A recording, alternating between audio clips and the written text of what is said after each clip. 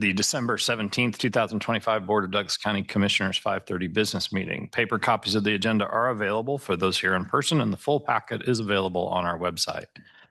Reviewing our agenda, first we'll consider our consent agenda. There are 6 items on that agenda.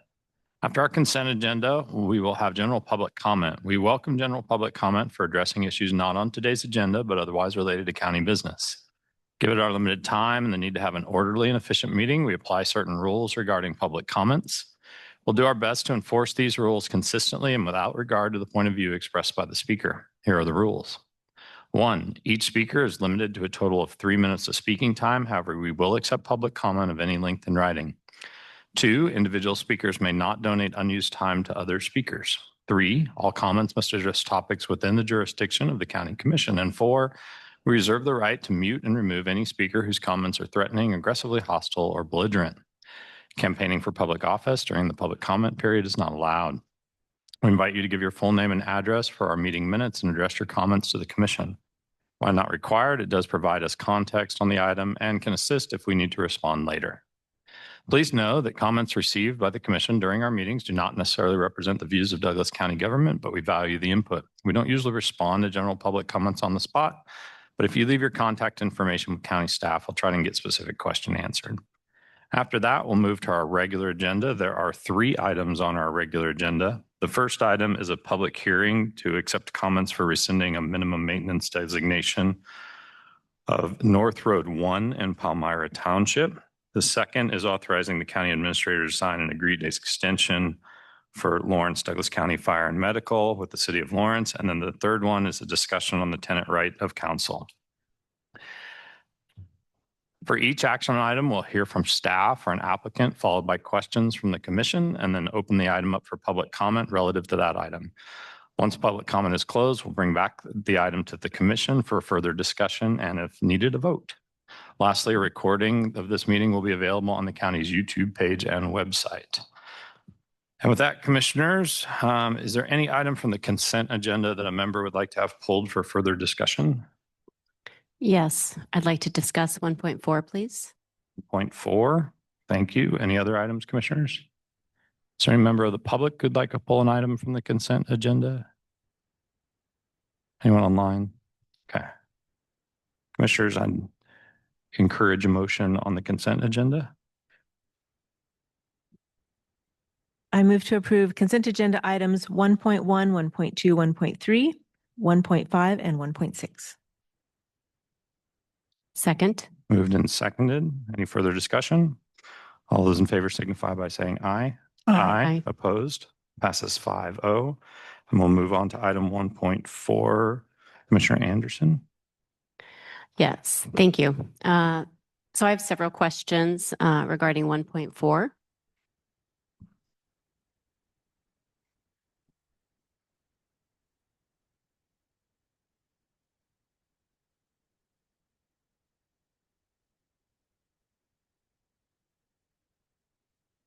Hi, I'm Jamie Hoffling from the Douglas County Sustainability Office, here to answer questions. Thank you. Can you tell me a little bit more about this particular project? And just, I noticed in the packet that none of the objectives have been defined. Okay. In the MOU, is that what you're referring to? Correct. Yeah. Okay. So there is a press release that came out so that we can refer to that as well, dated November 10th. So there's a little more information in there. The objectives are to use the grant funded opportunity to explore clean energy and energy efficiency upgrade projects in Douglas County and financing opportunities. It's a planning grant, so there's no development, there's no construction as part of the MOU or the grant deliverables. And the focus is on buildings, and it's multifamily housing that we're looking at, particularly below market and affordable multifamily housing, and then also nonprofits that have buildings that could be helped with their operating costs by lowering them with solar, distributed generation solar, and energy efficiency upgrades in those buildings. Also government facilities and single family housing as well. Oh, I yes. had something. Hello, Kim Kreiner Ritchie, Sustainability Manager. I just wanted to add some context around the question of objectives. The MOU document is really to outline the roles and responsibilities of county staff and the Metropolitan Energy Center staff who are partnering on this planning opportunity. The MOU referenced an appendix, which is the one that actually has kind of the blank vision and objectives section in. And I just wanted to point out that we should have had more clarity around this attachment. This really is intended as it's a worksheet to help us through the guidelines of the deliverable that our grantors are expecting. So the objectives are, just as Jamie said, is for us to gain knowledge and to bring recommendations back to this commission through this process. The worksheet itself, which again, we realize added some confusion as this appendix, as it's really just this template from the grantors, is not filled out for a reason because we haven't done the exercise yet. When will you be doing the exercise? So we are kind of starting that now. We have consultants that we're working with to help us with the exploration and helping us to connect with the community members that can benefit from it. And who is the consultant that you're partnering with? For the agreement, it's Metropolitan Energy Center. And then the others that have been hired by MEC are BEX, that's Building Energy Exchange out of Kansas City. And then also Donovan Energy, and they're located in, so I'm drawing a blank. Is it Michigan? Donovan Energy, sorry, they're not in Kansas, but they're working as the financial consultant. And so if they're not in Kansas City, where are they located? I'm drawing a blank on exactly where they are. I believe they're We can get back to Ohio. you on it if you want. I'm sorry, they're in Ohio. I just remembered what state they're in. And Metropolitan Energy Center is the organization that has hired them. So Douglas County has not hired them, just to be clear. Okay, thank you. And you mentioned that you're already working with community partners. Yes, with community partners.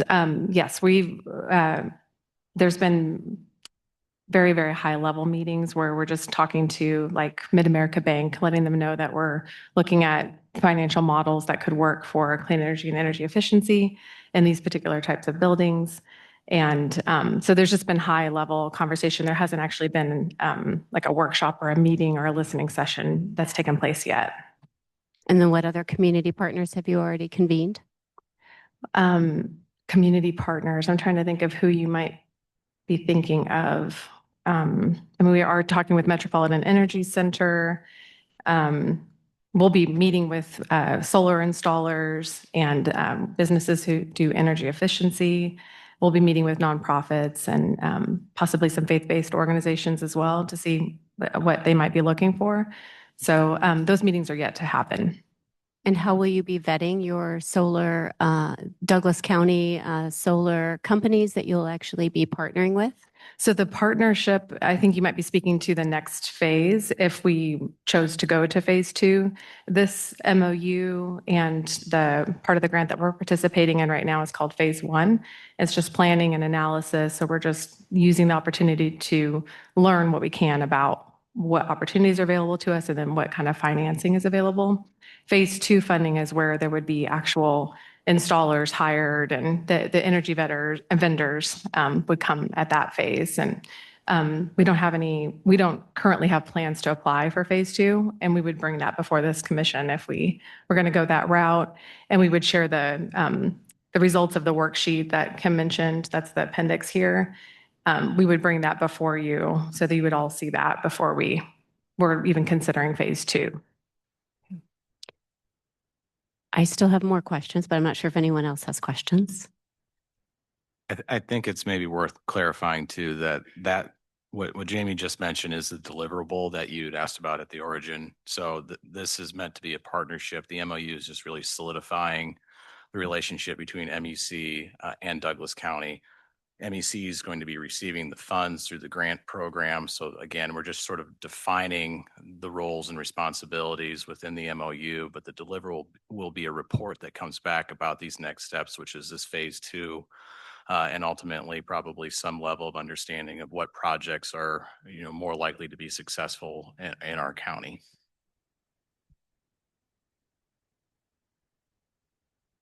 And a question, a figure of 44,000 some odd dollars was mentioned. So they're paying the county that amount of money?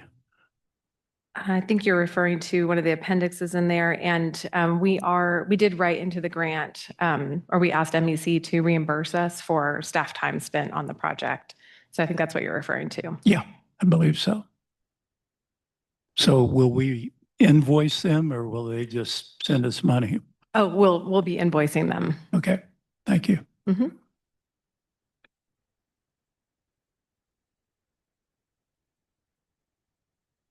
I can wait. Keep going. Have you defined a public-private partnership just yet with this particular initiative? And what that really means for this work going forward?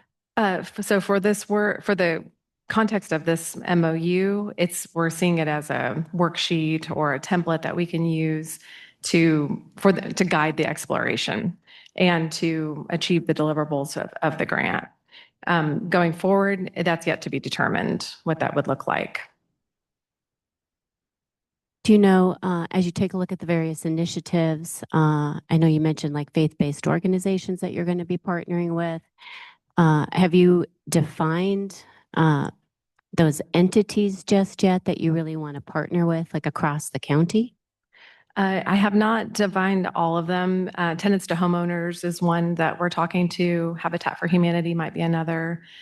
So it'll be organizations like those that work in housing. Okay. And then those entities, would they then identify like further? Would they drill down even further, like where your like energy initiatives would like finally land like across the county? I'm trying to figure out like, would you be like in Eudora, Baldwin, Lawrence, Lecompton, like from that geography perspective? They could be anywhere in the county. Mhm. Okay. Yep. And so have you like further like drilled even further, like where those assets would finally land? I think that's premature at this time. Yes, that's right. Okay.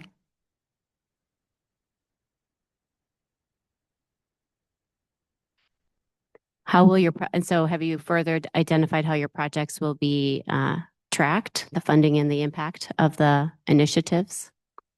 Not yet. We have to do the planning work first. Yeah, yeah. We do still need to convene folks and find out where the interest is, who's wanting to do solar and energy efficiency upgrades. We need to identify all of that first, and then I think we can get into the rest of that. I noticed the project started in October. Have you actually already started working on the project? And no, we've been working behind the scenes with MEC to fulfill all of the compliance agreements that the federal government requires. So we've been working through those, and we've been starting conversations with consultants, just getting them up to speed on what we're hoping to achieve with it.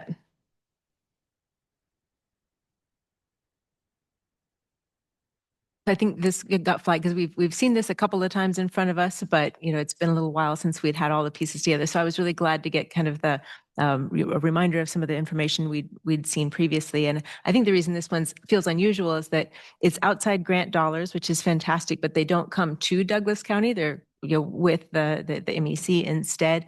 And so I think that's part that got us tripped up, is usually we'd have you come forward with the commission to accept the grant dollars and the responsibilities that go with them.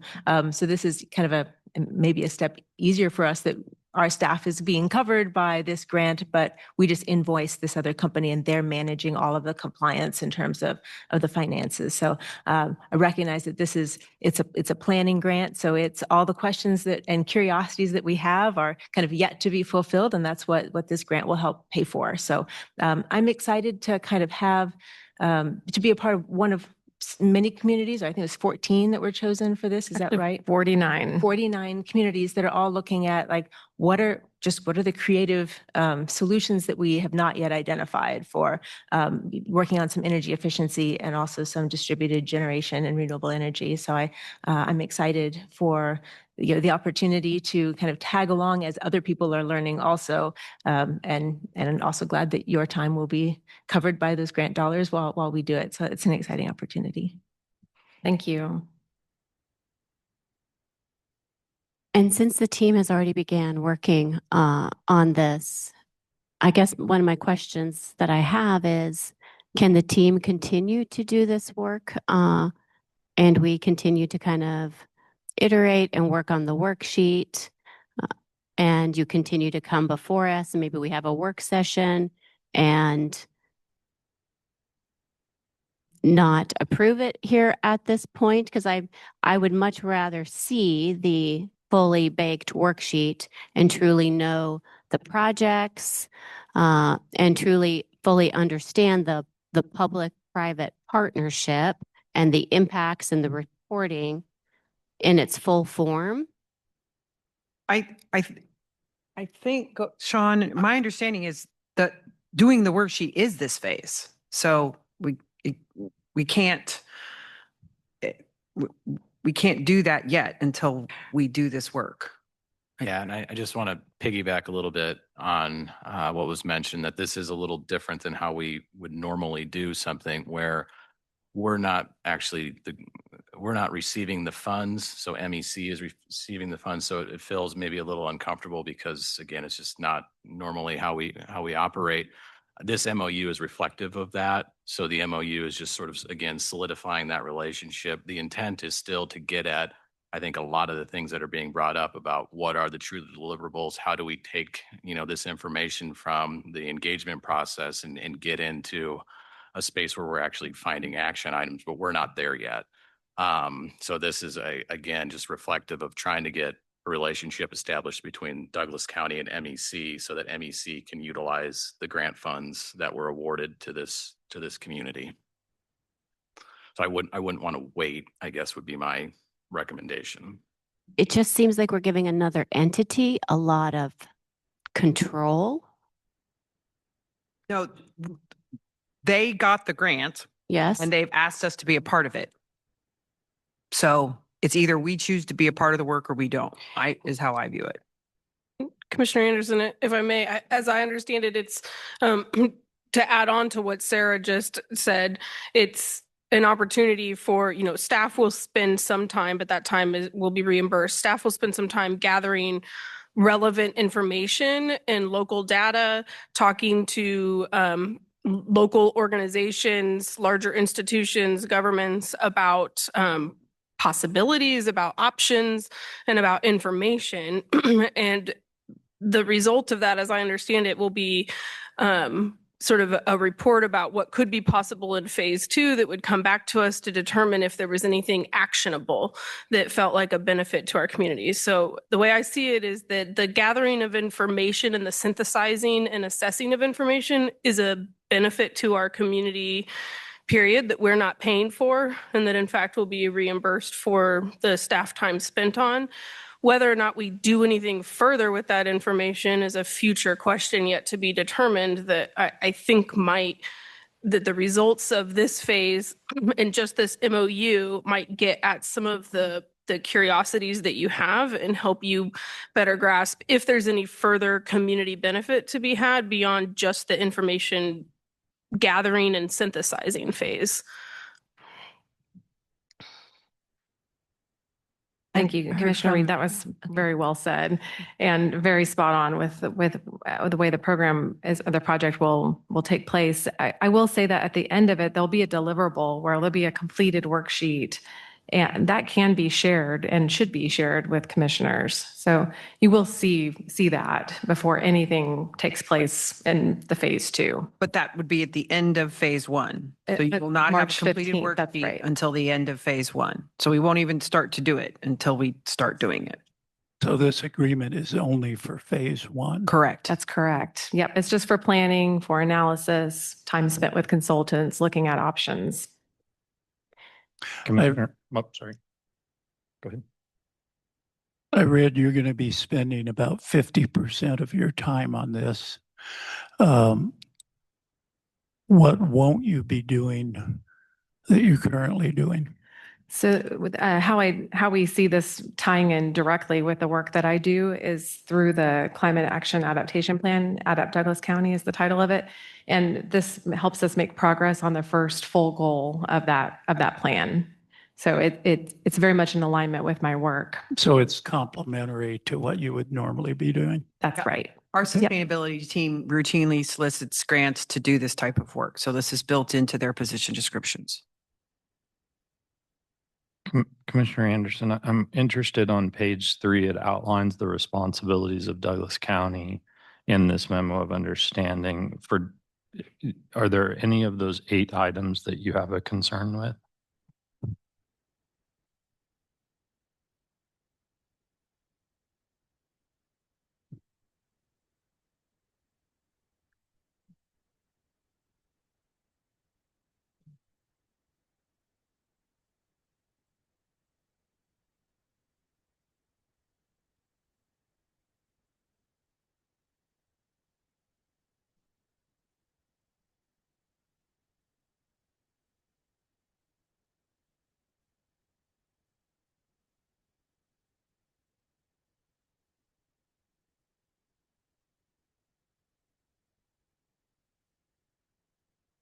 I would hop. Well, Oh, no, go ahead. Sorry, go ahead.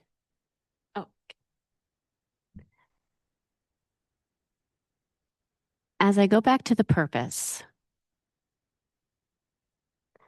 of this MOU is to define the respective roles and responsibilities, which you just mentioned, Commissioner Kelly. And it is to carry out the project, right? The Douglas County Public and Private Partnership Plan for Clean Energy and Efficiency Investments. And it's to develop that public-private partnership, correct? Do I have that correct? Okay. And then as we jump down to page 3, we have those 8 roles and responsibilities. And to act as the beneficiary of the project, we'll collaborate closely with the MEC to ensure outputs are actionable and beneficial for local implementation. So I see that as this entity, right, is very much being tasked with coming into our community and creating a plan on behalf of the county. Yes, partnering with you, but also on behalf of the county and creating actions for implementation. Yes, with your guidance, but at the same time, this is a public-private partnership. Right. And you know, I actually think I see what the problem is, that the title might need an alteration, and we can actually change that in this MOU if we need to. I was thinking about this earlier because I was trying to understand where some of this confusion might be coming from. And it does say PPP plan, and we should really consider making this the title Douglas County PPP framework or roadmap, not plan, because it's not an official document. It's not it doesn't authorize anything. It's not legal binding. Okay. So You kind of see where I'm coming from? I do. Okay. Yep. So I would really like it if we could defer this until we can kind of wrap our heads around this just a little bit more and either reframe it and come back and reframe this, because in its current state, that is truly how I see it. And I don't really want another entity coming in and providing us with a public-private partnership plan for our community. So it's if we changed the title of this from plan to framework or template or draft, would that satisfy, would that make you feel more comfortable, I guess, with this MOU? Well, I would like to see the objectives built back out. So go back to the press release, right? So maybe reframe that, and I would love to have a work session around it. I'm worried about the delay in timing on this because we don't meet Yeah. again for another 3 weeks. So I just don't know what the time frame is to do that and how much flexibility we have. Well, it sounds like the team is already working on it, though. Right. So that's part of my concern is, do we need to halt work and on it? I don't know why it would need to be halted because the team's already working on it. I think it's important. To to clarify that section where it says to develop a public-private partnership, the intent of that, as I understand it, is not to necessarily have MEC come in and be the public-private partnership. It's to develop a framework of which the county as a local government can work with private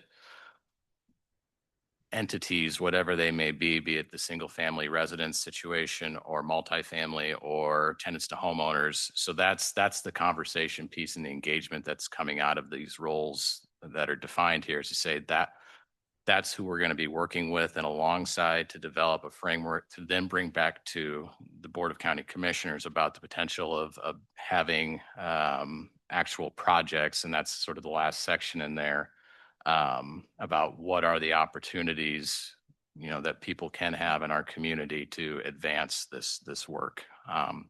So I just want to, again, just clarify, this isn't necessarily meant to be a public-private partnership between Douglas County and MEC. It's meant to develop a public-private partnership framework.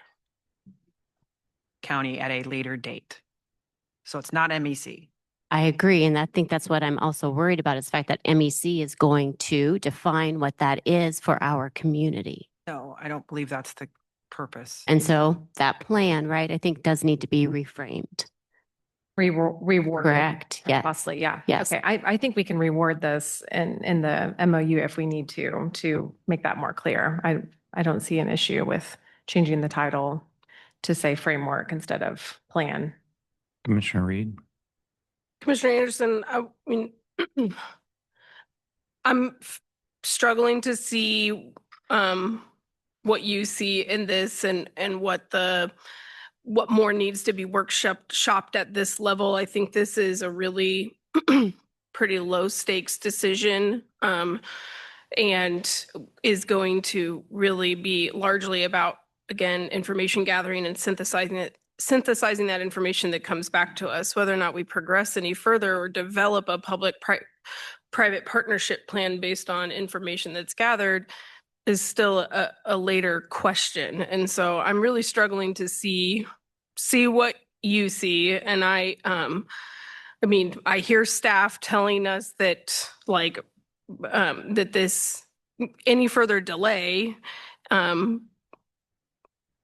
is, I think it's problematic in the sense that it creates a lack of clarity about what it is that Douglas County's level of participation and willingness to engage is. And this agreement is without this agreement, staff can't be reimbursed for time. So I hear you making the point that staff is already working on it. And so us deferring action on this maybe shouldn't necessarily equate or mean that it would defer or pause or stop action there, but it could disrupt our ability to have staff time reimbursed, because I'm not sure what the reason for delaying action is. So I personally would, I mean, you're free to make a motion to defer action if you want and see if there's commissioner support for that. But I just want to be upfront and voice that I don't see the need for that, and think that adopting it as is and allowing staff to move forward and come back to us in 2026 with further information is appropriate.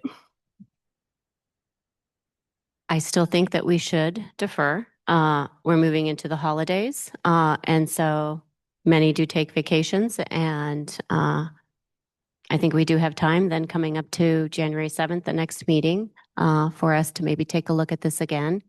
And staff has already, as I said, been working on it. I didn't overly hear from you that that would be problematic. I did hear from you, Sean, that that was not the most ideal from you.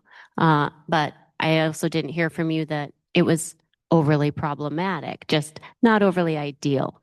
I guess I'd like to hear from Kim and Jamie, just since give them an opportunity to speak to it. Well, I think, one of our driving reasons for the MOU is to make sure that Douglas County gets what they want out of this project. And so outlining that here in terms of the roles and responsibilities and who is carrying what load. One thing I'd like to offer to maybe reframe the relationship a little bit. Douglas County actually initially pursued this funding opportunity. Is a really unique structure of this grant where it required a pairing of a local government and a nonprofit. And so we saw an opportunity to do some really unique learning in a gap in our knowledge and our skills, which is finance mechanisms. So this framework that we will receive will do more than just identify impactful projects across Douglas County, but also what are the finance mechanisms where we can leverage external dollars to help to meet our community goals. And it is really, I imagine, going to be a menu of buildings and finance options. And then we have that in front of us. So when opportunities come around, we can say we already know where we've already talked to our partners across the county. We know where the impact's going to be, and we're going to go for that. And so it kind of gives us that tool that we want to lean back on versus ready to jump in or make it as, we've already made a decision and we brought it back to you. Of course, that wouldn't happen.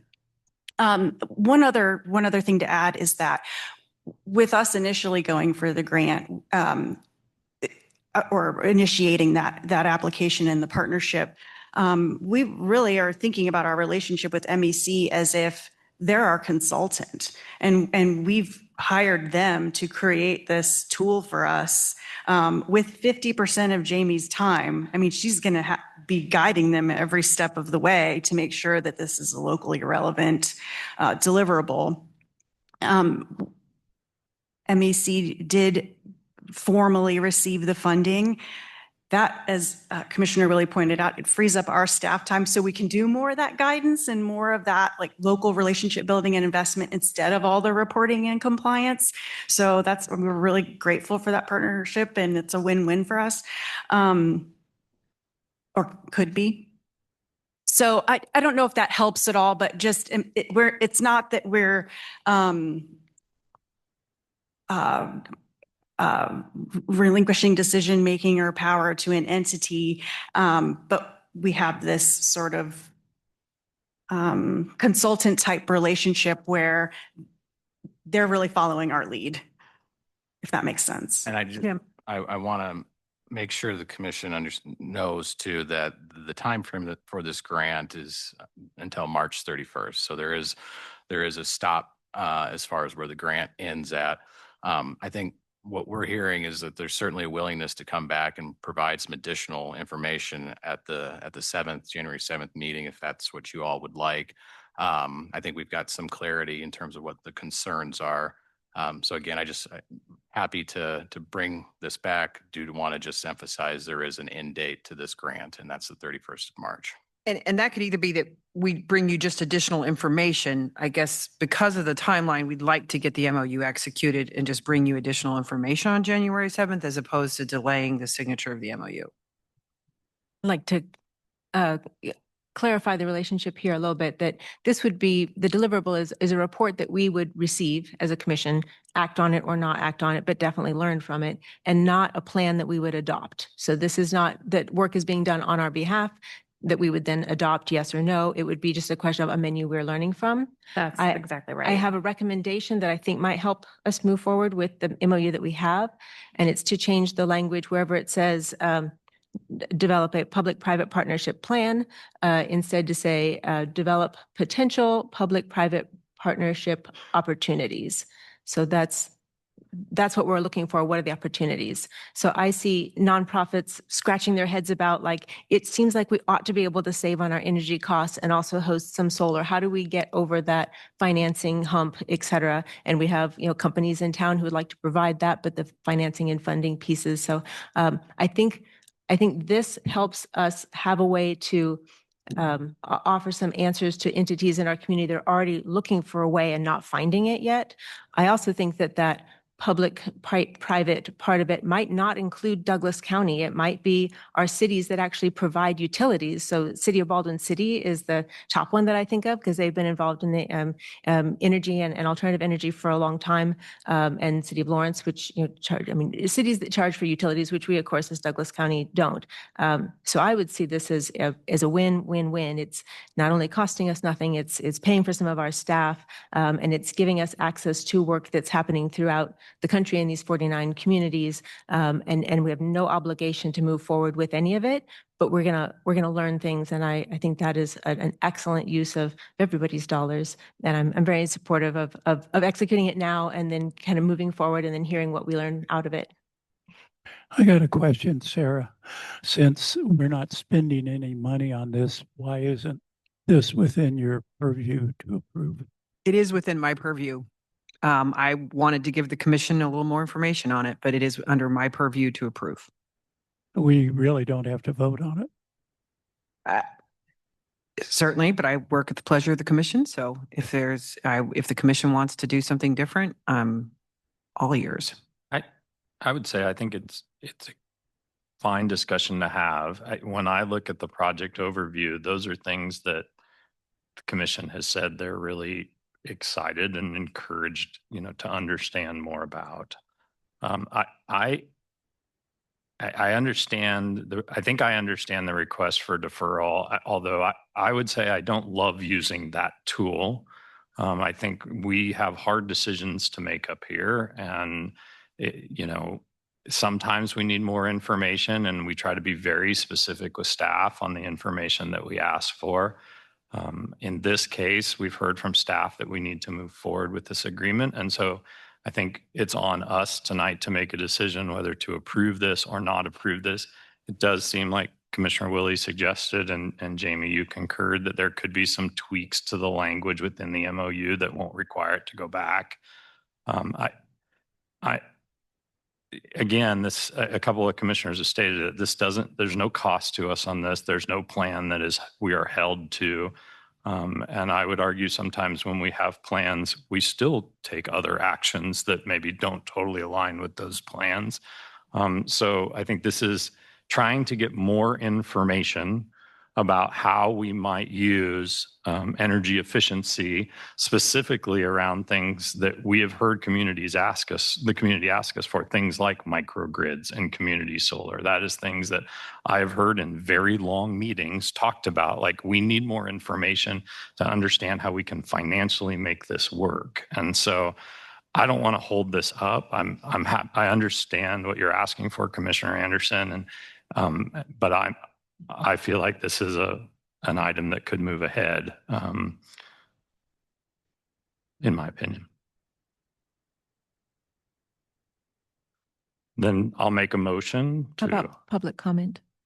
Thank you, Commissioner Willie. Right on it. Thank you. If there's no other comments from commissioners, we'll move to public comment.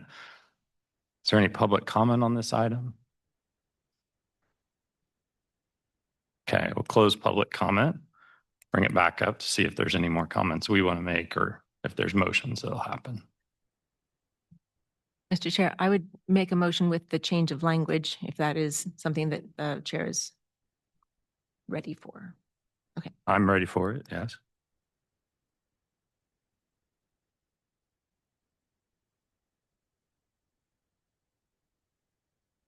I move to approve a memorandum of understanding with the Metropolitan Energy Center for partnerships on energy efficiency and clean energy projects. Let's see, I started in the wrong place. Let me try again. I move to authorize the county administrator to sign a memorandum of understanding with the Metropolitan Energy Center for collaboration on municipal investment fund activities with the proposed change of language from when we have talking about the plan, instead have the potential public-private partnership opportunities. I'll second that motion. Moved and seconded. Any further discussion? All those in favor signify by saying aye. Aye. Nay. All those opposed? I heard one nay. Okay, so motion passes 4-1. I abstained. Oh, you abstained. Thank Yes. you. Okay. 4-1 with 3-1 with one abstention. Okay. We'll move on to our general public comment. If you'd like to provide general public comment, now's the time. We ask you to come up to the microphone. All right. Just want to make clear that this is on items not on tonight's agenda. Yes. Not seeing anyone, so we'll move on. Anyone online, Sarah? No. Okay, no one online. We'll close general public comment and move to our regular agenda item. And the first is a public hearing to accept comment on rescinding the minimum maintenance designation on a portion of North One Road in Palmyra Township. And Kevin Sontag, 2 meetings in a row in person. Hello, sir.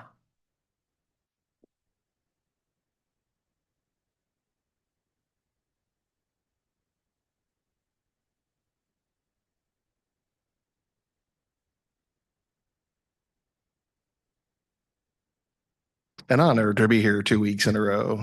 Thank you, Commissioner.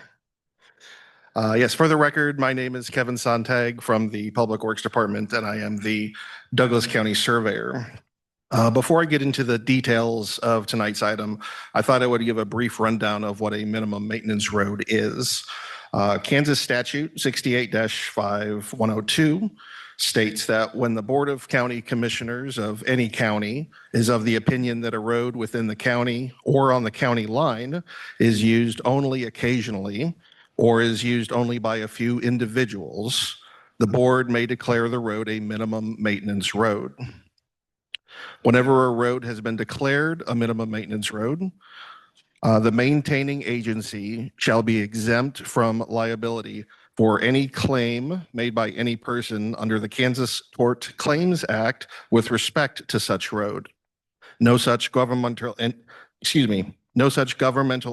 or employee thereof shall be liable for damages arising from such roads or their maintenance or condition. Now, in layman's terms, if a public road is rarely used, it can be classified as a minimum maintenance road, absolving the county or township from performing usual maintenance, such as adding gravel or plowing. The road does remain public right-of-way. However, if someone decides to travel on a minimum maintenance road, they do so at their own risk. The statutes do require signage to be posted on these roads, alerting the public of that fact. Not all roads can be declared minimum maintenance. For instance, a road that was constructed with federal funds or a road with a significant amount of traffic. The primary use of a minimum maintenance road should be to provide access to low-speed agricultural vehicles. And importantly, no residences can take their access from a minimum maintenance road. The power to declare a minimum maintenance road or to rescind a minimum maintenance declaration lies with the Board of County Commissioners. Now for the particulars of tonight's item. In 1992, an approximate quarter-mile long dead-end portion of N1 Road in Palmyra Township and on the line with Franklin County was declared minimum maintenance by the Board of County Commissioners. At that time, the road's use was for agricultural vehicles, and there was no residence that used this portion of road for access. However, 6 years later, a residence was permitted to be built on this portion of road on the Douglas County side, even though residences are not allowed to take access from minimum maintenance roads. Clearly, a mistake was made, but that mistake was not caught nor corrected. That same year, the homeowner petitioned the Board of County Commissioners of Franklin County to rescind the minimum maintenance declaration and revert the road back to full maintenance, which the board voted in favor of. However, no petition was made to the Board of County Commissioners of Douglas County at that time.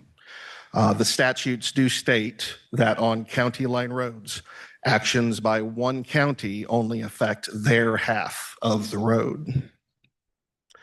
The homeowner is now requesting that Douglas County officially rescind the minimum maintenance designation for this portion of N1 Road and revert it back to full maintenance. This would bring the residential parcel into compliance with the rule that states no residences can take access from a minimum maintenance road. The parcel does not have any access to any other public road, so this is their only option for access. Douglas County and its neighboring counties have unofficial maintenance agreements in place for county line roads, saying which county should maintain which segments of these roads. If and when full maintenance resumes on this segment of N1 Road, Franklin County has said they will maintain it, meaning neither Palmyra Township nor Douglas County will have any increased maintenance costs associated with this road. As part of the standard minimum maintenance process, the county commission approved a resolution this past July, officially commencing the process to rescind the minimum maintenance designation. Following that, both Palmyra Township and the Lawrence Douglas County Planning Commission held hearings to accept public comment on the matter and to offer their recommendations to the county commission. Both boards unanimously recommend this road have its minimum maintenance designation rescinded. That brings us to tonight. The final step in the process requires the county commission to hold a public hearing to accept comment on the proposed rescinding of the minimum maintenance designation, and if appropriate, approve a resolution officially rescinding this designation. If you, the commissioners, feel the resolution should be amended in any way, you can direct the Public Works Department to amend the resolution as required. However, the Public Works Department does recommend approval of this resolution. So at this time, if you have any questions, I'd be happy to take them. Thank you. Thank you, Kevin. Commissioners, any questions? I think the question I had, you already answered. The reason for bringing this up now is the owner is selling the property and he wants everything copacetic. Yes, that is correct. He is looking to sell the property and he just wanted to make sure that he was selling a good legal parcel to the new buyer. Yes. Any other questions? Thank you, Kevin. We'll take public comment on this item. Would anybody like to provide public comment? Can I have you officially open a public hearing? I'm officially opening the public hearing. Thank you, Sarah. When gavels are really. There's no gaveling. Right. Would anybody like to provide public comment on this minimum maintenance road rescission? Okay, anyone online, Sarah? No. Okay, we'll close the public hearing. I would make a motion. Sure. I move to approve the attached resolution and direct Public Works to amend the resolution, or I would say, I move to approve the attached resolution. And I think that's all we have here for designating rescinding minimum maintenance for a portion of N1 Road in Palmyra Township. Second. Moved and seconded. Any further discussion? All those in favor signify by saying aye. Aye. Opposed? Abstentions? Passes 5-0. Thank you, commissioners. Kevin.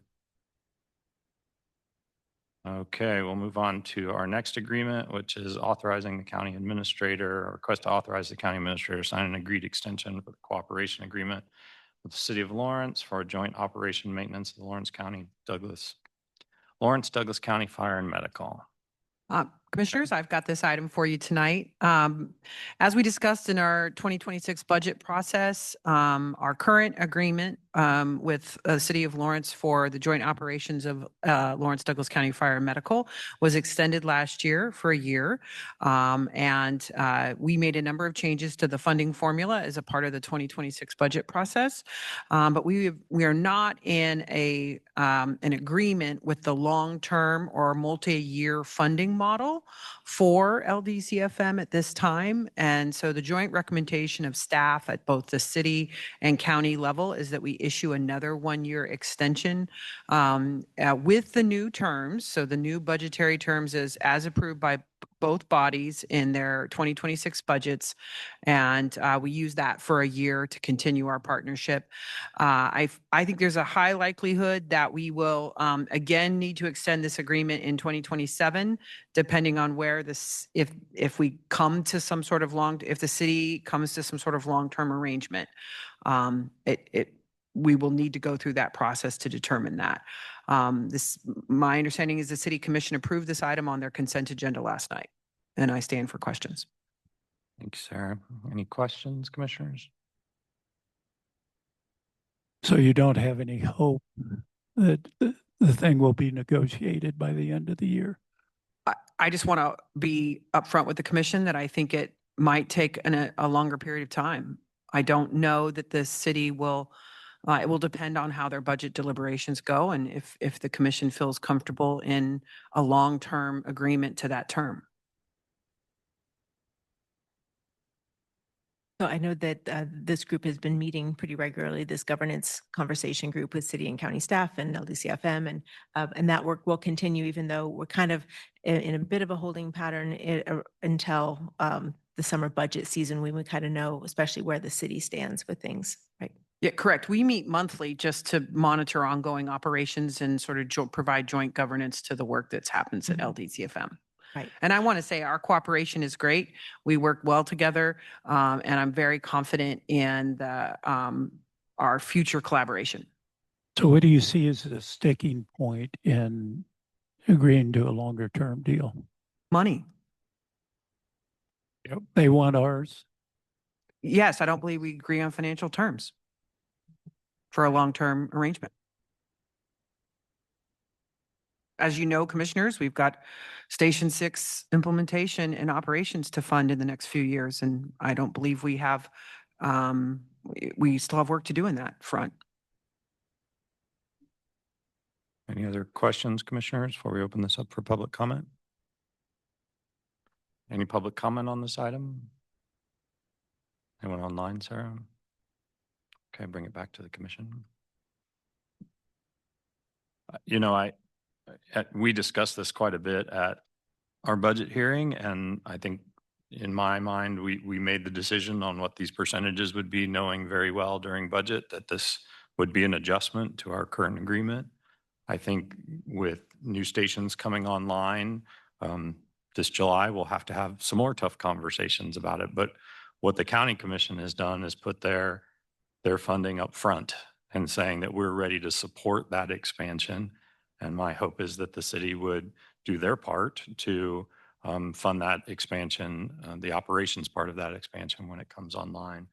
I don't really love, as I said in the budget hearings, and I'll just reiterate it here, I don't really love doing it this way, where we seem to negotiate through budget rather than sitting down in a governance and looking at the type of services that we're providing, and a lot of questions there. But I do appreciate, Sarah, your work, and glad to hear that it's collaborative. This is really about governing bodies determining to what level they can fund.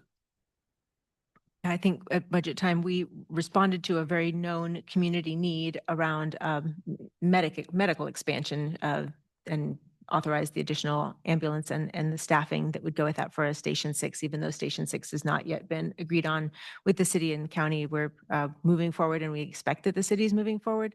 But those things just need to unfold and be really concrete.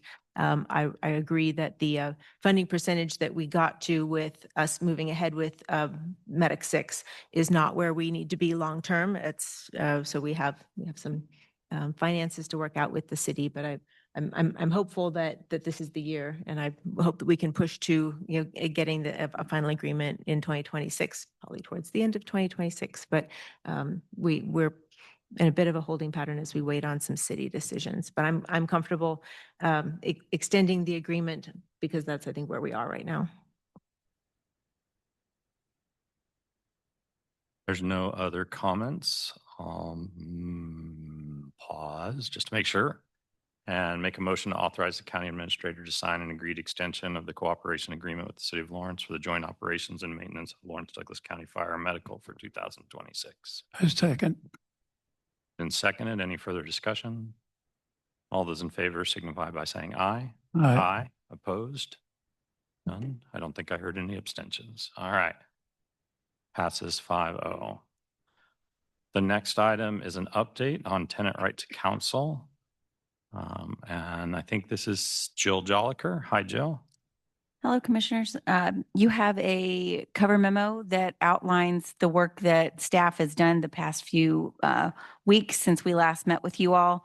For a reminder, we've had a couple discussions on this topic, September 3rd and October 1st. And ultimately, after the October 1st discussion, staff was directed to do a little more research, and we tried to outline in the cover memo what the result of that research.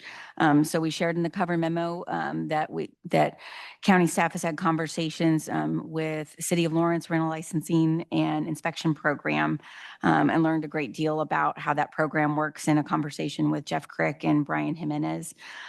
We got some good perspective on how that program works that we share with you there. We also had conversations with Kansas Holistic Defenders and Kansas Legal Services, who currently provide eviction defense in the county. In the case of Kansas Holistic Defenders, they're doing that, including on a limited number of cases based on grant terms that they have that we also shared with the commission in earlier sessions this year. And then we shared some of the work that Kansas Legal Services is currently doing in partnership with the city of Topeka related to the Topeka Eviction Defense Program. We provided a copy of the RFP that the city of Topeka initially solicited, and then we provided a report that Kansas Legal Services provided as a at the end of the first year of that agreement. What's not in here is that Sarah and I had a conversation earlier today with the city of Topeka's program manager. We tried to have that conversation in this past week or weeks before, but we just got some good perspective from that city staff that leads that program. And she indicated she'd be willing to come back and meet with commissioners and also mentioned that the experience that the commissioners, the elected officials that are with the city of Topeka and the support that they have for that program there. I mentioned in this, and I provided a copy of the Johnson County, Kansas case study on mandatory mediation and the impact that has had, which is included in your packet. And then I also mentioned the unique perspective and that the Lawrence Douglas County Housing Authority holds in this space. Staff has talked a couple times with Executive Director Shannon Oury, and I know commissioners have spoken with her as well. And we thought it would be appropriate to let Shannon take some time to offer a little bit of insight on that unique perspective here. And Shannon, if you want to go to the podium, your PowerPoint should be on the desktop, and Jake can help you out, get that set up if you need help. And we'll have you walk through that. Thanks, Jake. Great, Jake, because I'm completely incompetent. You have copies of that PowerPoint in your packet, and then there's a copy of a document that Shannon's going to reference in this conversation as well. Yep, that's it.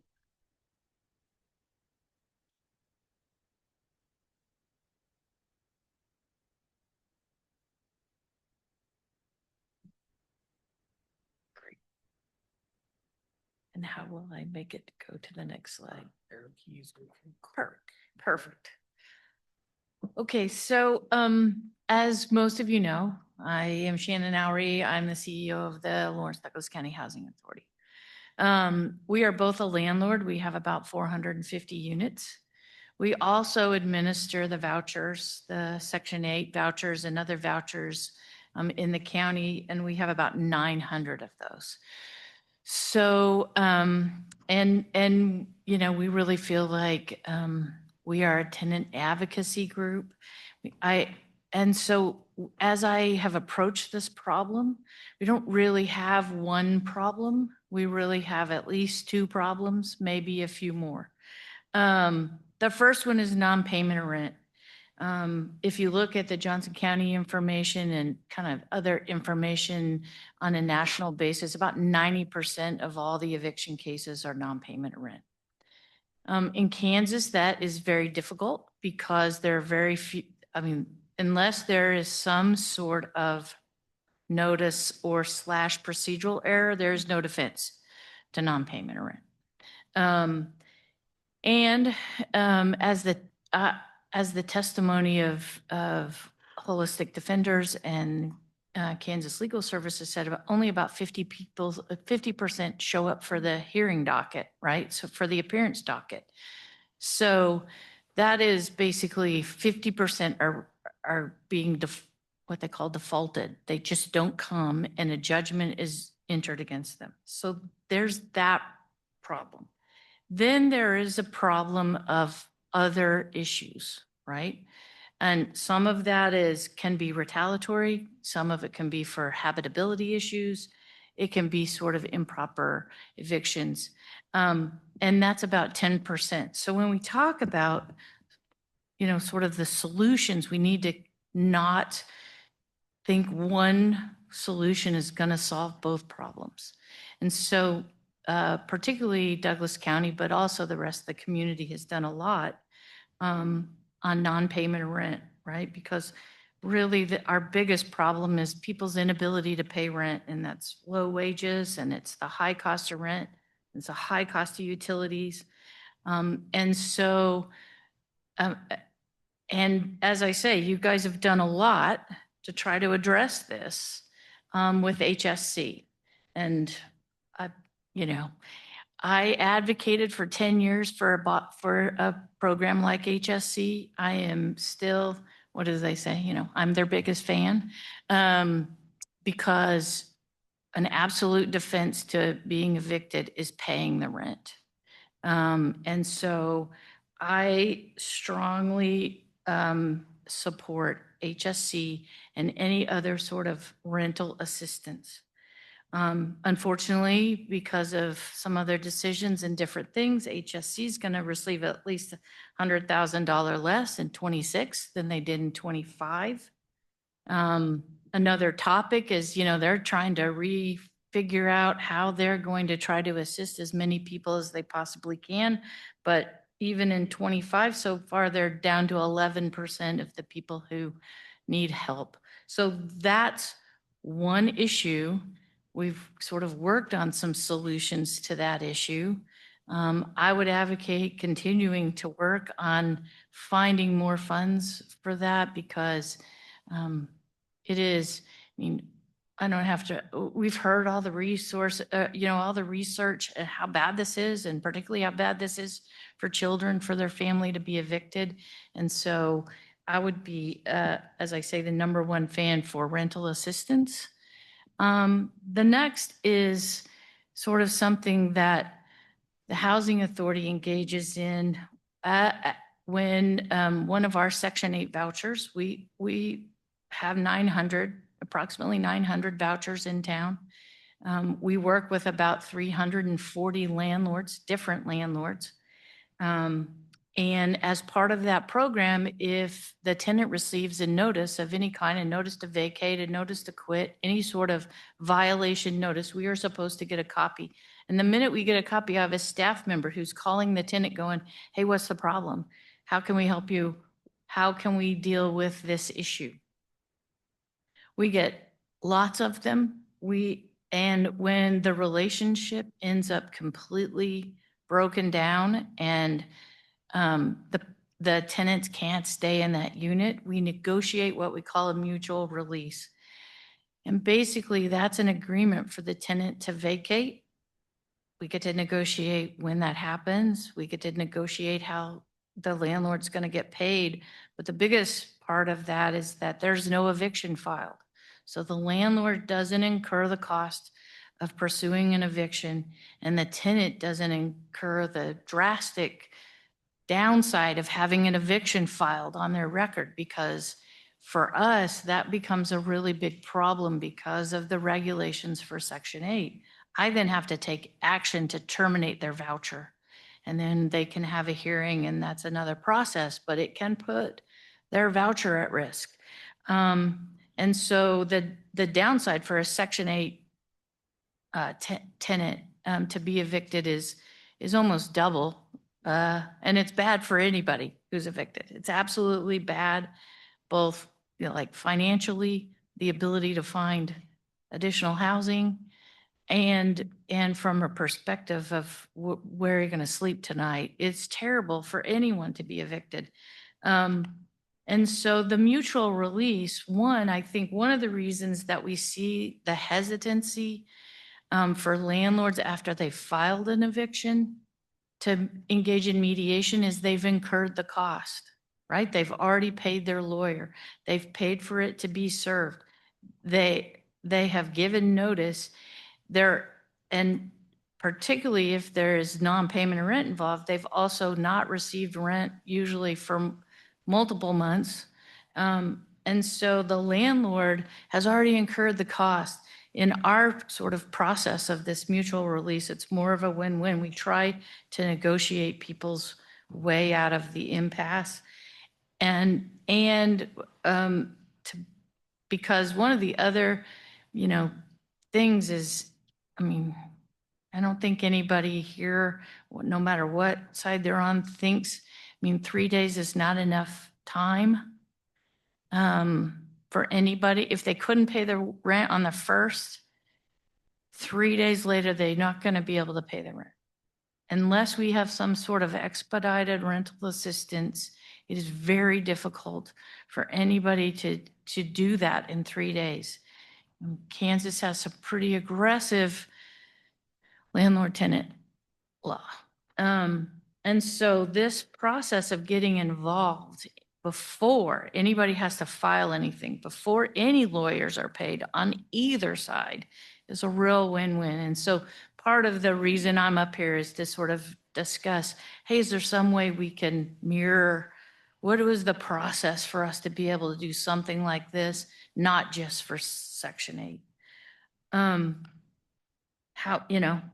I think Johnson County put it really well where they were talking about, Johnson County, it's mandatory to comply with the statutes, because if you come and you if you attend the answer docket, you get a trial date, and from 9 o'clock in the morning to 11 o'clock, they do these mediations. And if you can't agree, then you go to trial after lunch. Right. And that's how they comply with the statute in the tight timeframes in the statute. We don't have that in Douglas County. And that's kind of the reason it, probably works in Johnson County is, one, it's mandatory, and it in no way violates the Landlord-Tenant Act. They compare it to Missouri. Johnson County's document's really good. They compare it to Missouri. Missouri has a lot longer time frame to be able to deal with these issues. So we really have a time constraint that's imposed on us by the Kansas Landlord-Tenant Act.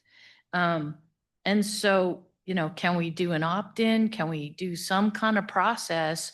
I don't know if there's some way to expand, whoever is at the appearance docket, is there some way that can be worked out? I don't know, but I know it works for us.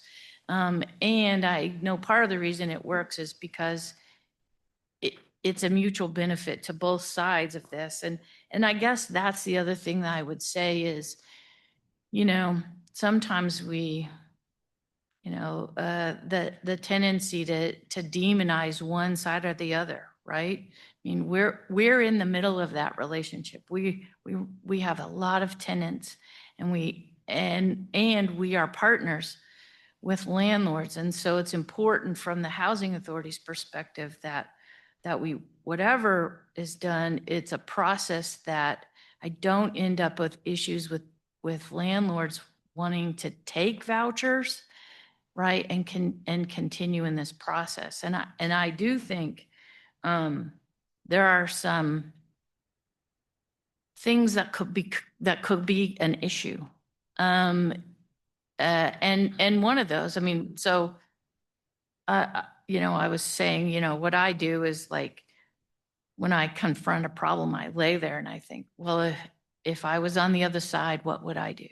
Right. And if I were a landlord that was incurring costs in a way that I felt like I couldn't make my business work, I would require, and it is completely allowed in Kansas. And matter of fact, I signed many of them when my kids were in college, but almost every place in town here requires a guarantor, right? And so if you make it too hard for the landlords, we're going to get other unintended consequences on the back end where they're going to say, okay, that's fine. You need 3 or 4 times the rent and income, and you have to have a guarantor.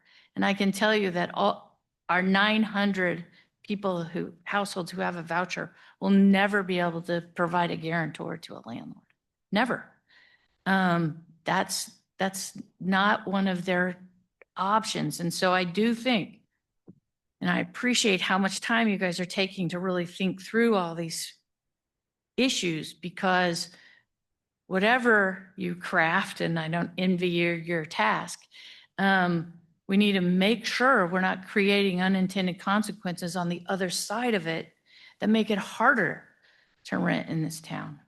And so, you know, and on the flip side, I think, yeah, I mean, I have seen some really terrible tenants. We have recently had one where we paid, you know, more than $2,000 for the eviction. And when we got the unit back, it was so destroyed that we had to, that it's cost us almost $10,000 to fix it. Okay, that's the extreme. That doesn't happen every time. And quite frankly, most of our tenants are excellent and they're good people and they're just trying to make it work, right? Flip side, we work with some really great landlords and we've really done a lot of work recently with landlords who we are trying to get to take some of our hardest to house. And so we have a whole nother program where we have, you know, like backstops for damages and our landlord liaison, because we want them to take a risk. And we have a lot of great landlords who are doing that. So, and then I've also seen the other extreme where they do things that is totally not allowed in the law. And so I don't think we can, you know, there is not one problem. There is not all landlords are good or all landlords are bad or all tenants are good or all tenants are bad. That is not the reality out here. The reality is there's a little bit of everything, right? And so, you know, that's a long way around to say the second problem, which is 10%, 12% of the problem. Is there a way to craft a solution for that? Yeah, I mean, I think that's what we've seen in Topeka. I think we've seen some of that in a short, you know, between Kansas Legal Services and Holistic Defenders. And so, you know, basically, I think we have to sort of figure out what we're solving for. And again, I think you know, I err on the side of paying the rent and whatever we can do. I mean, like, we are going to run into issues the less and less funds we get for HSC. And that's a problem that I'm positive will be coming back to you at your budget hearings, right? And unfortunately, I know you only have so much pie and you got to carve it up. But, you know, I would advocate for as much rental assistance as we possibly can get. Because I mean, I think it's bad and it's going to get worse. I've been, you know, it's going to get harder for people to pay the rent. So that's sort of what I brought to say. I'm happy to answer any questions anyone has about sort of our unique role or the way we do mutual releases or. Questions for Shannon? Landlord tenant law. There was a mention in our packet about a difference between Kansas and Missouri about non-payment of rent or withholding rent for a maintenance issue, and that in Kansas that's not supported whatsoever by landlord tenant law, but in Missouri there's an option for that. So I wonder if that's part of, like, we have people who are hearing one thing that is not helpful in the Kansas legal setting. Yes, and if I could advocate for one other thing, it's some tenant education about don't withhold the rent, because even if you have other valid defenses, you undo them by withholding the rent. You're just not allowed to do it here. And I think if anybody goes and Googles it, you know, there are other places that say, yes, you can, and Missouri is one of them. In Kansas, we have a zero self-help. So tenants can't use self-help and landlords can't use or aren't supposed to use self-help, right? You're supposed to go through the legal process, through the whole notice process, what we call the 1430-day notice. What do you mean by that we cannot use self-help? We like the Douglas County Self-Help Center. Tell me about what you mean. Yeah, self-help is where the landlord wants to approach the tenant and say, you're not my best tenant. I don't want you here. Get out, right? Yeah, it's not the same thing as our self-help Yeah, center. it's different. And you non-landlord can't, I mean, negotiations. there are some, you can't set people's stuff out, right? I mean, in Kansas, I mean, that's another thing that drives the cost of evictions up is when people have such short amount of time to get out, they don't take their stuff. Well, now that's the landlord's problem. And you're supposed to store it for 30 days and advertise in the newspaper before you get rid of it. Unless you can get them to sign a document that says you can throw it all away. That's what I'm talking about, no self-help. Because in other states, what the landlord would go and do is take it out and put it on the curb. We're not supposed to do that in Kansas. But the Douglas County Self-Help Center that's across the yard here is available for people who have questions around Landlord Tenant Act. Correct. Pre-file, Pre-file. Pre-file. pre-file. They cannot provide legal advice. Shannon, you mentioned before you were talking about HUD guidelines and federal policy that requires the housing authorities to initiate the dissolution of a voucher once an eviction has been ordered and effectuated, correct? So not just the action of filing an eviction. And for the housing authority, you all are experiencing probably a spectrum of the time frame of when you're hearing about it, right? Maybe it's a conversation, either a direct call from the landlord or tenant saying, landlord saying, I'm going to move forward with eviction. This is not working. These are the issues. Or tenant tells you that they received a similar thing. And so maybe you're talking with them. Ideally, what you're describing is in those instances, you have the opportunity to then offer this alternative arrangement if no agreement can come to otherwise. But if they move forward with filing the eviction and don't sign this mutual agreement to end the lease, your process of changing or dissolving their voucher isn't triggered until a signed order by the judge is a writ of possession back to that property owner. Is that correct? I just want to make sure I know this, like the part of the process where it triggers the HUD HUD guideline. And then we would be sending them a thing saying you have the opportunity for a due process hearing. That's our process. Yes. Got it. Thank you for adding that on. So so the action of an eviction being ordered, not just filed, is what would trigger the action to potentially take away a voucher. I mean, then that triggers other due process rights that HUD provides tenants or voucher recipients within the house, specifically voucher recipients in this example. Correct. So there's a pathway to still potentially rectify that piece of it, even if the eviction on their record stands. Yes. Okay. Thank you for clarifying. I had another question before, but I have to search for it again, so I'll mute myself. Shannon, do you all provide any training for new tenants on what their rights are? We do. Okay. We do. We go over what their rights are when we have somebody come on to our program. We have a renter's education. We educate them both about their rights and their obligations, right? And quite frankly, they call us all the time and we say, pay the rent.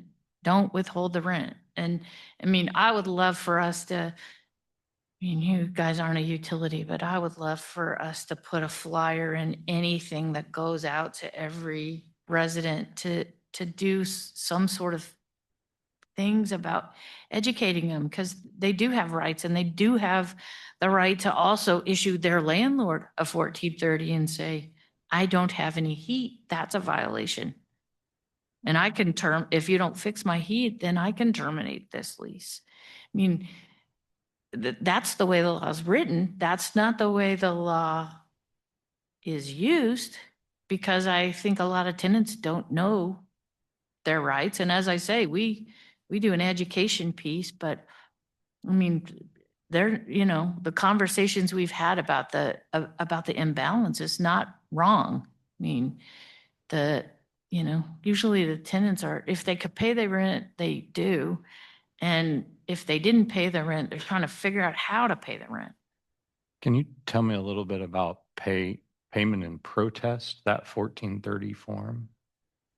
Yeah, so that is basically, it works the same way, so both ways. So if I'm a tenant and there is something with the house that doesn't work, like the heat is one of the better examples, and I give you a thing and I pay and I say, I am paying, you know, you just basically say, I'm paying in protest. I have no heat. It's not habitable.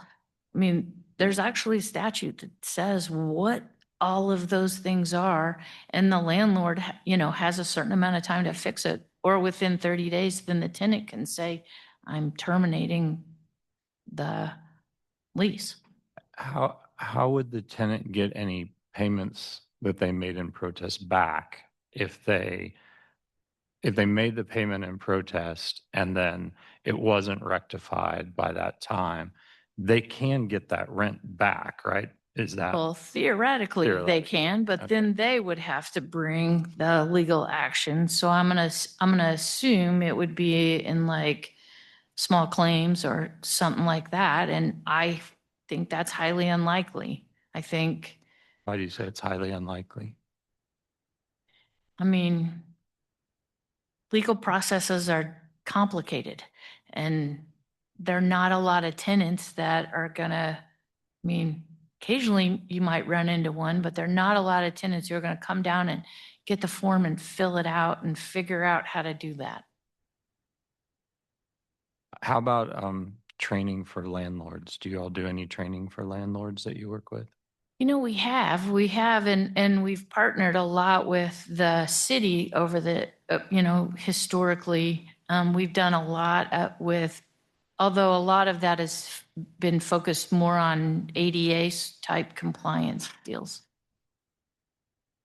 And then my last question is, when you are working with someone who is not paying their rent, and it's for a reason of habitability or retaliation, right? What percentage of that is there? 100%? It's tiny. Tiny. Oh, okay. I mean, it's tiny. The biggest thing is that they're not paying their rent because they don't have the money. And whether that's because they've had a medical thing or their hours got cut or that kind of thing, that is the vast majority. And I mean, we have a staff that, you know, basically has every church on speed dial and HSC. We fill out, I mean, we try to help our participants get rent. And that's the vast majority of what we see. We see very few issues where it would be habitable. And quite frankly, we would say call the city, right? Because that is, I mean, like if I were, you know, thinking through it from representing a tenant perspective, I'd be like, call the city because you have a record, right? I mean, one of the things you got to think about if you're going to court is you need a record of all these things. And, you know, I would also, and we do advise tenants not to have like side verbal agreements with their landlord. And we don't advise that with the landlord either, because that is very difficult to prove if things don't go well. So, and sometimes you'll see that, right? And like, a landlord will say, oh, I'll waive part of the rent if you fix the fence or whatever. Well, that's not in writing. And I mean, I have seen, and as I say, it's the exception rather than the rule. I have seen people go back on those sort of side deals. And so we would advise everybody, both landlords and tenants, to put this stuff in writing. A text message is still considered writing. And so, but the retaliation and habitability issues, that would be the minority of the issues we see.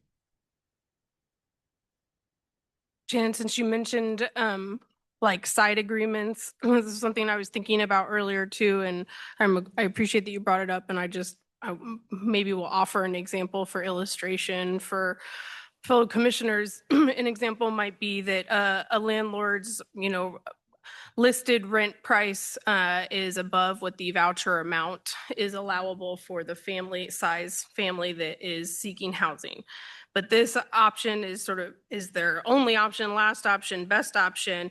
And they verbally negotiate with that landlord that on paper, the landlord will bring the rent down to the ceiling for that HUD can and will pay for, and has offered an allowance for that voucher if the tenant agrees to pay in cash the remaining amount. And that is, in my 13 years at Willow, something I have seen more times than I wish I have.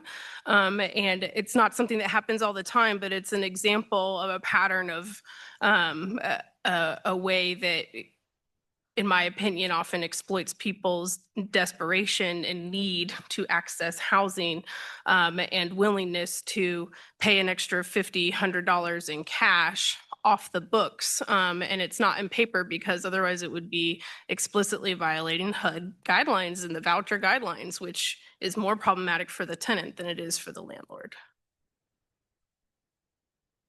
Shannon, I have a question. When you talked about education, providing education, were you referring to both your rental units and the Section 8 voucher people? So it's Everybody. Yeah, we have a renter's ed, and we have everybody who newly comes on go through it. Are there other organizations that are offering tenant education or landlord education in the community that you're aware of? Well, we used to have HCCI who did it, but I'm not really positive if they're still active in Douglas County. I know they were unfunded a few years ago. And so they used to do quite a bit of it. Kansas Legal Services and Lawrence Tenants does as well. Yeah, I would offer that I think those are the, Kansas Legal Services has been around for a while, and if you can get at least legal information and tenant education from them, and they've really ramped up their education classes. Lawrence Tenants has been doing a lot of organizing on a local level, and I think HCCI really has sort of dissolved or is not very accessible. And then otherwise, the way it happens is just local organizations and service providers who are navigating these issues with people become educated sometimes by attending the voucher briefing programs with, clients at the Housing Authority or Kansas Legal Services things, and then trying to do that education on sort of a case-by-case basis. But it's there's still always gaps and more opportunities because not everybody is seeking services, accessing services, or reaching out for the information per se. Any other questions, commissioners, before we take public comment? Do we have the average cost of an eviction and what it would cost to keep someone in their home if we were to pay for rent and or utilities? I do realize that it does vary, right? Yeah, that one is tough. And I think one of the public comments kind of put some numbers together on what they think an eviction costs. But I could tell you, like, we recently paid slightly more than $2,000 for one. For an eviction. Mm-hmm. Okay. And so, I mean, that's the, as I say, and that went all the way to trial. Not all of them are going to go to trial. So that's, that would probably be on the higher end because we actually went to trial. So then if you have an eviction and you, let's say, using the example you provided earlier of an individual that I think you said you needed to evict and then you had to spend 10,000, was it? So that's, I'm going to say 12,000. Yeah. And I mean, this property was so bad, we had to get a roll-off dumpster to get all of the things out of it. And then we had to replace basically all the floors, all the doors, all the cabinets. So, and as I say, the vast majority of what we do costs us a couple $100 and we turn it over in 3 days. This is the other extreme. And So, Commissioner, we also have some information regarding the average rent payments from the Housing Stabilization Collaborative. So if looking back to 2024, which I consider the last like more normal year because we changed the way that we've done HSC, that you have to have an eviction notice. So I think that's just unique right now. We've been trying to modify a different approach that you can look forward to in January, hearing more about. But looking back at 2024, the average payment per household was $1,700. So that's a combination of rent, utilities, or one or the other. to Or keep what- someone in their home for 1 month? Okay. All right. Thank you. Shannon, I wanted to ask, is it your understanding and experience that, so if a landlord decides to proceed with an eviction filing based on non-payment of rent, which as you say, and we all know, statistically speaking, is the primary reason for filing an eviction with the court. If upon a tenant showing up to the answer docket, exercising their right to deny the petition for eviction, and through that process of receiving maybe access to legal counsel and advice that the only way to avoid eviction is to be able to catch up on the rent, because those are the facts. And there are no other counterclaims. There are no procedural issues or errors that might help address the issue with the court and dismiss the case. And that the only option is to basically ask if the landlord will accept rent payment within a certain period of time. At that point in time, is it true that it is a landlord's choice to say no? Yes, it is. And the landlord can take a partial payment and issue a reservation of rights letter saying, I am still going to evict you even though you've paid half the rent. And that is specifically allowed in the Landlord Tenant Act. So even after once filing the eviction with the court, there is not a requirement that if the reason for the eviction filing can be resolved by the time the first court date is, or before a writ is issued, that there's still, it is within the landlord's power to choose not to negotiate any further or entertain any possible resolutions besides the court order that they filed a request for, correct? That is correct. Thank you. Any other questions? All right. We're going to open it up for public comment now. If you'd like to provide public comment, we invite you to the podium. Just come on up. We won't do raise of hands.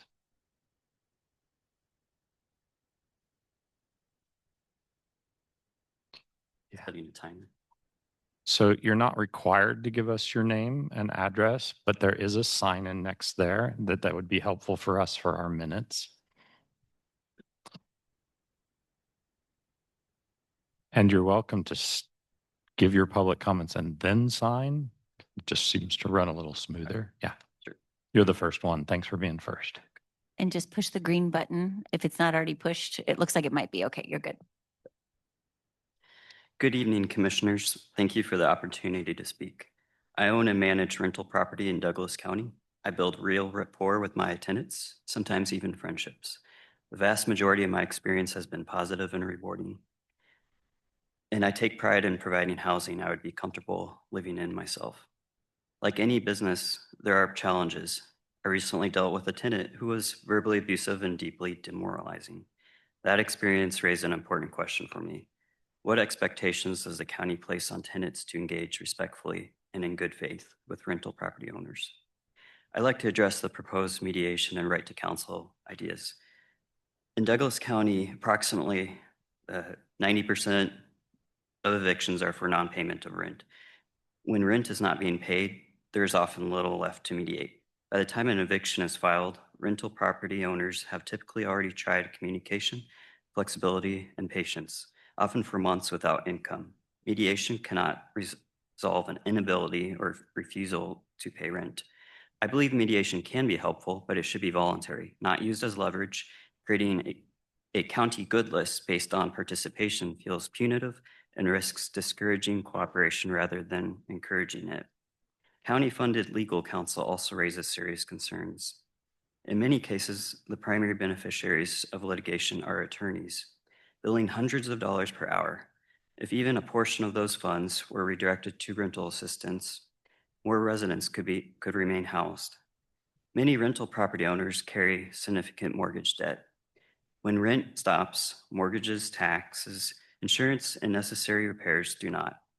Additional regulation and friction push small owner-managed housing providers out of the market. And when that happens, corporate investors step in. I respectfully ask the Commission to consider solutions that emphasize collaboration and expanded rental assistance rather than policies that unintentionally discourage local rental property owners. Thank you for your time and consideration.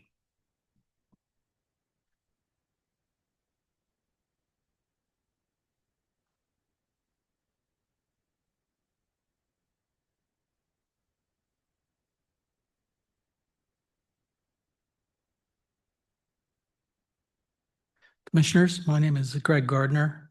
I'm retired military. I've lived in Lawrence 26 years and have served on 25 boards over my lifetime. 7 of them are nonprofits in Douglas County. I own 3 rentals, 2 connected townhomes and 1 single-family home in Lawrence. I charge below market rent. I treat the rentals as if my family was living there, and I respond immediately to problems the tenants tell me about. So I've experienced very little turnover. Over 9 years, I owned a single-family home. I repaired the foundation, replaced all the old windows, insulated the house, repaired the siding to improve energy. And then after a windstorm, took out the overhead power wire and the power for the tenants. I was the first one in the neighborhood to install underground power and finally replaced the old cracked driveway that was a tripping hazard. At the new rental homes that I've owned for 12 years, I recently replaced a deteriorating roof, an impact-resistant roof, had the slab foundation repaired and painted the house. I'm not a fan of government regulation and was disappointed when the city of Lawrence required licenses. I've since passed 2 inspections. Basically, I had to relocate a carbon monoxide detector and add a second smoke detector to be in accordance with the updated or newer code requirements. 1 tenant family in the single family home lied about the number of people and dogs in the home, initially paid rent in bits and pieces for months, then stopped paying rent altogether. To help, I told the tenants if they started paying rent, I would waive any late fee, and my late fee in my thing is after 5 days, and suggested they visit the Ballard Center, where I'm a board member, to seek help with rental assistance. Apparently, they didn't qualify for the rental assistance. I visited the tenants every couple of weeks, listening to their sad stories, and each time continual promise to pay until after 4 months, I finally paid a lawyer to help me with my first eviction. It was not fun, and it didn't feel good. Not only had they not paid rent, but their 3 dogs damaged the home. It is clear the overwhelming majority, 95.2% of evictions in Douglas County over the last 2 years are for non-payment of rent, and less than 5% that were for some combination of bad landlords and/or bad tenants. The city of Lawrence now has inspectors that discipline bad landlords while bad tenants go unpunished. Between the cost of repair and improvements, the everlasting tax increases in insurance, you're adding more regulations is telling me it's time for me to get out of the rental business, even though I am one of the good ones that charge less than the rental rate. Once I do that, our community will be 3 less below rentals. We'll have 3 less below rentals. And with large corporations buying up properties who have lawyers on staff, the situation for future rentals is likely to get worse. Please think long and hard about your decision that may drive small, responsible rental property landlords like myself out of business. Whatever you do, please focus on, 1 more minute. Time. Okay. I'd like you to support the HFP.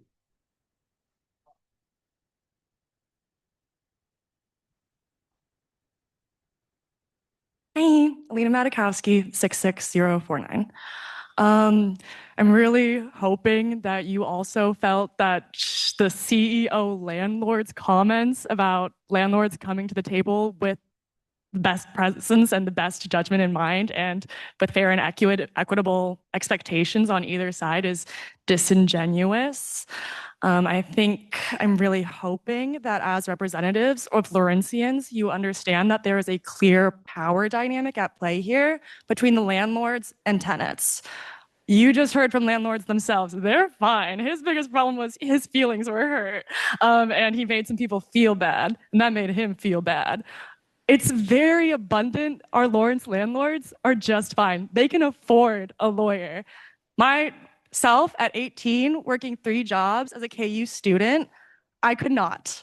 And when we're talking about coming to a table for these mediations and negotiations, I'm thinking about my landlord who lived in Hawaii and wondering if he would even show up to the table in the first place. I'm guessing no, given the fact that he has intimidated me and 4 teenage girls multiple times over the years. I think the alternative that Shannon proposed was I should have filed a 42, 420, something, I don't know, some numbers. I'm not a lawyer. I can't afford a lawyer. My landlords can though.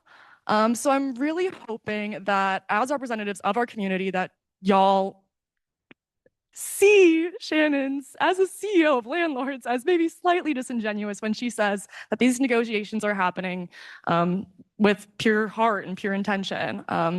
Because I will promise you from personal experience, that is not true. And I think that you'll hear from a lot of folks today also expressing that sentiment as well. Thank you.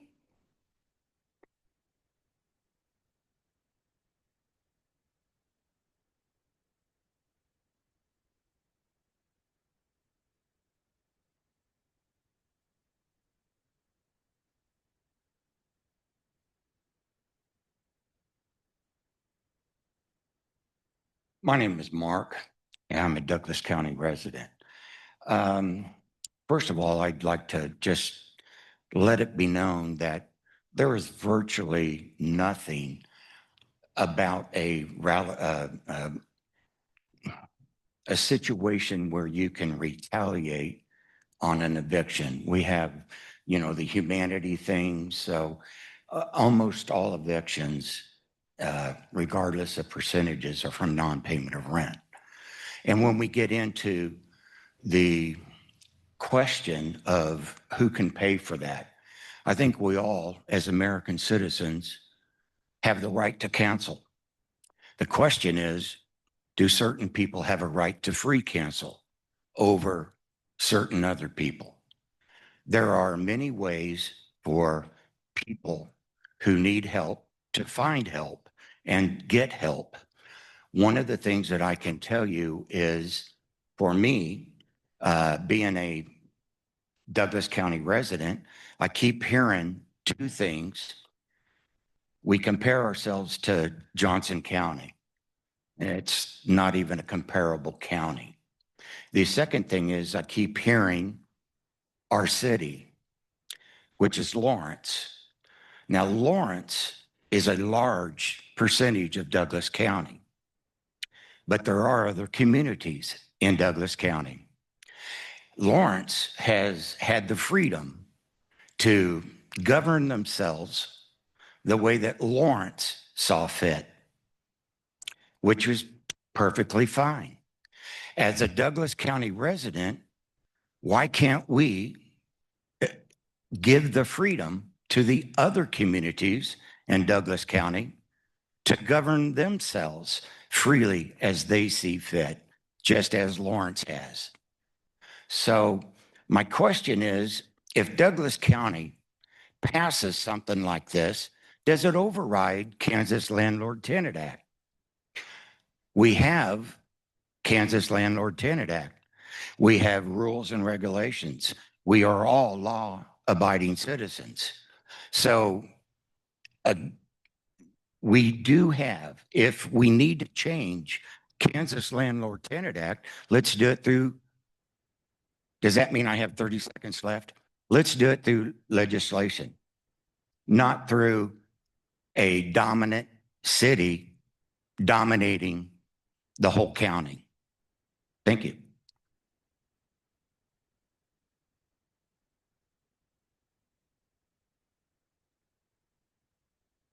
Hi, my name is Aaron Nice. I'm a resident of Lawrence and a landlord here in Lawrence. I just want to say that I've been through the mediation process with tenants. They were late on rent by 2 months, had 5 cats in the property that they weren't cleaning up after. So we had to do a lot of remediation and cleaning after that. I actually went to the courthouse to talk to someone in the legal services, and they recommended that I go to mediation. I think we are part of the pilot for this sort of program coming into existence. I want to say that we had a very positive experience with both our tenants coming to the table and meeting with the mediators and getting an agreement figured out. The process actually was shorter than it would have taken for us to go through an actual eviction. Our tenants knew they were in the wrong. They knew that they violated the lease because they even moved other people in that weren't on the lease. And they were willing to move out quickly. I'm sure that's not going to be the case for everyone, but I think having the opportunity to have someone, a third party there that's not invested in any way, to have a conversation with tenants rather than letting the lines of communication break down is important. And I think it is, as they've said, important for people to avoid those eviction claims on their records, because that just makes it even more difficult to find housing in the city. So I just wanted to say that I, as a landlord, agree with the tenant rights.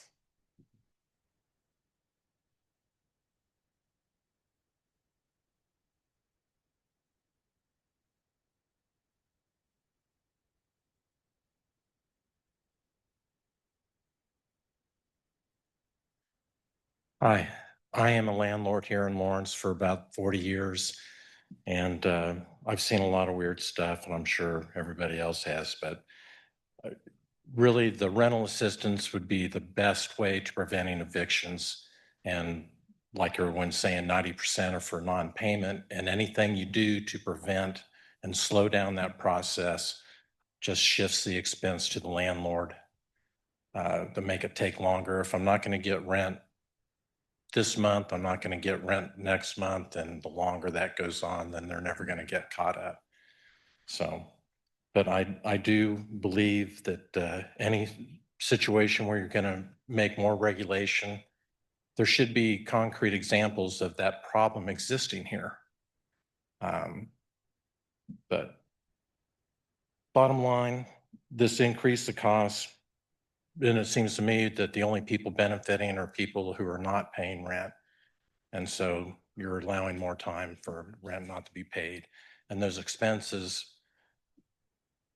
end up being passed on to consumers. So if you delay the process, it's just going to make things more expensive for everybody. And that's what I have to say. Thank you.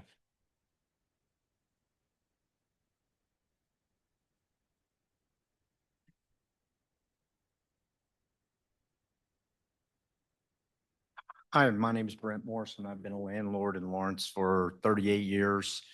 I manage and have 9 properties. I've gone through the eviction process a couple of times. It's very frustrating. Ends up costing me a lot of money because it ends up being a 2 to 2.5 month ordeal. As one of the tenants said, she couldn't afford an attorney, and I can't either. You know, it's an expensive proposition just to get the thing started. It's $800, maybe less if you have a different attorney, but I think the biggest issue is what Shannon was saying about rental assistance is where the real problem is. Landlord want to get the rent. We have a lot of money outlaid there.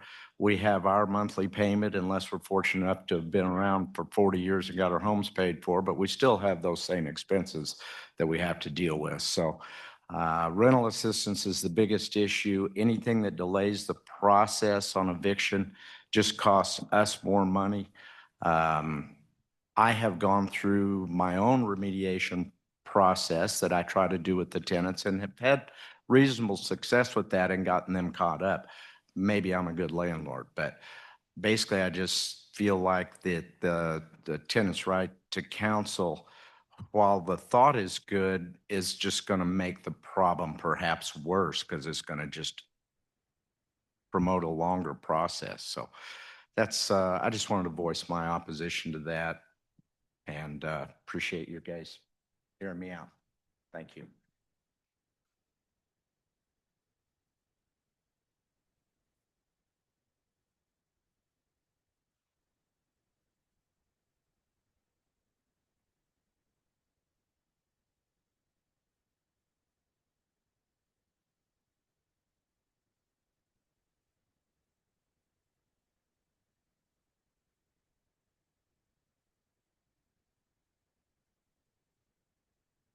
Hi, my name is Joan, Joan. I'm a tenant here in Lawrence and a PhD student at KU in philosophy. I want to state that I think the council here ought to approve a tenant's right to counsel. I'm in favor of it. Maybe I'm a little biased because I'm a tenant, but that's neither here nor there. What I will say is that I at least from the landlords who have come up here for public comment, they seem like decent enough people. And if the story they're telling is true, then it seems like they're pretty good landlords. However, that's not always the case. And I don't think it's a good policy for any governing body to hope for the private citizens to act in the best interest of everyone. We ought to make laws, pass policies, and support those who are worse off or are in danger of being made worse off by certain legal actions. I think the person who presented, I think her name was Sharon, not saying that out of disrespect, I just can't remember, should have written it down. Brought up a couple of examples of how the statutes in Kansas allow for a tenant to bring suit against a landlord. While it seems like this works both ways, it may seem like it's a equal exchange. The landlord has a problem, they can file suit or start the process to end a lease. And the landlord or the tenant seems to be able to do a similar process. If that is the case, I would still say that a right to counsel would be necessary for tenants to make any sort of substantive use of those statutes. I think many landlords do have the funds to pay for lawyers. That's not always the case, and I do understand that. But it does seem in a greater amount of the cases of eviction, tenants themselves don't have the money or access or knowledge to represent themselves in the cases of eviction. So I will say that I'm in support of this, and I hope you all approve a tenant's right to counsel. Thank you.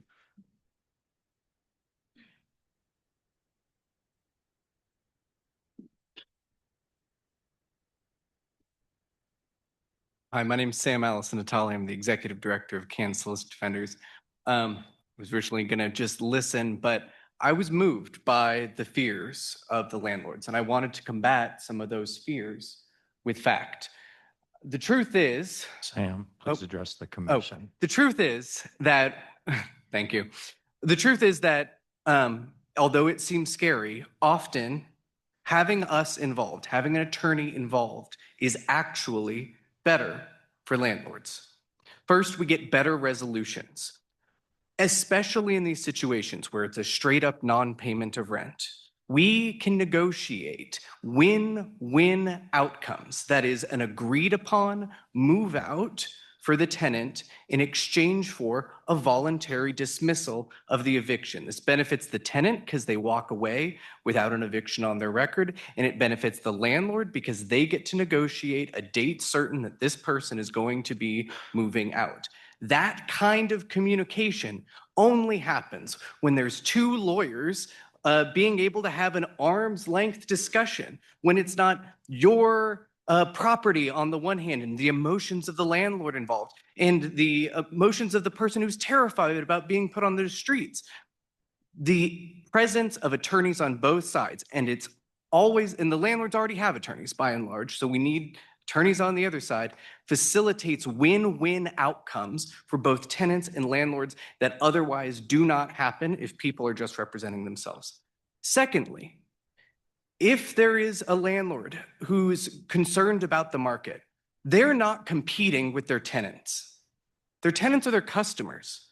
Landlords in this town are not being squeezed by tenants. They're being squeezed by private equity and big corporate landlords. If you are a good landlord, if you're an honest landlord, you are going to do better in a world where tenants have attorneys, because the bad landlords, the ones who are fleecing their tenants, are the ones who are going to get counterclaims, are the ones who are going to not benefit from violating the law. And it puts our good mom and pop landlords in a better position to not get outcompeted by corporate landlords who break the law with impunity.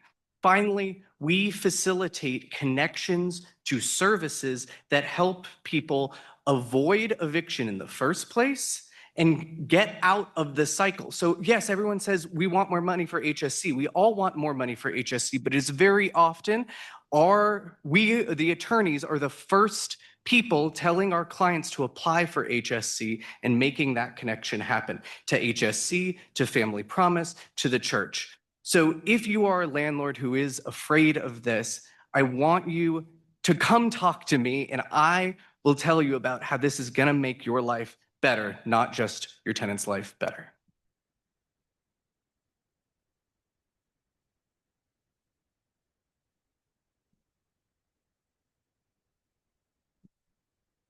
Hi, good evening. My name is Cassandra Barrett. I'm a renter in 66044. I want to share some good news first off. Since we last met, yet another municipality has ensured its citizens a tenant's right to counsel. The renters of Bozeman, Montana, a town of only about 50,000 people, now have this right, along with tens of thousands of other renters in different states and counties and cities across the country. I am so glad that we are here again today to ensure that Douglas County does not fall behind the times and implements what is coming to be considered common sense housing policy. Local data from Kansas Holistic Defenders, court statistics from Kansas City, and national data from the Yale Housing and Health Equity Lab that we've presented here before consistently show that when tenants have lawyers, they win the majority of eviction cases brought against them. This means that in the majority of eviction cases currently filed, something illegal has been done by the landlord. So if you're not doing anything illegal as a landlord, you probably will not have to end up in court. In these cases, a landlord has not followed established landlord-tenant law. The rights of the tenants were violated. I genuinely wish that the data did not show this. I wish tenants already lived in safe situations where our rights were upheld and there would be no need for legal assistance. But that's just not what the data show. When tenants are guaranteed a lawyer, they win because their cases have legitimate legal grounds upon which they can win. When we even the scales, we reveal that sometimes these simple non-payment cases are much more complicated. Tenant stories are simply just not being heard in our current system, and we are not getting our fair day in court without a lawyer. I personally work in pediatric health care, and to me, this is a public health issue. We've spoken here before about the devastating health impacts of eviction, especially on children who are present in over half of evicted households. Eviction is a known cause of developmental delays, deterioration in physical and mental health, and decreased scholastic performance. It is a lot harder to practice guitar, to rehearse your lines for the spring musical, and simply just do your algebra homework when the roof over your head is in jeopardy. And when you consider that the majority of those eviction cases which a child becomes embroiled in are illegal, that if the tenant had just had a lawyer who knew how to argue that case, they would likely have been able to stay housed. It breaks your heart. And that's why we demand action. We need a tenant right to counsel program to be placed into county code. It must cover every tenant facing eviction. And we demand that its creation and ongoing oversight be led by a committee of tenants, community advocates, and some of the amazing service providers that we already have. This is what our community deserves. Thank you.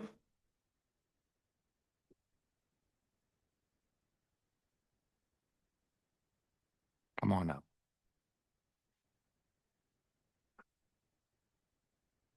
Hello, commissioners. My name is Anna Bailey, and my zip code is 66044. I want to thank you for continuing to focus on this really important issue.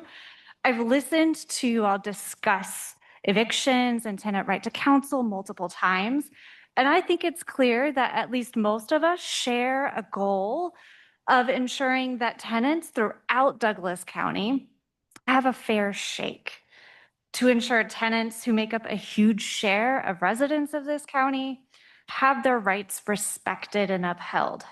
That's exactly what a tenant right to counsel helps to achieve.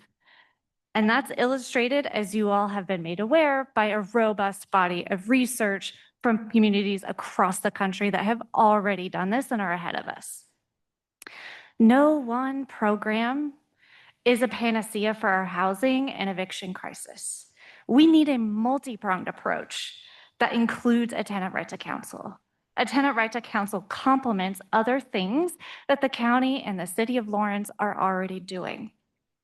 A tenant right to counsel complements rental assistance. It complements the ban on source of income discrimination. It complements tenant education, and it complements landlord licensing programs. As others have discussed, though, Kansas state law is tough on tenants. There remains a huge power differential between landlords and the people they rent to. Nothing else comes close to leveling the playing field like robust legal representation.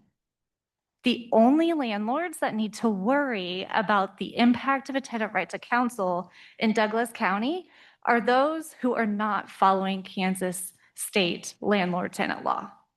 We are urging you to build on the work that's already been done by Kansas Holistic Defenders.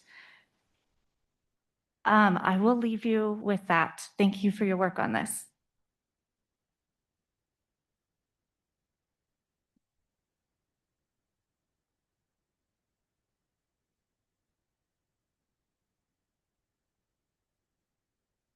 I am Marcel Wyckoff, a lifelong 66044.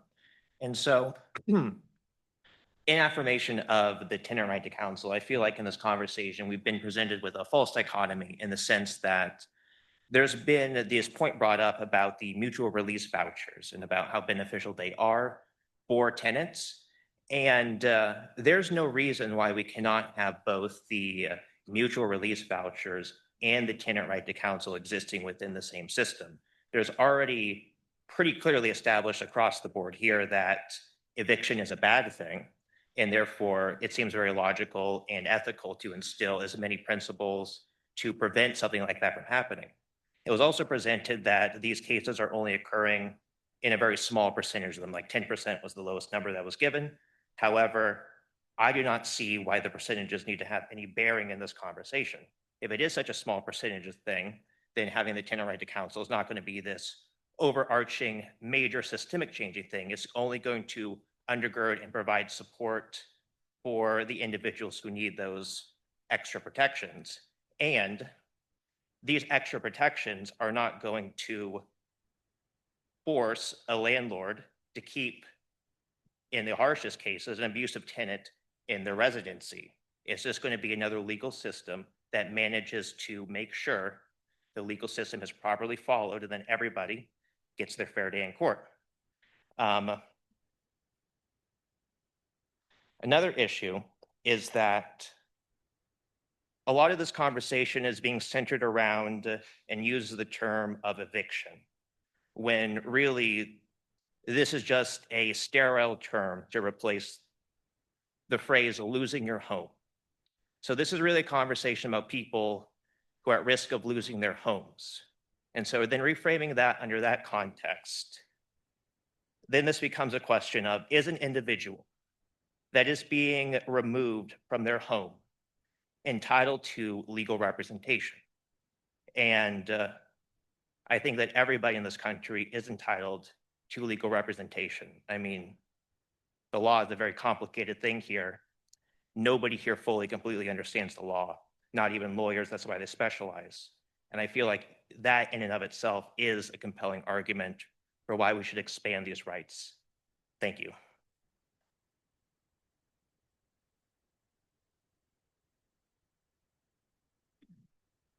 Come on up.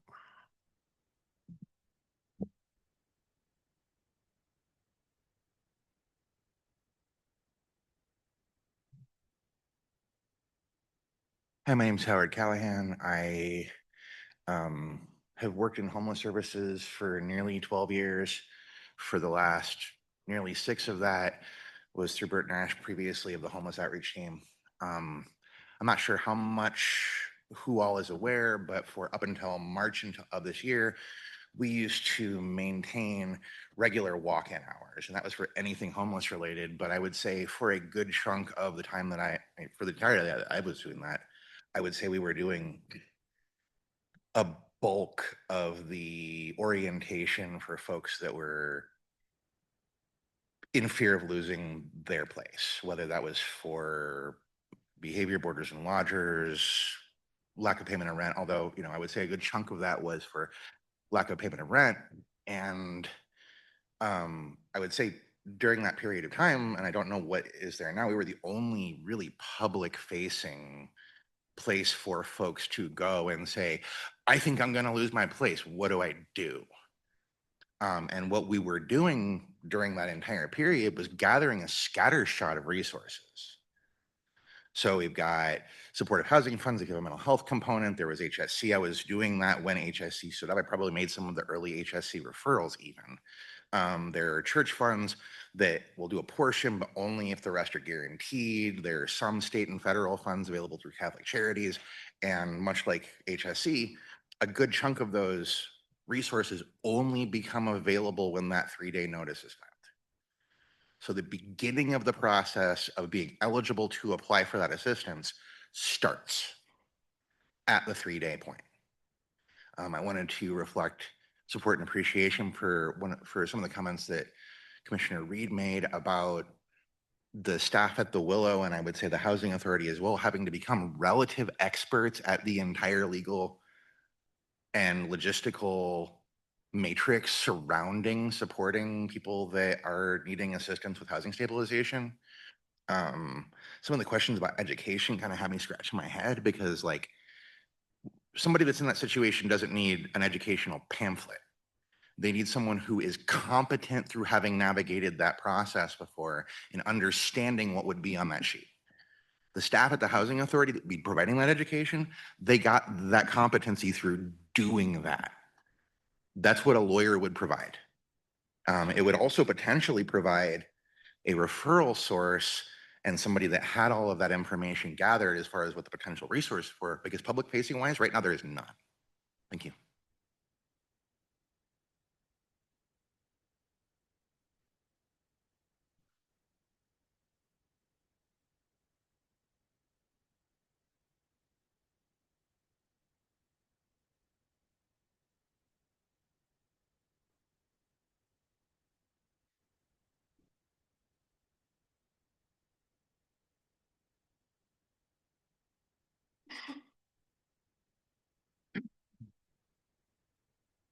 I never really intended to speak or make any comments today, but after hearing some of the comments that were made, I felt obligated to speak. I consider myself a community activist. I'm a member of several or a number of nonprofit organizations that exist to protect the rights of the people that live here. And I also happen to be a landlord. And I've been a landlord for the last 31 years of multiple properties. And over the 31 years I've been a landlord, I only had one eviction case. And this one eviction case was a very painful experience and a very expensive experience for me. In all my other tenants, I consider myself a good friend and a protector of my tenants. And I do everything in my power to help them and meet their needs. And many of them have a good relationship with me long after they leave my property. Also, I am a big supporter of affordable housing, and I advocate for it and do everything possible in my own personal behavior and in anything I do in the public to promote affordable housing. And after hearing some of the comments about the relationship and the eviction as being a power play between the landlord and tenant, and that having legal access to the tenants going through eviction will actually make the landlord feel better, I can't believe that. First of all, I can't imagine that any landlord in his right mind wants to get into an eviction situation in the first place. They want to avoid it any chance. But once they get into it, if they feel, if we feel as landlords that our local government is going to provide legal assistance to the tenant that we somehow got into the situation against our will with, okay, it's gonna make someone feel, or all of us, myself personally and many of other landlords, feel that owning a rental property in this situation is not something that I want to do, and will get out of the business. And that would result in having a lot less rental properties available for rentals than we have now, and the situation will get much worse.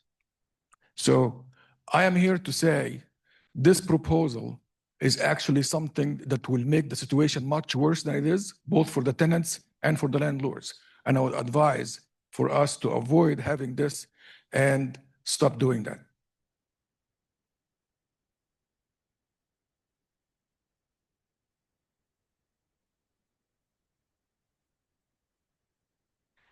Hello, my name is Nick Simpson, and I'm a tenant. I live in 66044. So there's some discussion on whether tenants' right to counsel is necessary. And, I would argue that it is because, education is good. Everyone wants everyone to know their rights, but mediators and self-help cannot provide legal advice. And they can't, pursue counterclaims that tenants may have because they're supposed to be neutral. And so tenant right to counsel is simply trying to balance the scales. Most landlords do have attorneys, and this is including the big, corporations that still rent in this county. And if they have to spend extra money as part of a, tenant in response to tenant right to counsel, that means that's only because they would not be following the law. Because if they were following the law, it would be a pretty expedited process. Everyone knows that Kansas has some of the fastest evictions in the country. So, that being aside, tenants don't know their rights. Education is important, but if you go to the eviction docket, you don't know your rights. Even if you deny the claim, which a lot of people don't know to deny the claim, you're effectively waiving your rights if you don't know them, and landlords generally have attorneys to help them and assist them with knowing their rights. And tenants, obviously, if you're going to eviction court, you don't have the money to, pay for a lawyer. It's only like 3% of the time that tenants do have one. So, and I really want to emphasize, have any of you ever had to read the Kansas Landlord Tenant Act while you have a 3-day period to pay your rent? Because, I know a lot of people who have, and it's not a very pleasurable experience. It's very hard to read the law as a general lay person. But when you have 3 days to get the money, asking your friends, your family, whatever, to support you and learn all your rights and try to figure out where to go if you don't win in court, that's why we have lawyers. And so we're just saying that lawyers they serve as both as a research aid and an advocate, and they could serve as a research aid and advocate for tenants, and that's currently what they do for landlords. So we're just asking that the county balance the scales. We're not asking them to side against the landlords, but to help enforce the law. So we're not asking the county, to provide unfair, treatment toward one side or the other. It is unfair currently. Thank you.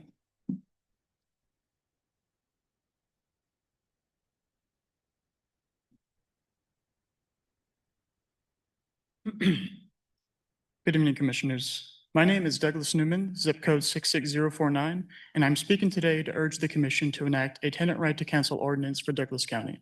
Why is tenant right to counsel so urgently needed in Douglas County? First and foremost, it levels the playing field. Tenants have rights under the Kansas Landlord Tenant Act, but without a lawyer, these rights cannot be meaningfully accessed. Nationally, landlords have attorneys in 82% of eviction cases, while tenants do in only about 3%. This is a profound disparity in legal representation. As one might imagine, when such a disparity in access to legal representation is addressed, we see significant change in the landscape of tenant evictions. One example would be Kansas City, which passed a right to counsel program in 2020 and has seen an over 20% reduction in eviction rates and an over 40% increase in tenant victories in courts in the years since, with victory rates for represented tenants being much higher. We see this outcome also in the counseling work with Kansas Holistic Defenders, which represented 135 households facing eviction locally. Nearly 78% of those cases were decided in the tenant's favor. All of this shows that with legal help, illegal evictions are being prevented and housing is being stabilized. In addition to helping ensure justice for tenants, right to counsel has many benefits for communities, such as improving public health. Evictions cause severe harm linked to premature birth, childhood developmental delays, and lasting physical and mental health conditions. Additionally, Black families with children face eviction rates nearly 3 times higher than white families. And so right to counsel also helps combat racial injustice in housing. Investing in reduction of illegal evictions is also fiscally responsible. The financial analysis firm Stout has shown that for every $1 invested into right to counsel, communities save between $3 and $6 by preventing the cascading public costs of homelessness. Finally, for these reasons and more, our county has already committed to this. The Douglas County Housing and Homelessness Plan, A Place for Everyone, explicitly states that a tenant right to counsel ordinance will be introduced. It has been over 1.5 years since this plan has been approved by you, the commission. And in that time, our community has stepped up again and again to implore you, the commission, to make good on this commitment. Now is the time for action. We demand a strong tenant right to counsel program to be placed in the county code by a county resolution. We demand that it cover every tenant facing eviction, and we demand that its creation and ongoing oversight be led by a committee of tenants, community advocates, and service providers. You have the data, you have the moral imperative, and you have already made the commitment. The case for tenant right to counsel is obvious. Illegal evictions are wrong, destructive to both individuals and their communities, and not uncommon. And most tenants are powerless to stop them. Please join the other 27 jurisdictions around the country in empowering tenants to protect themselves and their communities from unjust and illegal evictions, and introduce and pass a tenant right to counsel ordinance without delay. Thank you very much.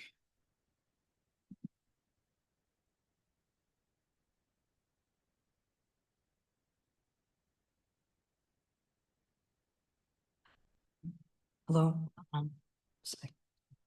My name's Janice, and I guess I'm what you would call a small landlord. My husband and I have a few rental houses that we've acquired over 30 years that we maintain and manage. And Can you get a little closer to that microphone? It's a little hard to hear. You can hold it in your hand. okay, does that work? Okay, small landlord. My husband and I, we try and do the best we can to be conscientious and responsive. And I think overall we have a good relationship, with most of our tenants. Every once in a while, there are problems. And I think what I'm hearing here is these problems are well acknowledged and people are still trying to figure out the best way to deal with them. I think it's all clear that non-payment of rent is the biggest issue. I think I hear people saying sometimes when those cases are resolved without an eviction, it means that there was something illegal that the landlord was doing. What I'm also hearing that is mostly those cases were resolved because someone found a way to pay for them. The question then, is a lawyer the best way to do it? I think the lawyer we heard from made a good case for that. I would wonder also if mediation and more direct access to rental assistance is worthwhile. The other small cases are habitability issues. It seems like Lawrence has a good program. People can call for rental inspections. There are ways to document that. All of those require, again, more education maybe on the part of the tenants. But I think where lawyers might be needed in a small number of cases is where there's disagreement about the landlord's claims of non-compliance with the lease. Again, usually these claims involve destruction of property or damage to the property. She said often in the thousands of dollars. I've experienced that. We had one property, it was $10,000 to fix up. Being a nuisance to the neighbors, illegal activity, some other violations such as moving in extra people or animals. And I'm wondering in these cases, if you're going to have a right to counsel, maybe lawyers for both parties should be paid for by the county. And that if there's a decision in favor of the landlord, the county would pay to make the landlord whole. Otherwise, I think there's a risk of drawing out the proceedings in a way that unnecessarily harms property owners. Okay. Proposed right to counsel ordinance puts the county in the position of actively opposing the interests of landlords when a part of the business community, assumes that handling the legal fees associated with an eviction is only a hardship for tenants and not for landlords, and that only tenants are deserving of special consideration. Right to consideration of counsel would be especially burdensome to small landlords who are least likely to be able to absorb the costs. So again, I would want you to approach this thoughtfully. Thank you.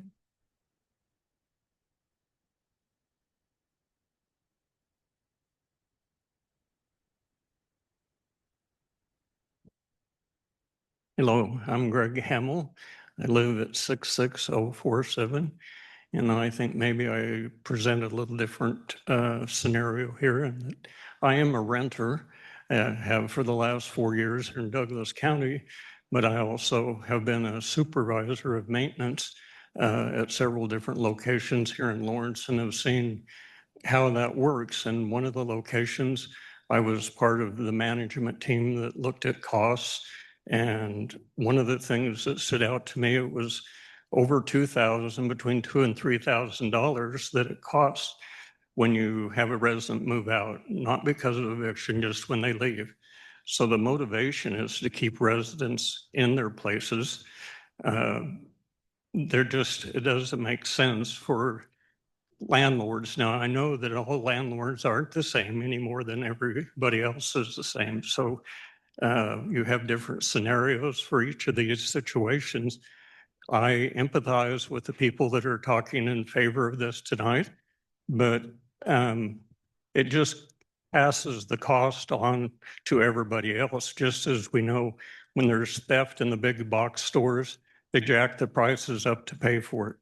So adding additional expenses to the landlords doesn't make sense to me because everybody else is going to pay for it. Thank you.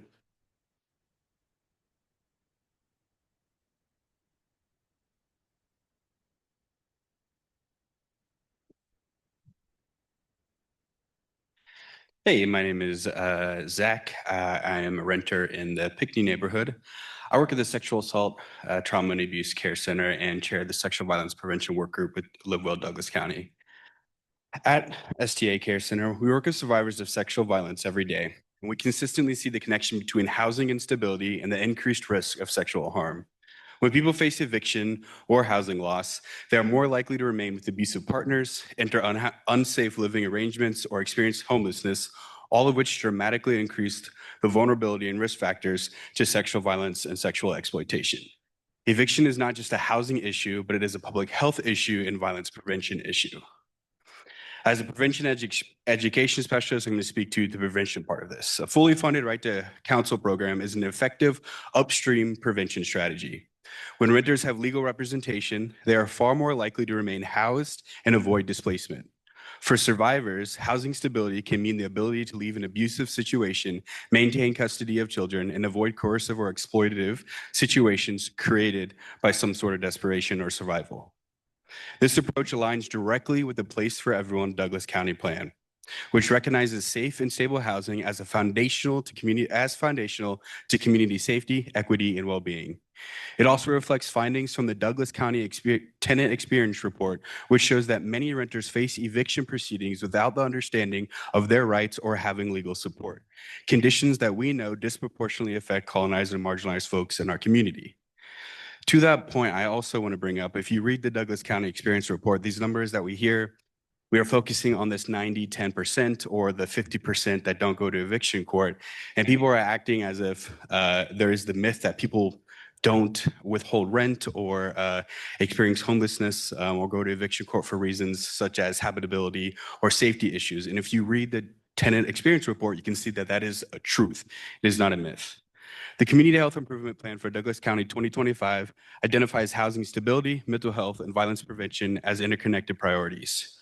Right to Counsel sits at the intersection of these goals by preventing displacement, reducing trauma, and supporting long-term health and safety.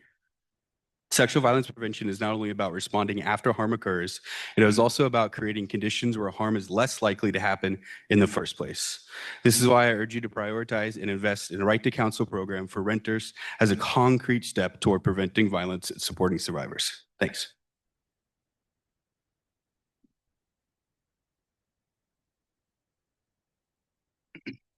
Right. Hi, I'm Vince Munoz, zip code 66044. I'm urging you to support the Tenant Right to Counsel initiative that we've been talking about. Obviously, I've spoken to you at a work group and seen you at various meetings to this effect before. I just wanted to kind of like start by saying, you know, it's great that the Housing Authority does what it does to prevent evictions. That's obviously everyone loves that. But if that was enough, we wouldn't have had 581 evictions last year. You know, it's great that many of the landlords here tonight feel they have good relations with their tenants. You know, that's obviously a good thing when there's a good relationship between landlords and tenants. But if that was enough, then we wouldn't have had 581 evictions last year. It's great that HSC exists, that those various funding mechanisms, both at HSC and at other organizations, exist. But if that was enough, then 581 evictions would not have happened last year. And so, you know, this kind of false dichotomy that's been presented by people, I think, is something that we need to reject. At the end of the day, Tenant Right to Counsel is part of a broad spectrum of things that we do to prevent evictions. The fact that holes exist, the fact that so many occurred last year is evidence that we need something else. Not to say that those other things need to go away, it's just that we need something else. Anytime that there are proposed changes, obviously there are concerns, there's misinformation, there's some fear-mongering.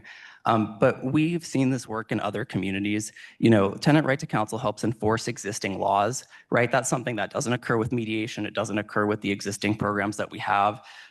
We know that, you know, in the tenant experience survey, 45% of tenants in Douglas County felt unsafe in their homes.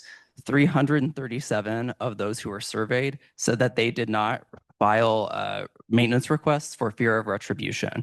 And so, you know, there's a lot of things that have been that are noted in other reports, but not necessarily in the eviction numbers, that show that people are not capable of, like, without additional assistance of an attorney, for example, capable of dealing with, right?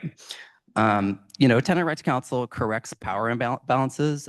Around the country, on average, 80% of landlords already have an attorney. And so this is not about benefiting one group or the other. It's about correcting a power imbalance. And finally, Tenant Right to Counsel helps prevent homelessness. That's why it's found in a Place for Everyone plan. County staff has recommended this in the past. So, you know, it's not like this is coming out of nowhere. It reduced costs in the long term by helping being an upstream approach that reduces homelessness. And for all the other reasons you've heard tonight, I would urge you to support Tenant Right to Counsel. Thank you.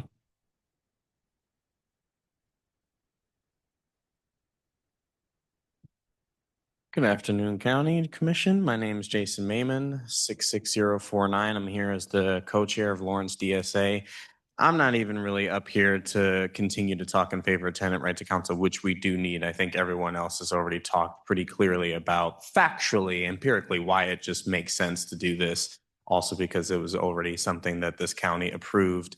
I think it's important to like demystify some of the narrative going on here because we seem to be confused about what power imbalance. We've had some nice mom and pop landlords come up and seem very confused by what we mean by that. And I think it's important to remember that there is an inherent contradiction in this relationship. To a tenant, housing is security and safety. It is a home. To most landlords, housing is a business. Housing is a way to make money. That doesn't mean that landlords are all rich, but they definitely have more wealth than tenants. That's how they were able to buy a property in the first place and rent it to somebody.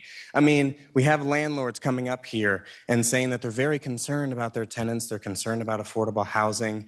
I don't see landlords regularly coming to these county commission meetings advocating for why we need more housing. But all of a sudden, when we're talking about tenants getting just a modicum more rights, all of a sudden there's so many landlords here talking about all the costs. To me, that seems very suspicious, to say the least. So I think it's just important to keep in mind as everyone has already said, the tenant right to counsel is not about being unfair to landlords. It is about correcting that power imbalance so that tenants just have a modicum of respect and dignity.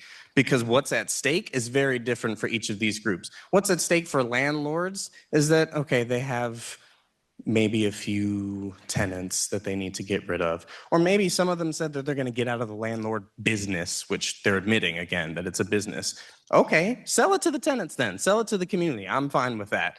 What's at stake for a tenant in an eviction is the risk of becoming homeless. There's no landlord at risk of becoming homeless by dealing with the eviction process. So let's just make it very clear where each party stands. And you have way more tenants that you represent as constituents than landlords. So it's just kind of your responsibility to make sure that you follow through on the plan you already approved. And I think that's important for everyone to be aware of. Thank you.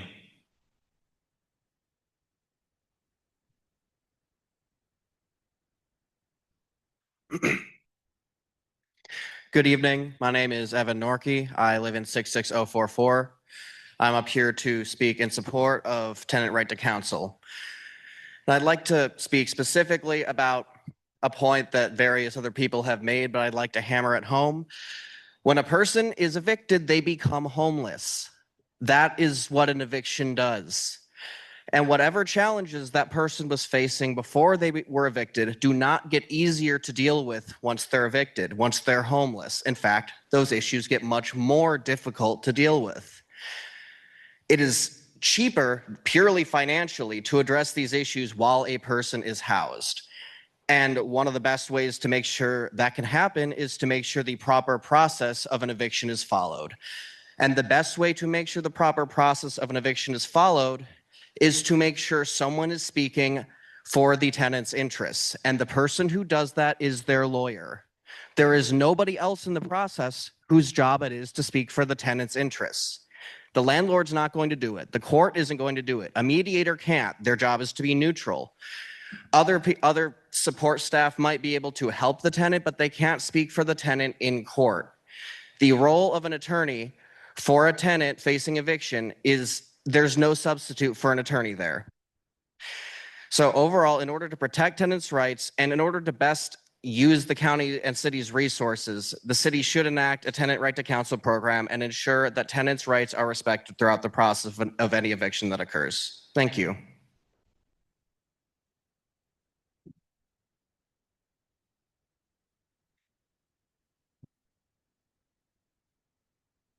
Hi, I'm Genevieve Pressure. I'm a lifelong Lawrence resident, and I've been a renter here for the past 9 years. I currently live at Parkway Commons Apartments, zip code 66047. 588 days ago, this commission voted to move forward with tenant right to counsel. And I understand that good policymaking takes care and time. And since that vote, community members have done the work, drafting an ordinance, attending work groups, answering questions, and showing up repeatedly in good faith. County staff have had months to review this work, and yet no action has been taken. So I'm here to reiterate, we demand a strong tenant right to counsel policy be codified into the law and that it covers every tenant facing eviction and that it is overseen by an ongoing oversight committee that includes tenants. I know you're probably already aware of this glaring power imbalance. Landlords have lawyers in 82% of eviction cases, whereas tenants do in about 3% of cases. We've heard from a few landlords that they're worried about not being able to afford a lawyer. And to that I say, if you own 9 properties, including the one that you live in, that's a problem with your own money management and not a reason to reject tenant right to counsel for all of the people who need it. When we talk about tenant right to counsel, I think that some have the perception that when it comes to non-payment of rent, the legal process would just be a costly way of delaying an inevitable eviction. But that's a myth. There's a full spectrum of ways that these cases can be resolved when legal counsel is present. In reality, even in cases of non-payment of rent, tenants with lawyers are more likely to resolve cases through payment plans, negotiated settlements, additional time to move, and rental assistance. As Shannon Ori mentioned earlier, landlords are on the hook for the cost of storing tenants' property if they leave it behind in a hurry, and that is expensive. If only a tenant's lawyer had negotiated additional time for them to move, those costs for the landlord would have been reduced. But I also want to talk about what's at stake here, which is people's housing, health, and the ability to access essential community resources. There is a wealth of evidence that shows eviction is linked to higher risk of mortality, infection, reduced access to healthcare, food insecurity, birth outcomes, mental health, and more. But we already know how to solve it. Programs like Cleveland's RTC showed that over 90% of represented tenants avoid eviction judgments, and many more secure additional move time or monetary relief. You also heard a few landlords threatening to leave if this is enacted, but in all of the places that have enacted this policy, there's no evidence of reduced housing supply, landlord exodus, or widespread financial harm to landlords. I ask that you please act fast and enact a robust tenant right to counsel. Tenants have waited long enough. Thank you.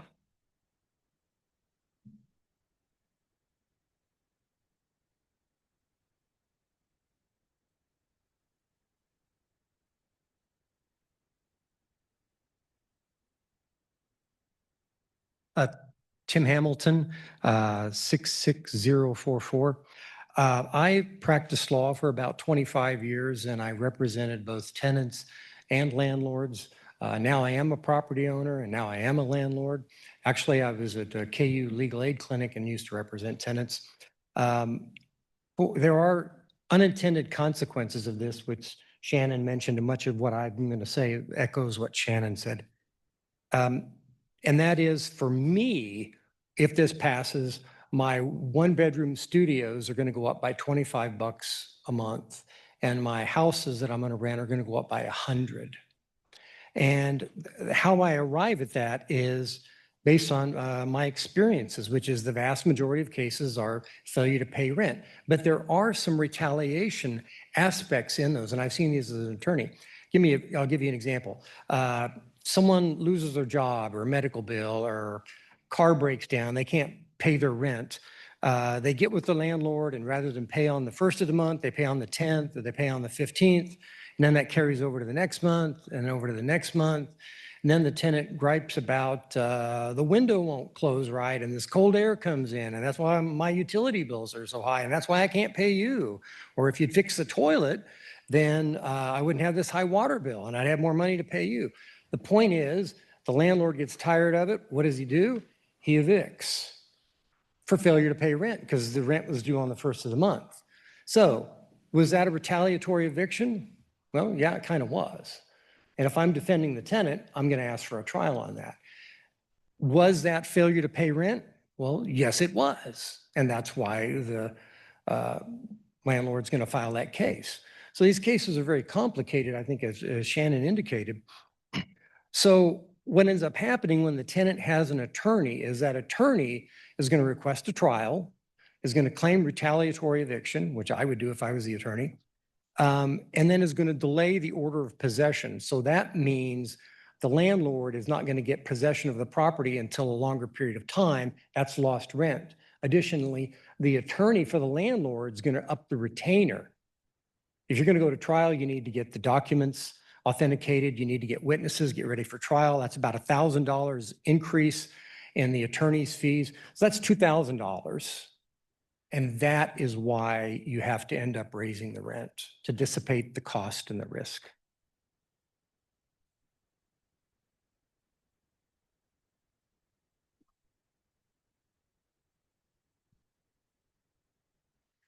Good evening. My name is Trenna Soderling, 66044. I'm also a lifelong Lawrence tenant and love living here, even though it's the most expensive city to live in Kansas. In Shannon's presentation, we heard a lot about evicted individuals not being able to show up to court, having a lack of knowledge and resources, and that 90% of people are facing evictions because they can't afford to pay the rent. So wouldn't giving people a right to counsel that's funded through the county be something that can act as a viable solution that works with all of the housing vouchers and education. If they have a lack of knowledge, shouldn't a professional be afforded to them? And we've heard a lot from mom and pop landlords today. So I just, in my own anecdotal way, want to tell my own story about living in a mom and pop owned house here in Lawrence. My only entrance and exit to my apartment is on the second floor. And over the past 2 years and 7 months, we've had 8 stairs break. I expressed my concern about the safety. And at the end of September, I eventually fell through the stairs. My landlord said, sorry if you feel unsafe. If you want to, you can move. But no, nothing was fixed until I called the city coding office. They were brought in and legal action was threatened against them.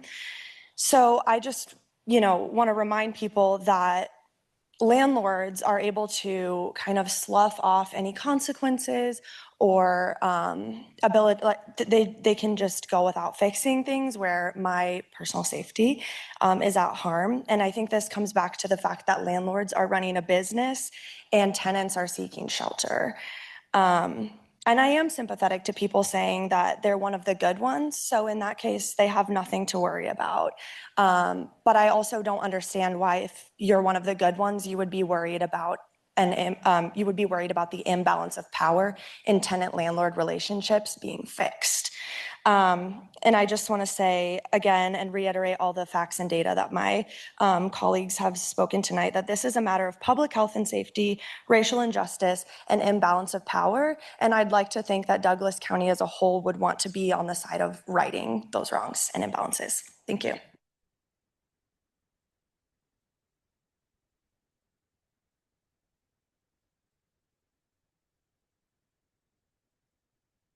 Good evening. My name is Russell Livingston, and I've been a resident of Lawrence, Kansas for my entire life. I've been a landlord for 40 years.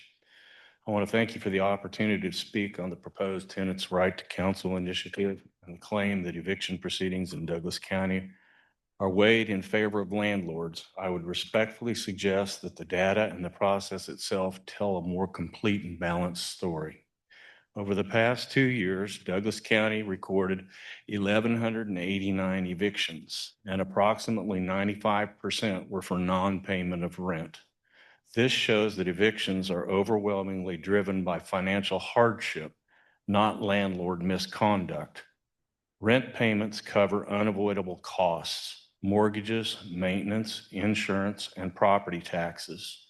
For example, a modest duplex may pay about $156 per month per unit in property taxes alone, and even small increases can push already cost-burdened households into non-payment.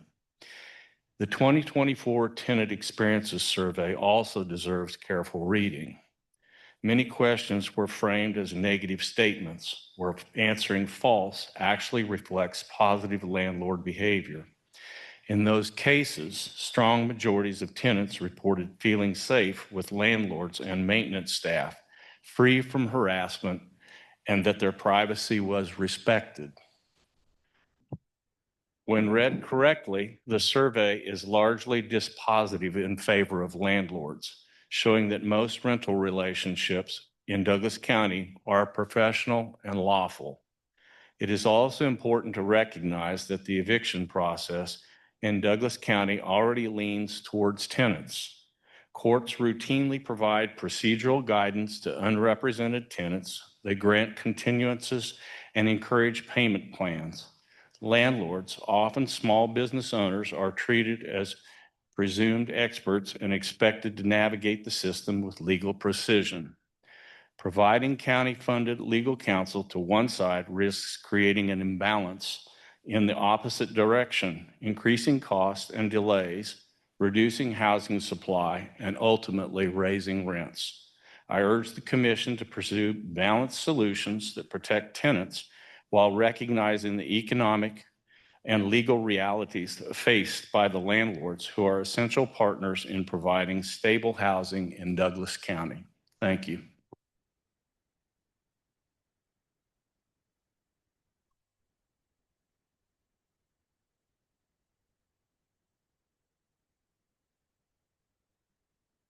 Good evening, commissioners.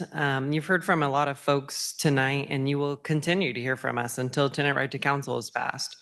We are demanding that a tenant right to counsel is placed into county code. It covers all tenants who need it, and that it's provided oversight by a committee of tenants, community advocates, and service providers. We've written the county code language for you, and all you need to do is vote yes on it.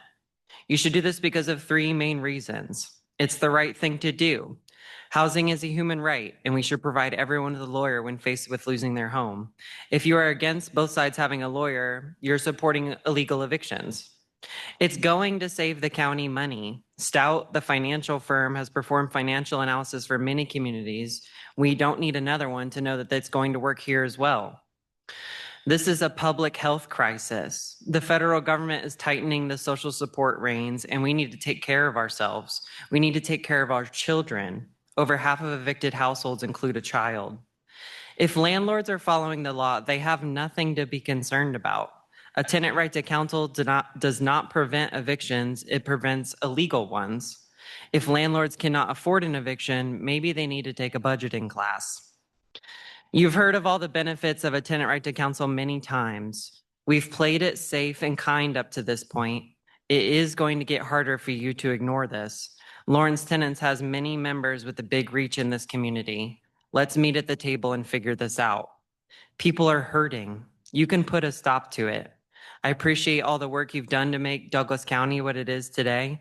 Please do the right thing and put tenant right to counsel in county code. Make sure that every tenant who needs it has access to it, and that there's an oversight committee established with tenants, community advocates, and social service providers to provide direction for the program. The Lawrence Tenants email is lawrencetenants@gmail.com. Let's work together to make our community better with the tenant right to counsel. Thank you.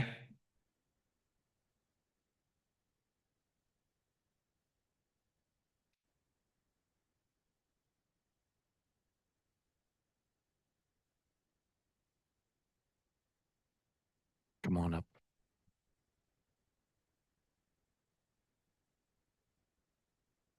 I'm Jerry Willis, and I don't want to lose sight why we're really here, why I'm here. The bottom line is I don't want to see our hard-earned tax-paid dollars being distributed misappropriately. Not all of us were born business owners and or landlords. We worked our way into it. Not everybody, I grew up in a trailer myself, started the business with no cash influx, did it all. And the whole secret of success is work. And the bottom line is I worked really hard. I provide a good product for my tenants.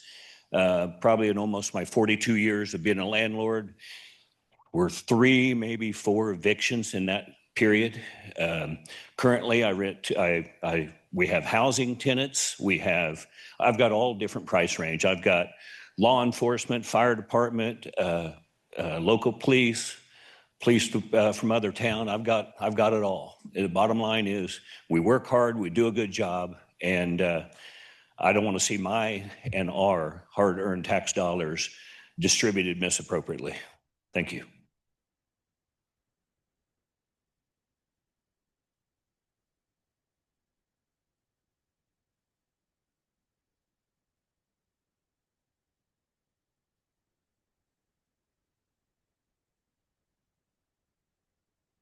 Good evening. My name's Linda Long, and thank you for your time. My husband and I have had rentals for about 30 years. For the most part, we have good tenants. Most have been long-term, being over 3 years. One of them's been with us for about 20. Several have left and then came back to rent from us again. I do believe the success to that is due to communication. We have a policy in place that if there's a problem, they are to contact us within 24 hours. We will get back with them to either come up with a plan to work with them or to fix the problem. Most times it was within 8 hours that we were doing that while we were both working full time. And some unfortunate evictions, we've had just a handful, but all of them were due to non-payment and them not being able to get back on track according to the plan they agreed to. Once we do have to re-rent those properties, it will take us up to a year to recoup our money from damages and attorney fees. We do not have an attorney on retainer. We do not want to go that route if we do not have to, and we have a way to work it out by negotiating with our tenant. Over the past 30 years, we have enjoyed the vast majority of relationships with our tenants. In fact, it feels more like we are neighbors rather than a business relationship. It's been a lot of work and learning along the way. Unfortunately, every time a new regulation is passed and is implemented, it becomes more difficult. And currently, I am at my breaking point.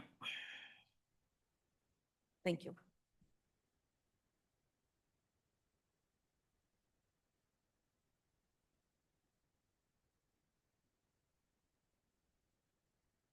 Come on up.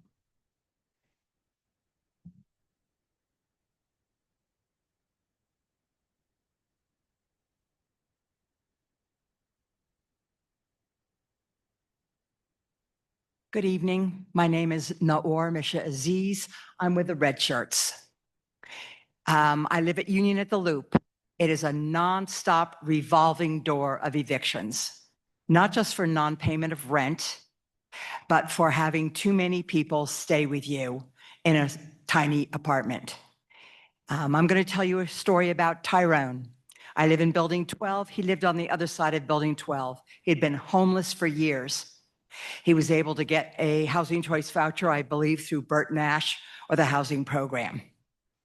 He moved in, everything was fine. He had a dog, everything was great. He had a loving girlfriend, and then slowly but surely, all of his former cohorts from the streets were visiting him. The problem was for Tyrone is that he didn't have the wherewithal to say, you know what, you need to stop staying with me and leave. So more than 1, 2, 3, a half a dozen or more were living with him virtually full time. This young man had been homeless for years, as I said, before he found housing. He also had substance abuse issues and mental health issues. He went to the management and asked for their assistance to help in moving these people out of his apartment because he knew that he was in danger of losing it. They refused to help him. They didn't help him at all. They ended up evicting him. So what happened next, because he didn't have representation, he left. He came back because he was getting sick. He was living on the streets. He didn't know he had a heart condition. This is a young guy, not even in his early 30s. He died on his cousin's couch in Union at the Loop, staying with his cousin. Perhaps if he had had representation, legal representation, and I'm sure none of you would go to court on a civil complaint without consulting an attorney, having an attorney with you. Why are we, who are not independently wealthy, I live on a fixed income, why are we not entitled to that same, it's not even a gift, it's a right. It should be a right to proper representation, due process of law. Most of us, I guarantee, I'm thinking that none of you would be able to litigate on behalf of yourself. Thank you, 30 seconds. So why do you expect those of us who are living at, right below, or above the poverty line to do the same? I think there are ways to work around costs. I have a lot of ideas, but I'm out of time, I think. So thank you very much and have a great evening.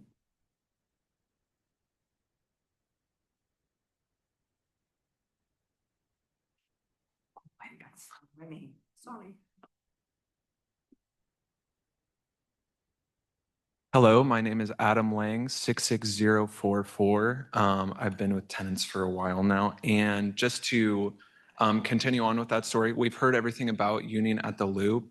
And I personally have attended, not very many times, but the answer docket eviction hearings in the morning at Friday at 8:30. Anyone is welcome. And the unfortunate thing that KHD has to do, and they admit how unfortunate it is. Again, we heard how conditions are at Uni at the Loop with how conditions are in the rental industry in Lawrence. They recommend Union at the Loop for being the place where they go next. That is the place where they recommend. It is very unfortunate. And I'm glad the tenant experience survey was brought up. And I wanted to first bring up about the tenant experience survey. 842 people responded to that. That's not the number of renters that we have in this town.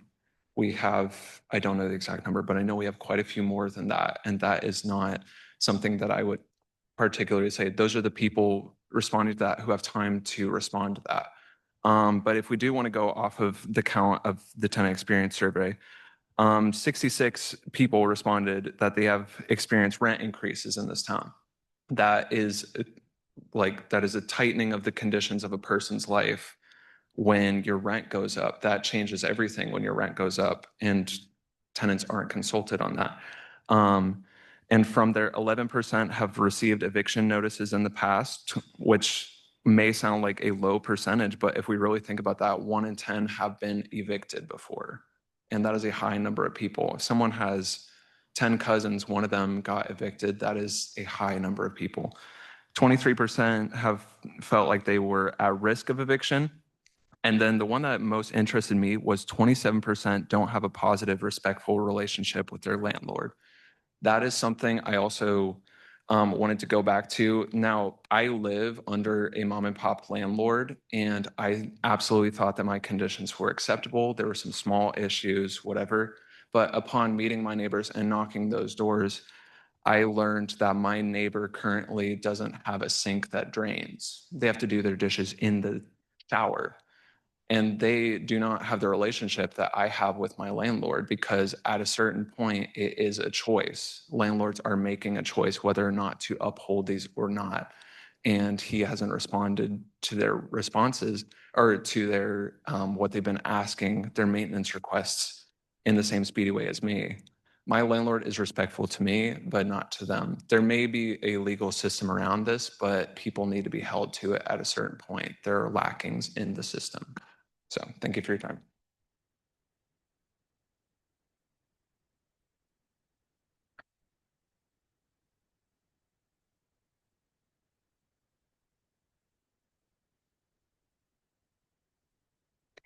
Commissioner Kelly, other commissioners, good evening. Thank you for your community service, for serving as a county commissioner. I know it's not easy. My name is Kathy Clausing Willis, 66046. I want you to know that I have an undergraduate degree in social work and a master's degree in business, and I think that's important. I worked in healthcare for over 20 years at LMH.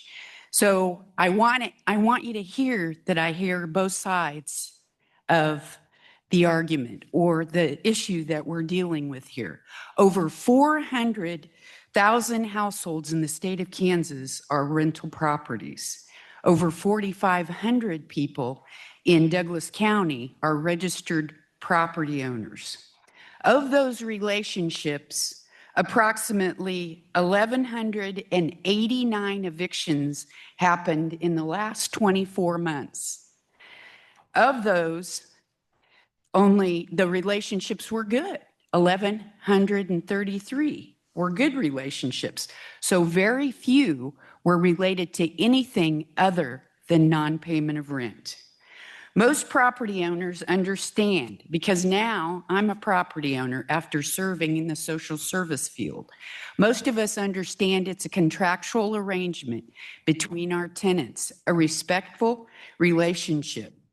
And I've had the opportunity to interact with all kinds of people, from scientists at Hills all the way to single moms working 2 or 3 jobs to make ends meet. We have good tenants, and the system works when it's supposed to. I think that we in Lawrence are very, very fortunate, because I've lived in other communities. I've lived in Topeka. I've lived in Kansas City. I've lived in Wichita, Kansas. We have a very generous nonprofit sector We have services, we have legal services here that can support our tenants. The unintended consequences of overregulation, less supply, more concentrated ownership, higher prices, and more impersonal interactions with corporate owners. Please don't use a sledgehammer thank you. Please don't use a sledgehammer when all we need to do is to fix a couple boards in the house. Please don't make this more dysfunctional. I think Shannon said it. I've served on almost every board in Douglas County. I think Shannon said it. It's all about a relationship. I think helping supplement folks' rent. I think I've been in your shoes when I've tried to place people that needed housing. That's time. So, thank you. I hope that you will take serious consideration. Thank you very much.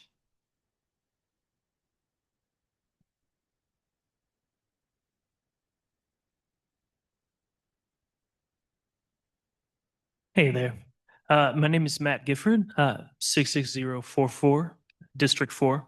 I came here tonight to speak in favor of tenants' right to counsel. I'm currently a homeowner, but I've been a renter for the majority of my adult life. And as they say, having a mortgage just means you're a tenant to the bank. However, I realize that I'm afforded much more security as a homeowner. If I'm late on a payment, there are generous grace periods for me to settle my balance. I can make mortgage payments from the 1st to the 15th without incurring late fees or penalties.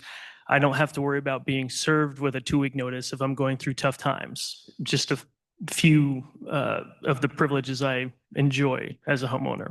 I know what it's like to live paycheck to paycheck and deal with the constant hum of anxiety, hoping that I don't get into a car accident, lose a work gig, have a medical emergency, as any of those things could mean that I'm coming up short at the first of the month. I'm pretty new to Lawrence tenants, but I've worked with KC tenants for most of 2025.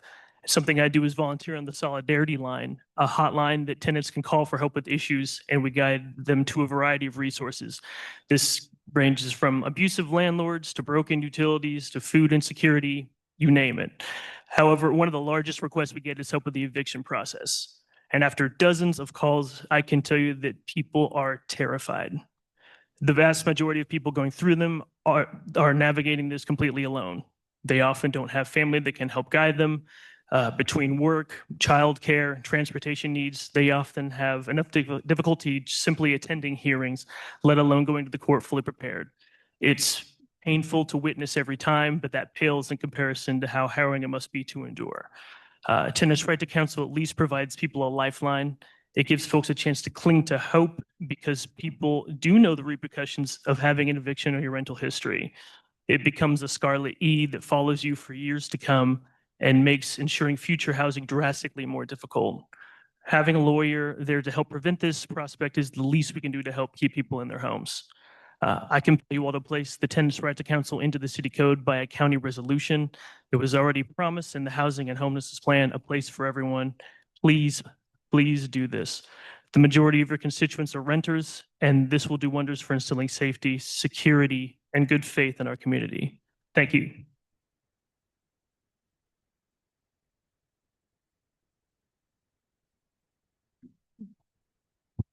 Good evening. My name is Michaela Reed, and I'm a resident of 66046 and a renter. One argument that I heard tonight was about how providing free legal counsel to tenants is an undue burden on taxpayers. I wanted to point out other ways that taxpayers are funding legal counsel when people lose their housing. For example, individuals who become homeless are far more likely to be involved in the criminal legal system, including both municipal and district court. People who are charged with crimes are given the right to legal counsel, which is paid for with taxpayer dollars. Additionally, shelters are paid for with taxpayer dollars. Crisis services are paid for with taxpayer dollars. I could go on. But when people remain in their houses, they are far far less likely to interact with those systems. And if they do, it's for a much shorter period of time. So I would encourage you to consider this not as adding an additional cost to taxpayers, but as simply shifting already existing costs towards equity, towards hope, towards better mental health for everyone.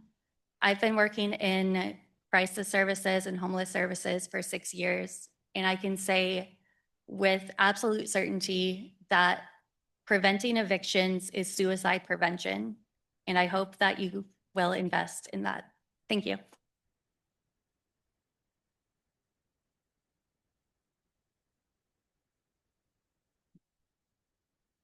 Good evening. My name is Sofiana Olivera, 66044. I'm a landlord, been a landlord for 30-some years here. Been through several evictions, and they are painful. They're not good for anybody. But as a landlord, the reason for those evictions, why they came after a lot of trying to negotiate with the tenant for payment, suggesting they go get assistance. And just there comes a point when you have to let it go and you have to file, and that is an expense. When you go to court in Douglas County, in the city of Lawrence, the judges are extremely helpful to tenants. They bend over backwards. They request mediation as a first step these days. They do not want to evict people either. But there comes a point when you are asking a landlord to be a therapist, to be a social worker. We're simple people. We're business people. We look at costs, and our asset is the building, the house, which probably a lot of us that are here put a lot of sweat equity. No, personally, like Mr. Willis, I did not start with more than $1,000 either. A lot of sweat equity. And I entrust my property to a tenant with a contract that he or she agrees to the terms that I give her my property. And there have been many, many times when I walked into a property and it's been torn to pieces, thousands of dollars. And I understand the passion of these young people and renters, but there are costs. And just to give you a small example of what costs are, 5 years ago, a smoke detector cost between $6 and $7. Today, you can't find one for less than $30. You need a minimum of 4 for a 2-bedroom. 5 years ago, a water heater cost about $750. Today, you can't change a water heater for less than $2,000. And I can go on and on. So costs are important, and this will be an additional cost that will be passed through. Thank you.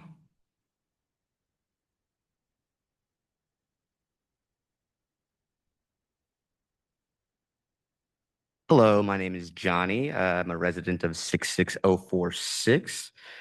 I couldn't help but notice that everybody here speaking against tenant right to counsel is at least double my age.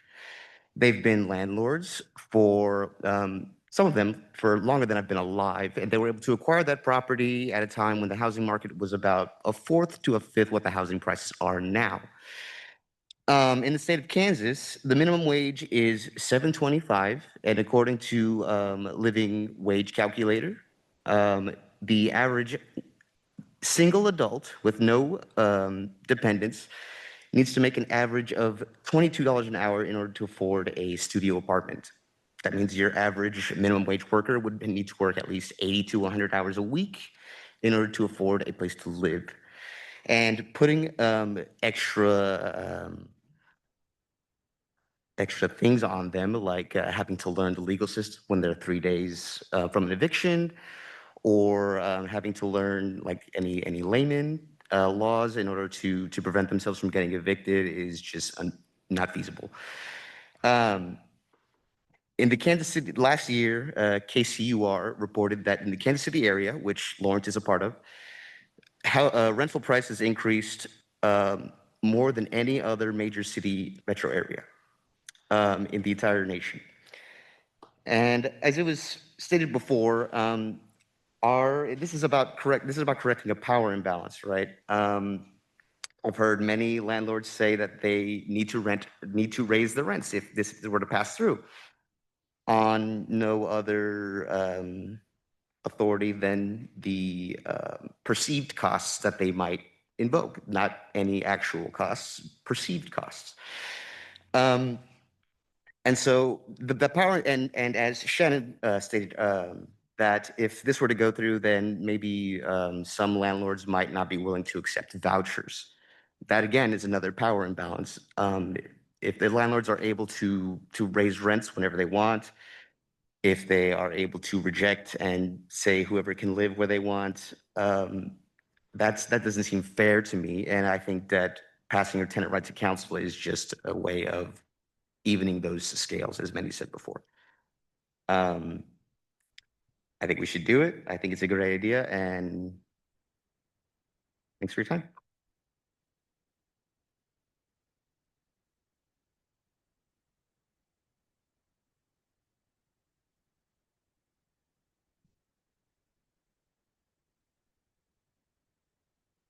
James Dunn, 66044.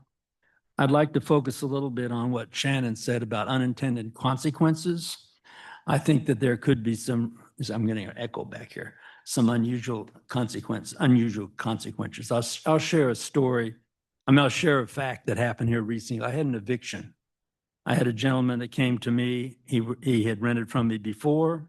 He had lost his housing at that point. He got cleaned up. He came in to me through the reentry program that the county offers. And then he had a good job. Everything was going well. Then something happened to the job. And then at that point, then people from the street came in. A lot of people came into the apartment. And then the neighbors started calling me. You got to do something about this. They're up all night screaming, yelling, fighting. And so then at that point, the Shannon's program cut off the rent.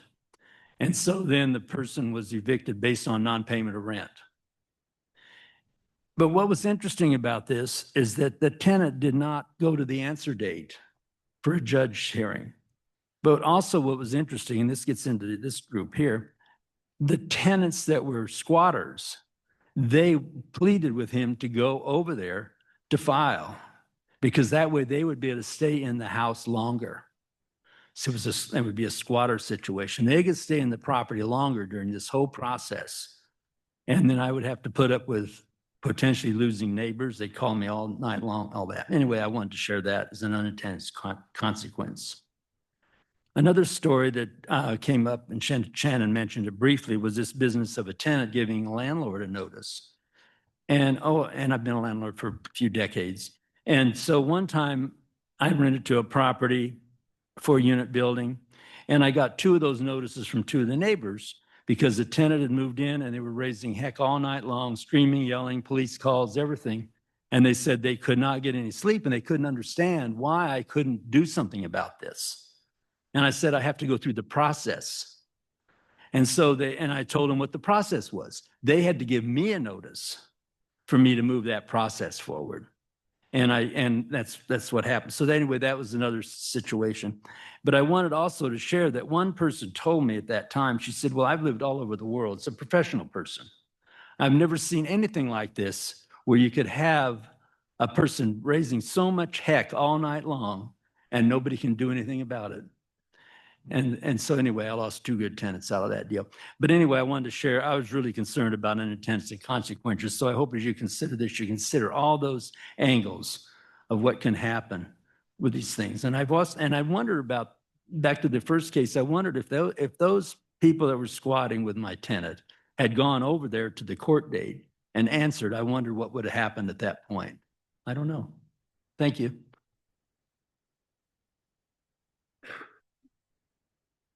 Okay, any other public comment?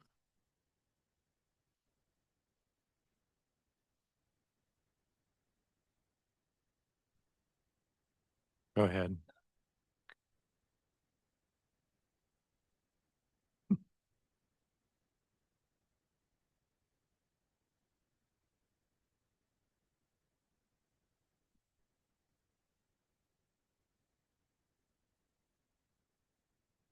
I had no intention of coming up here. My husband doesn't want me to be here. You want to give us your name? Not necessarily. I'm not a lifelong Lawrence person. I've heard a lot of demands. I've heard a lot of other side.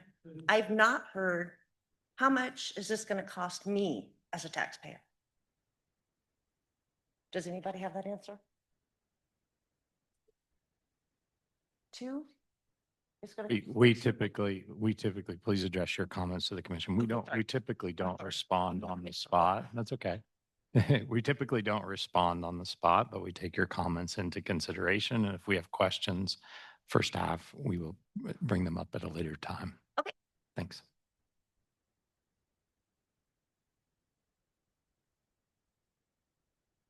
Thanks.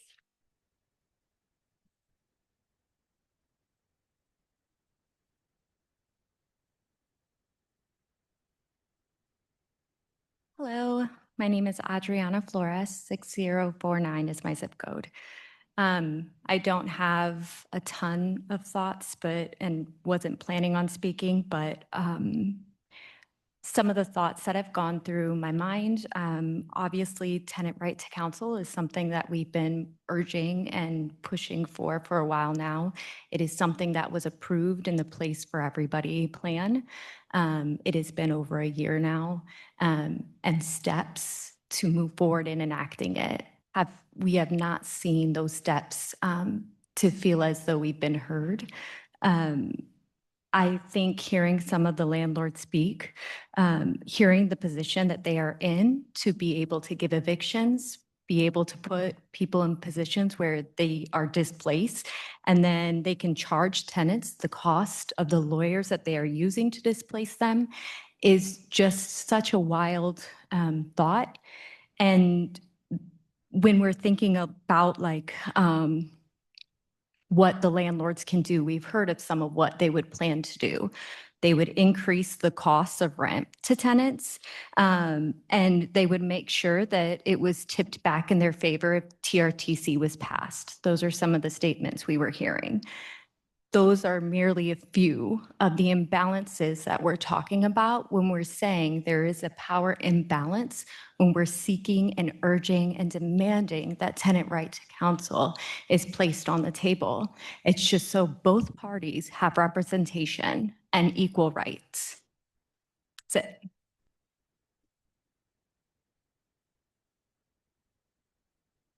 Any other public comment? Okay. Come on up.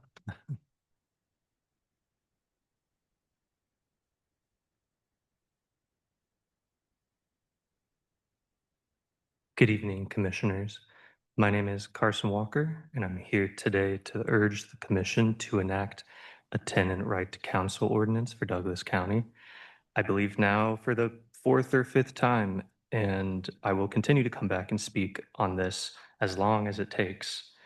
Each time we have shown up, we are presenting you with facts and raw lived experiences, never speculation. So again, I'm going to touch on the points that have been said. There is a massive imbalance between landlords with lawyer access and tenants who cannot receive legal counsel.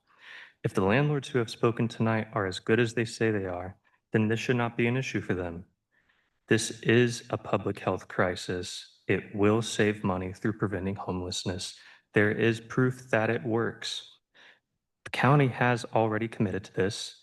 The Douglas County Housing and Homeless Plan, Place for Everyone, explicitly states that a tenant right to counsel ordinance will be introduced.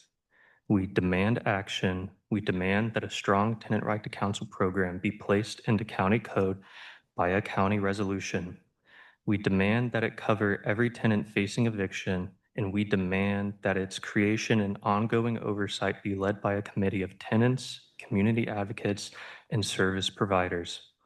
Again, you have the data, you have the moral imperative, and you already have made the commitment.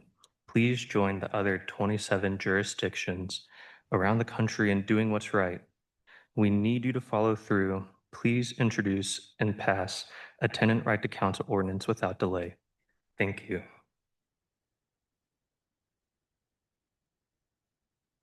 All right. Any other public comment?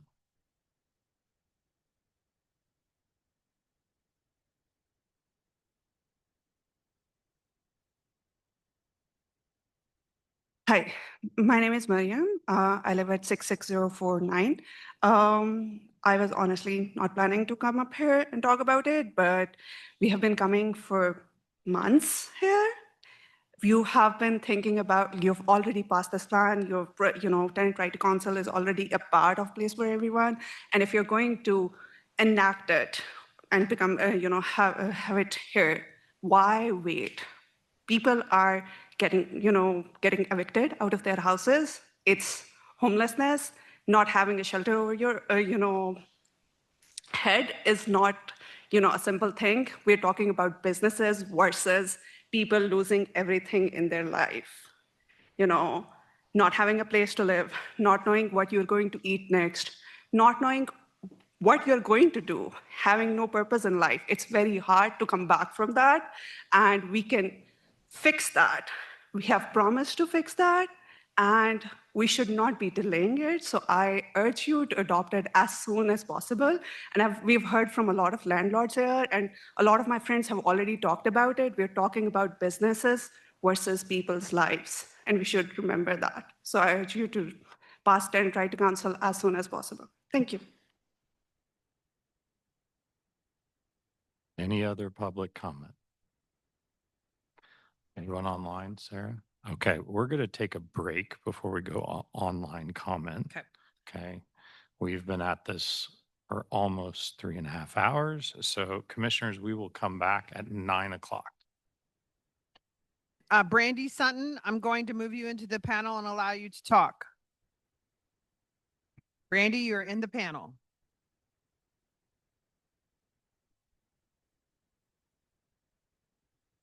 Brandy, you're in the panel if you want to Did it? talk. Oh, sorry. There it goes. Thank you, commissioners. I appreciate your time this evening. These late nights are definitely a testament to your commitment to the county. This commission has been committed to holding their budget revenue neutral and keeping things from increasing our property taxes. And while we all have anecdotal evidence of situations that have gone bad for landlords, situations that have gone bad for tenants, the bottom line is most evictions, over 95%, are non-payment of rent. The issue is not tenants' rights, landlords' rights, it's the inability to afford housing. And if we create a right to counsel, that's a budget line item in Douglas County. That directly impacts the mill levy, which directly impacts the landlord's property taxes. Those property taxes are passed on to tenants. And it's just a fact. Anytime the cost of doing business for a landlord goes up, it goes up, the tenants' rents will go up exactly the same. I'd urge this commission to look at what the real issue, which is the inability to afford to pay rent. Right to counsel, I understand why people think it's a good idea. The main issue, like Shannon said, is people have to be able to afford to pay their rent. Accidents happen, unemployment happens, inability to work happens, illness happens. We need a safety net for those people. That is where we need to be spending our money, not on attorneys. Anybody, any landlord, any tenant that says they want to be in a courtroom is a liar. The only people that want to be in courtrooms are lawyers because they're being paid to do it. We need to look at this from an analytical point of view. We all get very emotional about these topics. Nobody wants to be homeless. Nobody wants to lose their house. Nobody wants to have insecurity.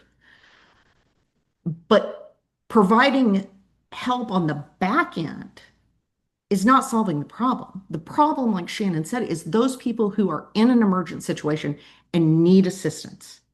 If you're going to raise the tax dollars, if you're going to put the money, you need to put it there. And, since I'll throw my anecdotal evidence out there since everybody else has, I have been in a situation with Holistic Defenders on 2 occasions. They increased the cost of eviction threefold. Both situations for non-payment of rent. The tenant did have unfortunate circumstances in both cases. We attempted to work with them. It didn't happen. And made an agreement with Holistic Defenders, and one of the tenants complied, the other didn't, and still increased the cost of eviction. Those costs are passed on. It is a business. Nobody's going to say it's not. Every time there is an expense, that is an addition to the cost of rent. I would urge you to look at the real problem, which is emergency assistance to those in need. Thank you.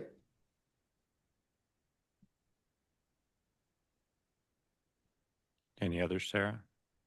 Okay. Thank you for that. We'll close public comment and bring it back to the commission.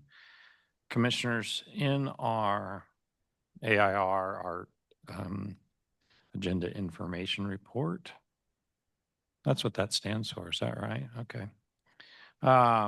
There are 5 bullets that staff has asked us to consider.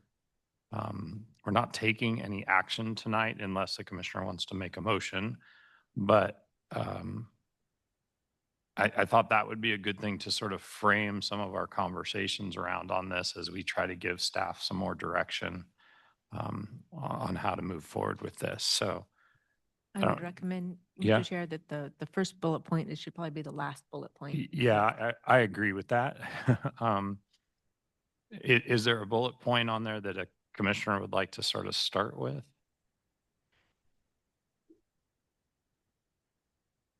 Yeah, I'll start with the the question that was posed, is it a goal to try to prevent all evictions? And I think that we have, all of our discussions have included the factor, well, I should just say the fact that it is not possible to prevent all evictions. So to me, the simple answer to that is no, because it's not possible, because for many reasons we've heard here tonight and in our previous meetings related to this topic and other things related to housing affordability in our community, is that evictions are very possible through Kansas state law, and there's a particularly aggressive timeline for them.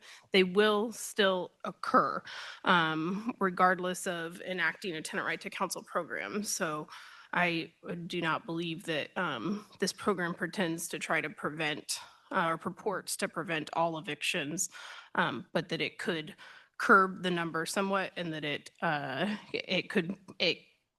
could provide the opportunity to prevent illegal evictions, however rare and uncommon they may or may not be.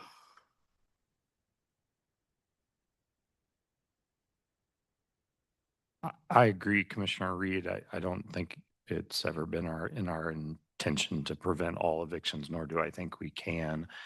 One thing I want to get a sense from the commission about is, there are, as Shannon explained it, and we've heard other times, there is evictions just for non-payment of rent, and then there is evictions that are about, that have issues around habitation or have issues around retaliatory evictions and things like that. I'm interested to get a sense if the commission is interested in supporting access to counsel or access to mediation or something that requires tenants to continue to pay the rent. That seems like a separate issue in my mind around, and a lot of good points have been raised here this evening about the challenges people have to pay rent, the imbalance there is between what people are making in wages and what the cost of housing is. I think that is certainly an issue that we are trying to address, probably, within the limitations of the burden on our taxpayers. But I'm interested to see if commissioners have any interest in talking about that as expectation around receiving mediation help, receiving access to counsel, or any of that. I'd like to ask a question that precedes this, and that is, why are we talking about this at the county? Seems to me to be a Lawrence, Kansas problem, and the solution should be at the city level, not the county. If you want the laws changed, you have to go to the state. The county is a subdivision of the state. And I heard a lot of people complain about the way the law is written, but we can't do anything about that. And in terms of who's paying for it, if 90% of the evictions are in Lawrence, why should a farmer living 5 miles south of Eudora be involved at all? So consider that also. Has the county engaged the city of Lawrence and or Eudora, Lecompton and or Baldwin to have some of these conversations? No, I'm looking for that direction from the commission, but they don't really have much to do with the district court docket. So that's a district court docket where the evictions are heard is at the district level. That's a Kansas State Court, District 7, which just so happens the outline of it coincides with Douglas County. It's Correct, not a but Douglas County court. Correct, but it's also not a municipal court at a city level either. So to Commissioner Anderson's question, this isn't an issue for municipal court. Correct, but the city could be funding it if somebody has to fund it. Sure. And from an inspection perspective, Lawrence handles all of our inspections, right? When it comes to like any of our rentals. Do we know how many inspectors we have in Lawrence, Eudora, Baldwin? Do we have capacity, right? Do we have enough inspectors? So I think we've heard from a lot of individuals that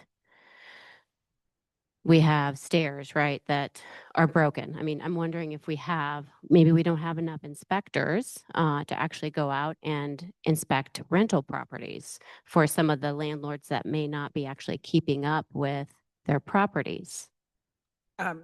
We spoke to the codes and rental inspection division for the city of Lawrence. I feel like that's a separate issue than right to counsel. If that's something the commission wants us to get an inventory of everybody's codes divisions and what they inspect and not inspect, that's an action item that staff can follow up on. I think most of the code inspections are based on complaints. I believe Lawrence has an annual or semi-annual thing, but they don't always get to them on time. So somebody has to complain to get an inspector out there. And I would say I don't think that's separate, simply because we've had so many people that have brought up several different types of complaints. So I would not consider that to be outside of the scope of what we're actually talking about here today, because I think it also came up in our last conversation as well when we talked about like a gap analysis and a policy analysis of everything that we've actually talked about. At least I recall requesting a policy analysis and an analysis of what's happening at our city levels so that we could actually make a better determination about how we should proceed with this, whether we should proceed with a policy at the city level, whether it should be a code, or if we should even truly fund anything moving forward, or whether we should have a work group consisting of tenants, right to counsel, to include a work group with our landlords so that everyone can actually sit down and truly determine what it is that we should actually craft together. Because I think what I'm truly hearing today is we have a lack of trust and a lack of collaboration. Commissioner, I'm open to feedback of what specific information you want us to bring back to you. When you say policies, are you talking about city ordinances? Are you talking about county code? I need more specifics if this is the kind of information you're looking for. So please keep giving it to us. And I just think we also need to know like what's currently on the books. In terms of current eviction law? Or in terms of what? Yeah, eviction law. So what that current is the policies Kansas we have. Landlord Tenant Act, and we provided access, that there was information on that in your packet. That's current state law. So that's everything that we have. In terms of state law, yes. Okay, and then what do we have for county code and then any city policies across the entire county? We have nothing in county code. Okay. And cities do not currently have regulations on tenant right to counsel. They, but I could get you, I understand the city of Lawrence has a sources of income. If you're talking about anything related to housing, we could get you a list of what their relevant code pieces are. That's a follow-up item the commission can ask us to do. Sarah, can I just check something? In our AIR, it says over the course of the past few weeks, county administration has met with the city of Lawrence Building and Code Enforcement. Correct. And then we have a bullet point that says the rental licensing and inspection program provides proactive, timely responses to tenant concerns regarding safety and habitability. And a majority of the landlords that work with the program staff are compliant in meeting those obligations. That's the information that you provided us, right? Correct. Okay. Yes. But if we wanted more, we have to be really clear on what we're asking. Yes, thank you. Okay. And Commissioner Anderson, I can, not to dissuade that we can have more information brought back to us by staff about these additional conversations. But that it's a pretty short list of things. The Kansas Landlord Tenant Act is what we're really talking about here. That's the only, in my opinion, quite frankly, the only law, policy, ordinance, anything that exists right now that is relevant to the tenant right to counsel conversation. Nothing else is relevant. There are other policies that have been enacted by City of Lawrence that I think offer some protections and alleviate pressures for vulnerable populations and tenants, such as the source of income, non-discrimination, and their rental licensing program and code inspection program. Those are things that get at some of the housing issues that are inevitably some of the housing issues that land in a courtroom, in a hearing with a formal judicial process.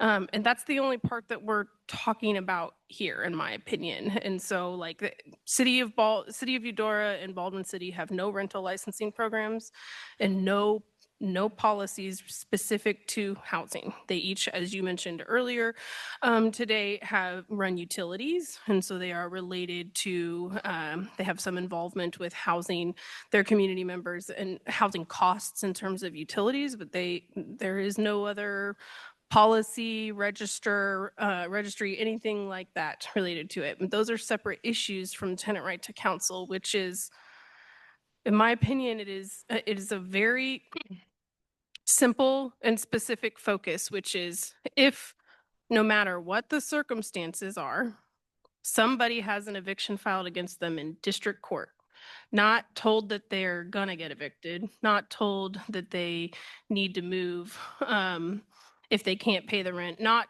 given a 1430 notice that is then resolved before an eviction is filed. But when an eviction action is filed with the court, which I think we've heard plenty of like evidence from landlords is not a super common regular occurrence and things that it's something that is regularly happening for each and every landlord, but it is something across the whole spectrum and span of landlords and tenants in this community is happening sometimes that when that happens, when we've gotten to that point, that having an eviction filed against you simply triggers a right to access legal counsel, be informed about your legal rights, which nobody should assume they should know by then. They might have, based on previous circumstances, based on asking around, based on talking to a service provider who filled things in, but they shouldn't be expected to understand anything about their rights at that point. And so all this would do is provide access to legal counsel that informs them of their rights, informs them of how strict and confining the laws are, and if they have any options, advise them how to proceed with those options, or advise them that they have no options and that eviction is inevitable, because that is the reality of many situations. And so I think like we do have to, as this board, talking about a specific tool and policy possibility and opportunity for our community, that it is narrowly focused on just that point in the system. There are other tools that we have employed, that we've invested in, and still maybe other tools that cities could stand to employ and invest more in. Those are all valid conversations and questions, but I don't believe that we should be holding up one and making an investment in one tool that we have a lot of evidence to support, that holding up an investment for that while trying to encourage other governing bodies who we have no authority over. We might have some political influence with, and some ability to help build consensus and a more holistic strategy. That's something the city and county has been doing as we implement parts of the A Place for Everyone plan and our strategies around housing and homelessness. And this is one example of that. It doesn't mean that we're doing it, stopping there, and there aren't other conversations to be had with city governments about what their role is, whether or not they can and will invest some dollars in it, because they realize that there is benefit for them to do that too, because it can cost less in emergency services over time, because it is a majority of renters in our county do live in Lawrence, because that's the majority of the population of our county. So I think that it's just important, while I hear you and agree that it's related, we still have to, as a governing body, thinking about a policy possibility that we have the authority over, to be focused on that and the viability of that, within the budget authority we have and policy-making authority we have, not contingent upon what other cities or partners are doing, because those things can still happen. Those tools can still be bought and invested in and put in the toolbox, but we have the power to put this tool in the toolbox. It's a pretty straightforward one to me. And I do hear you, but I also hear our constituents across the entire county. And being that the city of Lawrence is our biggest city, and we have heard from so many of our city of Lawrence constituents and renters, this squarely fits within the city of Lawrence policy body. And I truly do think that the city of Lawrence should be here as a stakeholder in the room.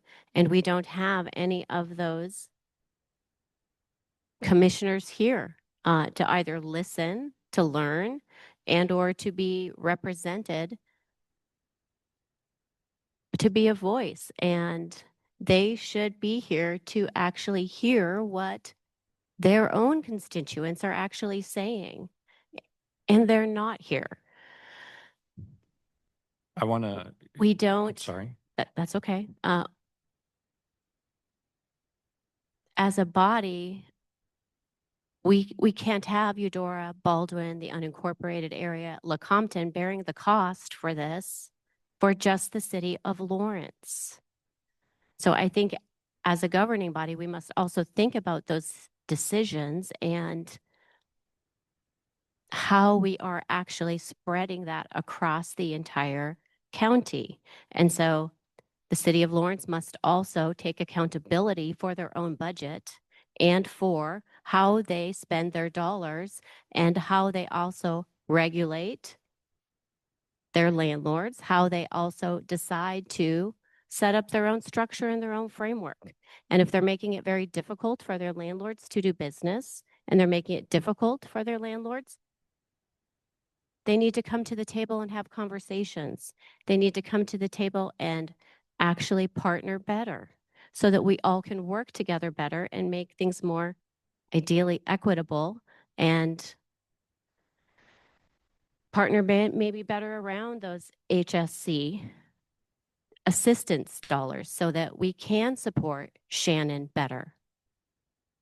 Hey, Commissioner Dorsey, I think I heard you say that you don't think it's something that we should deal with at the county. I want to check to see if we have 3 commissioners, because that sounds to me like we're done with this. Well, Is that what you're saying? A place for everyone is a joint project between the city and the county, right? Okay. Yes, agreed. And that statement was put in saying we would have tenants' right to counsel. Was it you guys or was it the city council that put that in? Yeah. So I understand what you're saying. I'm trying to determine whether we want to continue having the discussion this evening about next steps Well, or not. Can I give you some facts? Sure. Good. The district court, 7th District Court, between October 1st, 2023 and October 16th, 2025 had 1,189 evictions. All of those except 53 were for non-payment of rent.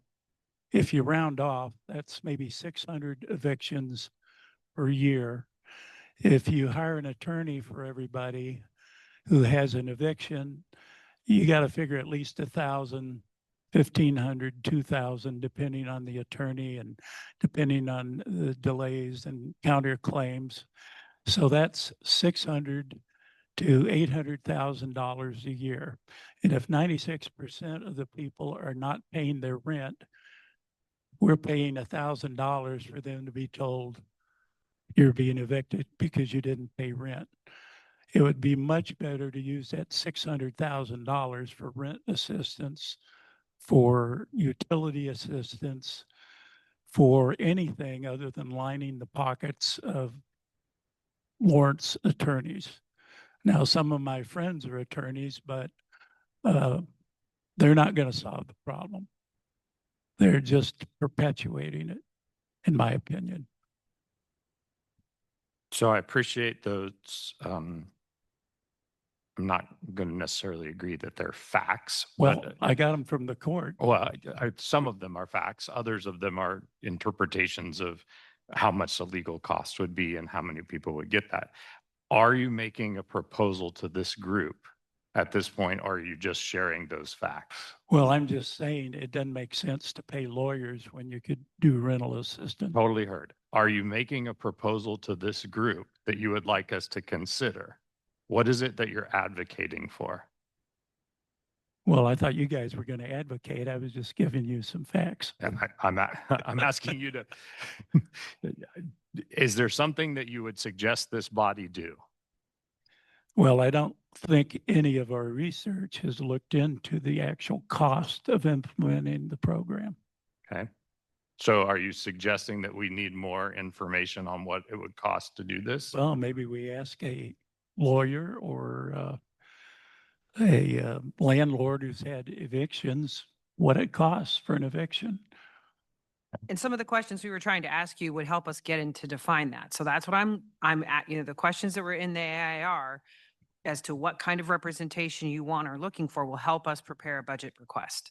And then staff then can contact the necessarily folks to get those estimates. I don't think there's any point in hiring a lawyer for somebody who hasn't paid their rent. If there's some kind of landlord issue where the person isn't keeping up the property and the tenant wasn't going to the city to complain and file a complaint against the landlord, then maybe they do need legal help. Financial education would be helpful too. I've heard a lot of people don't know what their rights are and what they're doing. I just hate to line the pockets of lawyers when there's better uses for the money that would actually help people and not attorneys. Well, attorneys are people too, but. Commissioner Dorsey, I think, part of what we directed staff to start gathering information about at our last time we had this discussion and to bring back to us. And to be fair, the staff report we have doesn't have this granular amount of information, but I know that through their conversations with the two nonprofit legal firms that currently provide support and some level of representation for tenants in these cases, that staff have begun to at least be able to get a sense of what their hourly rates are for the staff that they employ, some sense based on the experience that each of those firms have had on, how many, up to how many hours could a potential case, a contested case that would go all the way to trial take versus providing basically legal aid and short-lived assistance, if you will, at the answer docket or for not long after, because the facts are the facts and there is not a viable resolution under Kansas landlord-tenant law. So I do believe that staff have at least begun to get some of that preliminary information. Now, knowing exactly how much a full program would cost it is difficult to discern completely until we've got some more work underway and that we can really pilot something. And so, and I also think, we've heard a lot of strong arguments for it, and I tend to agree with them. And I think that there's a ton of empirical evidence in other communities that over time, investment in this program, it will be a pretty consistent and become a pretty consistent and predictable cost, for one thing, and should and will, has in other communities, show a lowering of costs in other areas that we are already invested in. So it is sometimes we have to figure out how to layer on additional options or backstops, which is what I think tenant right to counsel is, to other programming and investments that we've made in the community to ensure that they're working. I agree 5,000% with everybody in this room who has said we need more rental assistance. Yes, and we also need for people who at a moment of acute crisis, no matter what choices, behaviors, actions led to them being in that acute moment of crisis, the non-payment of rent. There's a reason for non-payment of rent.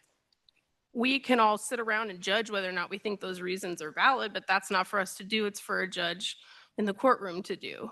And the only way for a tenant to be able to know if anything they have to say is valid under Kansas Landlord-Tenant Act, anything they have to say could or should be presented to a court, is to speak to an attorney first. And attorneys have laws and ethics rules that govern their work. But first, they have to operate under Kansas state law. And so every discussion they're going to have with the tenant would be within the confines of what is possible, allowable within Landlord-Tenant Act, and what rights and responsibilities each party has.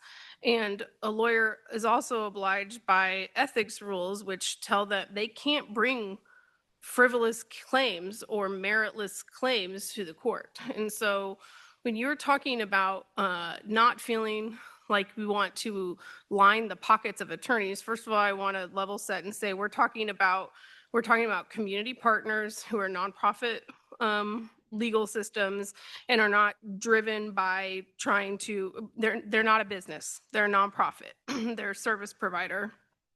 And they also are going to be bound by the laws and the ethics rules and what they can and can't bring to a judge in a courtroom versus having to have an unfortunate and discouraging conversation with somebody that the reality is there are no other options besides moving out. And back to, public comment that we heard from Sam at Kansas Holistic Defenders, that the only outcome oftentimes is a negotiated move out date and agreement to then dismiss the eviction action so that there's no continued harm for that tenant, and so that the landlord has a predictable date in which they get their property back. That is going to be a very common outcome, even with tenant right to counsel. And I really do believe that this is a strategy that provides a backstop to help support and bolster the success of other strategies that we have in this community. It promotes fairness, it promotes equal access to justice, it promotes the idea of cooperation and negotiation and seeking alternative options such as volunteering to go to mediation, considering that they can draft a mutual termination of the lease themselves, that there are other alternative options that can be considered before filing the eviction. And I think that this tool helps promote all of those things.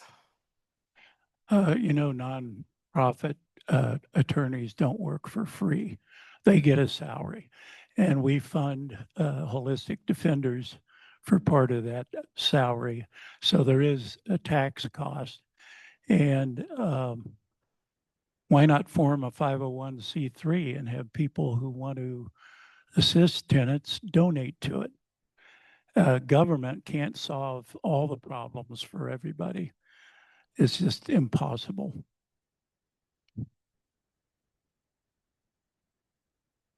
Commissioner Reed, you mentioned that some of the costs have been calculated.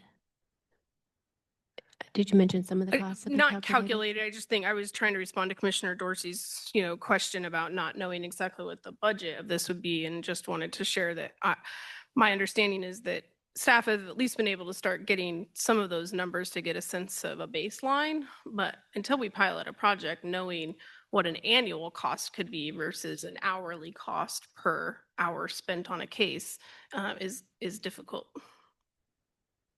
So with some of that baseline, Sarah, Jill, and team, do you have any idea what some of that baseline data is for the cost? Well, I would say I don't feel comfortable with a good faith budget at this point. I think we've gathered some information about, particularly from the city of Topeka, and what they've done with Kansas Legal Services. But let's be clear, that's not, they do not provide full representation to everyone. They have a budget they have to live with, and they prioritize cases. So that's something I would like feedback on. If you want, would you want something like that, where I have a cap and then those attorneys have to prioritize cases? Or do you want to ensure that anybody who walks in the door has access to it, which means I really can't have a budget cap on it? So that's a good piece of feedback I really need in terms of to bring something back to you. What about the mediation program in Johnson County? If you would like us to provide you with estimates from Johnson County as to how much that costs, although I think it's in your packet, Jill can look and pull it up as to what Johnson County. No, I just meant as a program rather than attorneys. Yes, the cost, I think the costs of that program are in the packet, but if not, that is something we can bring back to you. Because part of what it needs to, I'm going to be really honest, we've had 3 conversations about this, and I've invested dozens of hours of staff time on working on this. I need to know if I have 3 commissioners' support to continue to work on it. Because at a certain point, if we don't have a majority that is interested in continued support and investigation, then we've got other things we can spend our time on. So that's why I'm trying to get some feedback from you all in terms of what do you want us to look at? And I believe on page 28 of 202, it talks about what the mediation program costs in Johnson County, and it was $140,000 in 2024. Plus, they had a very significant rental assistance amount at that time. Page 24 has what their pilot program cost for 90 days in September 23 to the end of the year, with a $12,000 allocation from the county commissioners to pay mediators a set $250 fee. And our understanding is the City of Topeka program, which is not full representation, but a larger jurisdiction, is around $85,000 this year. Some get full representation, but they definitely they have to prioritize clients. So those are the kinds of price estimates I have. My support hinges on collaboration. I really would like to see collaboration, because I think, as I stated earlier, what I've heard tonight is a lack of trust across the board. And I would like us to improve trust and collaboration, across the board, so that if anything, what we get out of this is improved relationships. So Commissioner Anderson, I'm interested. I love collaboration. Like, yes. And there's nothing in our authority, as Commissioner Reed pointed out, that forces collaboration. I think I would argue we had an item, the previous item on this. We're not getting the collaboration that we'd like to see from the city when it comes to Lawrence Douglas County Fire and Medical, right? So certainly I would like that. I think they could argue that their rental inspection is their way of collaborating, right? There are things that they can do. I think just as we discussed in July at our budget hearing, sometimes we're going to have to take the first step here, or do what we feel is right.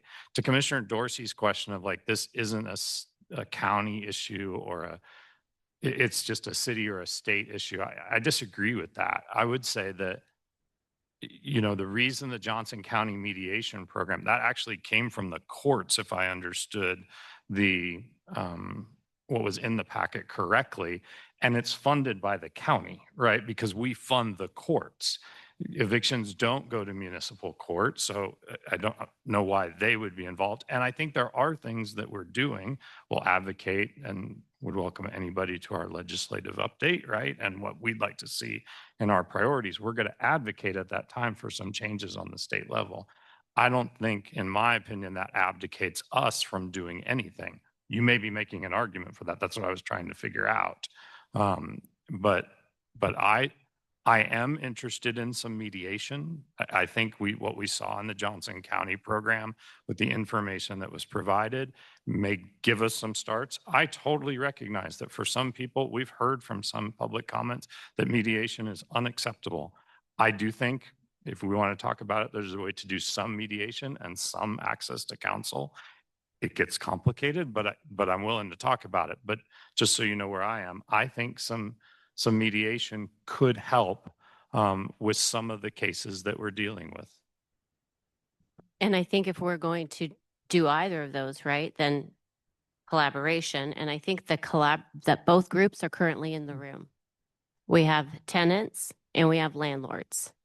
And I would like to see both of them at the table crafting what needs to be crafted. So whatever it is that we come out with, we have both sides of this pendulum. Actually, right? We have both sides of this pendulum supported. And that ideally, everybody comes out, hopefully, trusting each other just a little bit more. Anderson, go ahead, Commissioner Dorsey.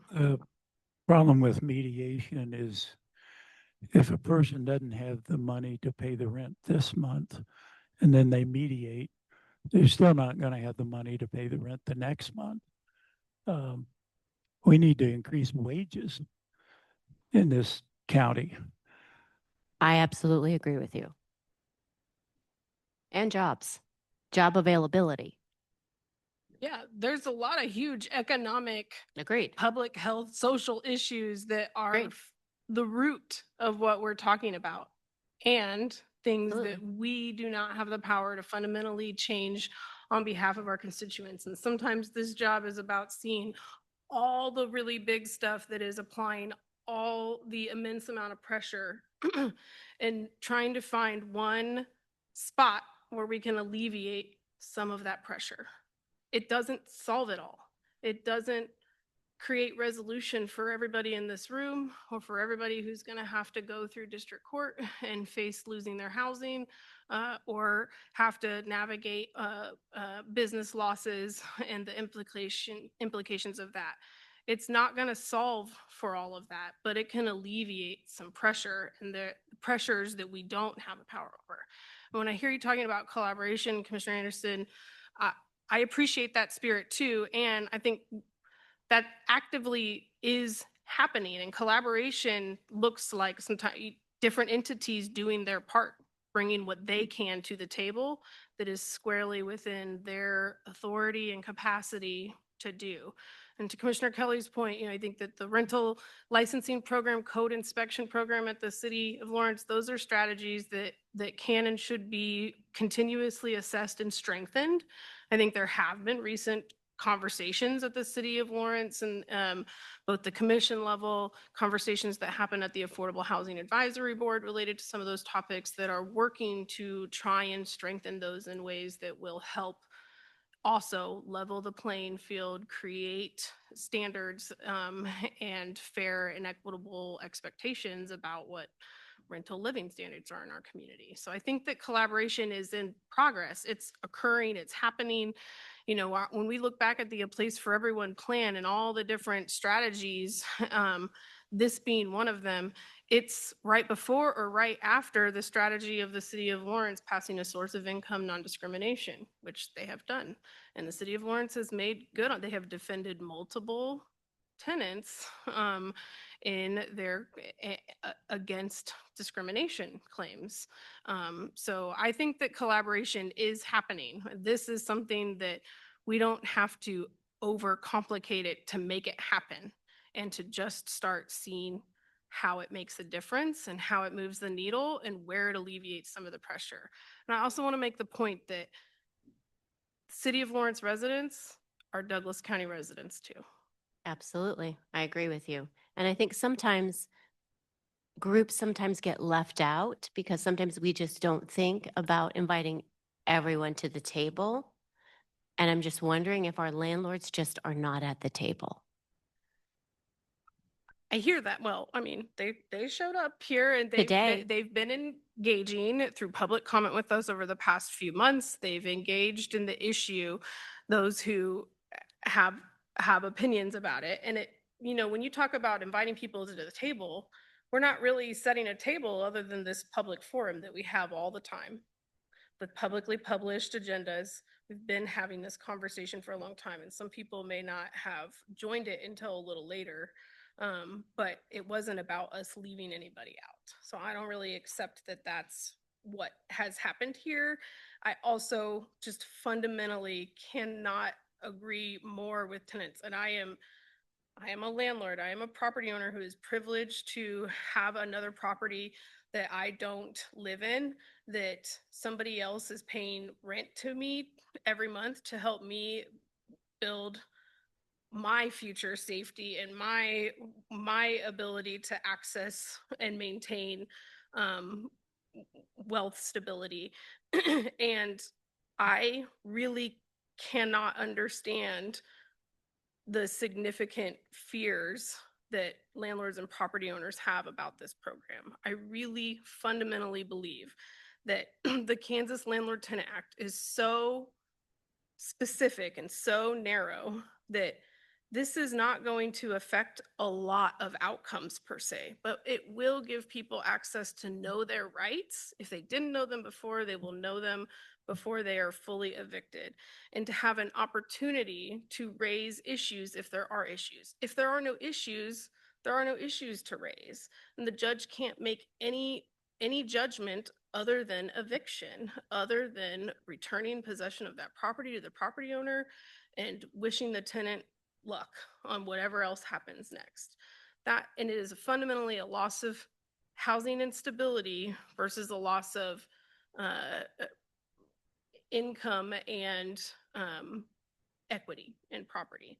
And those are like, that's a very inherent different balance of what is at stake. And so I feel so strongly that this is like a very moderate way of tipping the scales to balance it out a little bit for tenants. It's such a moderate thing, and people will still be evicted even with this program. And my reference is to the A Place for Everyone table and or to the prior work group. I am not sure if the landlords were either involved in either of those conversations, since I was not involved in that. And when I heard from the landlords, every landlord that reached out to me basically said, I did not know this was happening. I did not know this work was happening. I have not been included. Please include me from now on. I would like to have a voice at the table. So now they're here. They're having a voice at the table. And so if we're going to continue and move this work forward, it would be great if we could allow them to have a voice at the table. And as I stated earlier, have both sides of the pendulum represented. If we do any work moving forward, ensure that whatever we develop has no bias and we have both sides represented. And I don't know what it is that we are actually going to craft, right? So if it's going to be a program, if it's going to be a policy, whatever that is, just ensure that both sides are represented in whatever it is that we do so that we don't have any gaps or whatever gaps it is that we've identified, right? That we close those gaps for all parties.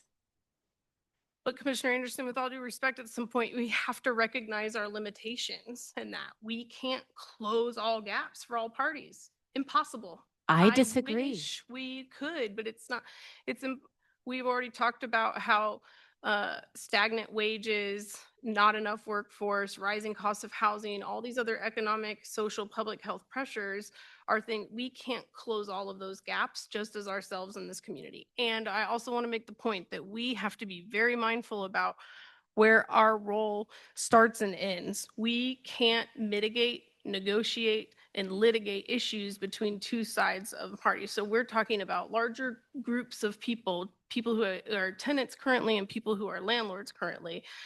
But there's a million and one versions of each of those and choices that they make in different circumstances of their lease agreements, all of those things, all of those factors, different ethoses about how they approach their relationships, what terms they put into their contracts. Those are contracts and they can only be litigated and negotiated in a legal process. We can't play that. We can't negotiate an agreement between all landlords and tenants in this community. And that's not what our role is. That's not what we should be trying to do. I think we should be trying to shore up a leaky spot, if you will, where it is one gap that we can potentially close by ensuring that people who don't have landlords who don't have a legal valid reason for evicting somebody don't just get a default judgment. And it's not my intent for us to write anyone's contract. It's my intent to bring both parties to the table, to hear both sides, and to ensure if we do have gaps that we address them. Commissioner Willie, I saw you trying to jump in there. Just saying it's the longest I've been silent since you've known me. I'm interested in the Johnson County mediation program. And the reason I look at that in particular, I think there's things to dig into with it. We talk about leveling the playing field, one side having an attorney and the other not, therefore paying that both sides have an attorney. The other way to even that is if neither side has an attorney and we work for, more upstream in the process within that 3-day window, which is very tight. And that's what interests me about the framework that the Johnson County mediation has. I've never known more lawyers to save anyone money. Adding more lawyers tends to get expensive. So the question is, there are times when it needs to go to that place. It needs to go to in front of a judge. But even a lot of what I heard from Sam at Kansas Holistic Defenders about like negotiating, a move out and returning the property or a payment plan, like those all things sound like mediation. They could either be paid for relatively inexpensively with mediators or very expensively with attorneys on both sides. So that's what I think that program could do, could teach us would be and vetting those scenarios when this is one of those, if we want to say 5% or whatever that would be of evictions that are not processed correctly, or that there's a case to be made there, and maybe that's what flags Kansas Holistic Defenders for the few that they can take, or Kansas Legal Services to step in, because we've now learned a piece of the puzzle, like when is that need? Because to Commissioner Dorsey's point, if non-payment of rent is the only issue, then there's only one outcome for it.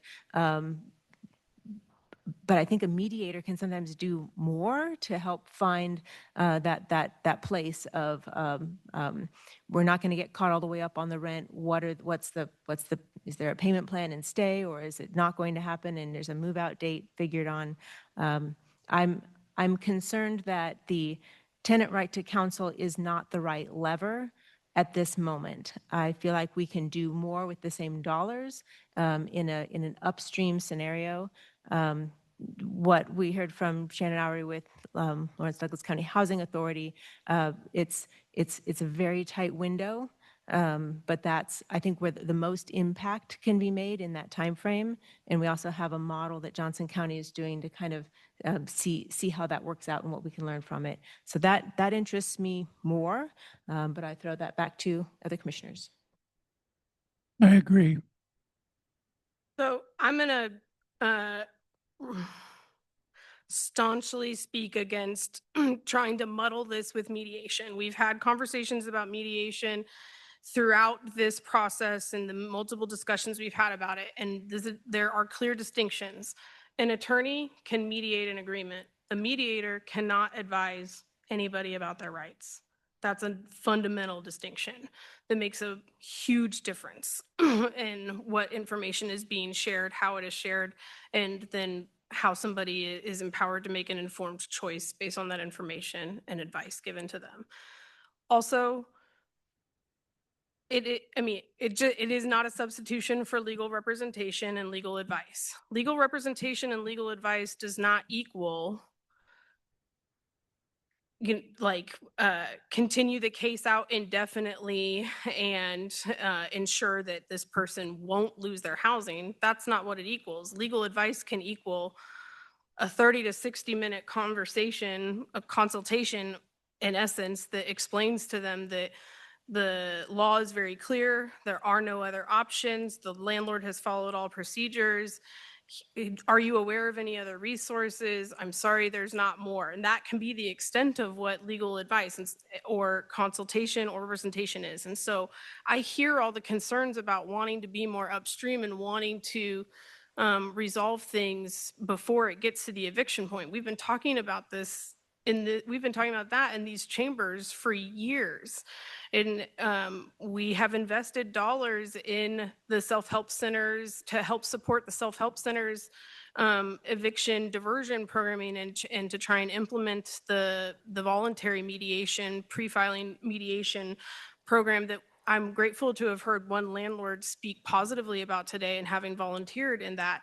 But in all these years of us talking about that program, we haven't gotten any outcomes from it because people aren't using it or are barely using it. And we've not gotten straightforward results and outcomes as a result of that program. And that is something that can and still be in place. And in my opinion, I'll say it again, can be bolstered by and promoted by having tenant right to counsel, because it's an alternative option that can be chosen that's theoretically less expensive, free if the program continues to be offered in the way that it is by self-help center. I don't know what the future of that entails per se, but that is either a free or a more affordable option to access as an alternative to filing for an eviction.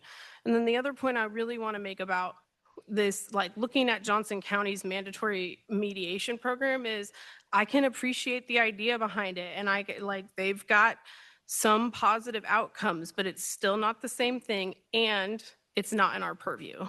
It is 100% in the district court's purview to determine if mandatory mediation is something that the court is going to order in every district court eviction case. We can't make that decision.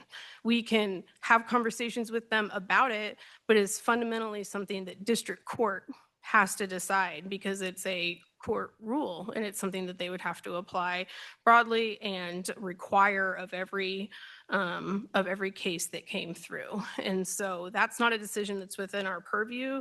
And I also don't think that it's a solution that gets at the same thing. I think that mediation is still something to promote and support and maybe even consider a different way of investing in the future if we can gain some traction. But so far, all of the attempts that have been made at funding mediation programs between landlords and tenants in this community have, frankly, they've fallen flat on their face. There have been no meaningful outcomes, none.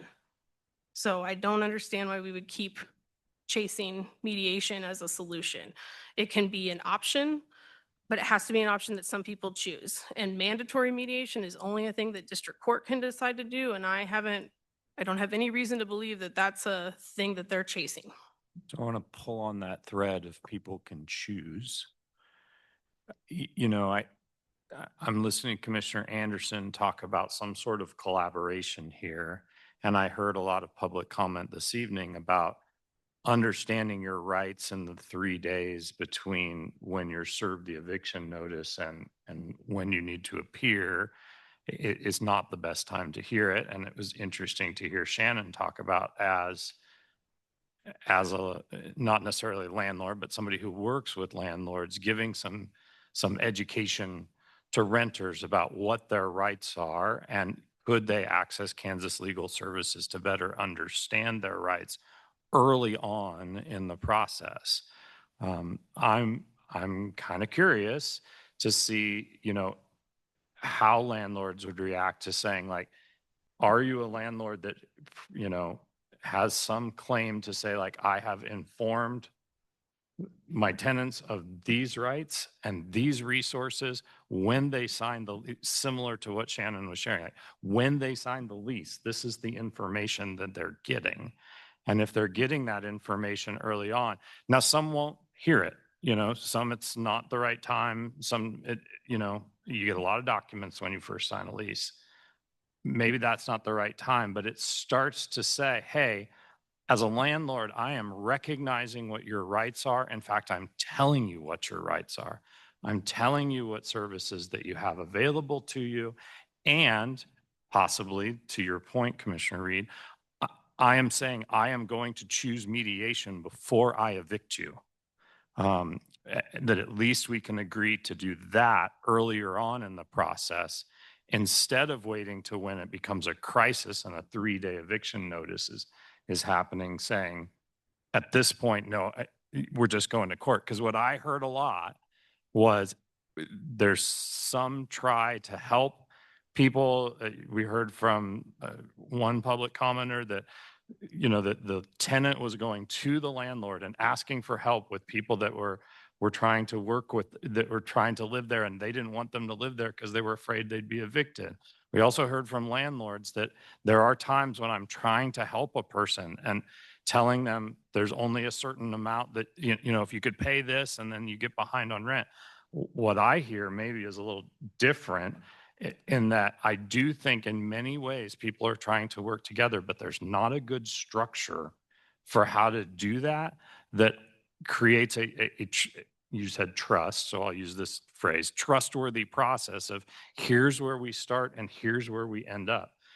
That doesn't take away anybody's right to get counsel or use counsel. I think there may be situations where we still want to have access to counsel available to people, but I think there needs to be some way to start helping people understand their rights early on. I think some landlords need some education on what the Kansas Landlord Tenant Act is. I've visited with some landlords. I'm sort of surprised what they don't know as much as what they do know. So I don't know if there's a system for that, but I'd be interested in hearing commissioners' responses to that.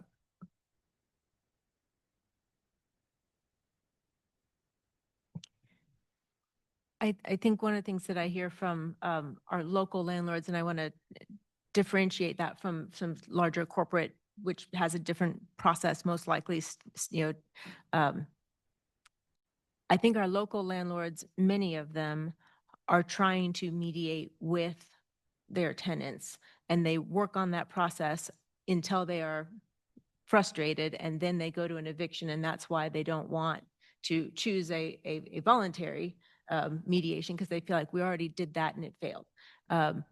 Moving that forward in the process so that people have, that both landlords and tenants have access to a third party that they can work through earlier in the process when there's still more options on the table, I think would be very important.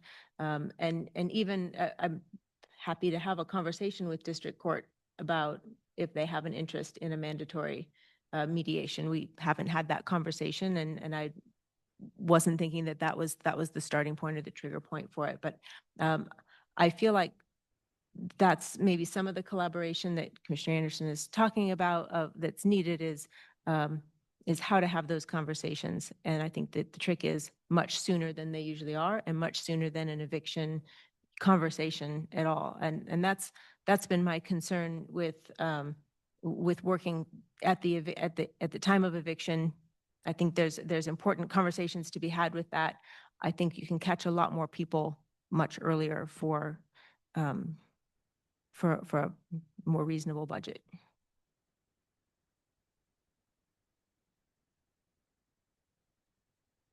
Commissioners, I'm feeling like we're really trying to overcomplicate this. And I'm just gonna be real frank with you all. It's frustrating for me because it feels like we're regressing in the conversation after having had a lot of progress in this conversation. And to echo the point of many public commenters who have been here repeatedly with us over recent months and who have been doing work throughout the work group that existed before these public meetings and conversations about it. It has been a conversation that's been ongoing in this community for more than 2 years at this point, in these commission chambers for close to a half a year, in earnest, in-depth conversation. And so far I've been feeling like there's been some real support and interest from the commission and the direction that we've given staff to bring back more information, to get more details. And now this regression in the conversation and trying to overcomplicate it and restrict it is a little confusing to me because, well, for the very simple reasons that we heard repeated in public comment multiple times. It's the right thing to do. There's empirical evidence from multiple communities that support this. It is a public health problem, and we work to address public health problems in this community, and we do so robustly. And let me make sure that I reference it correctly. It has been, this planned strategy in a place for everyone, which is a commitment that the city of Lawrence and Douglas County made.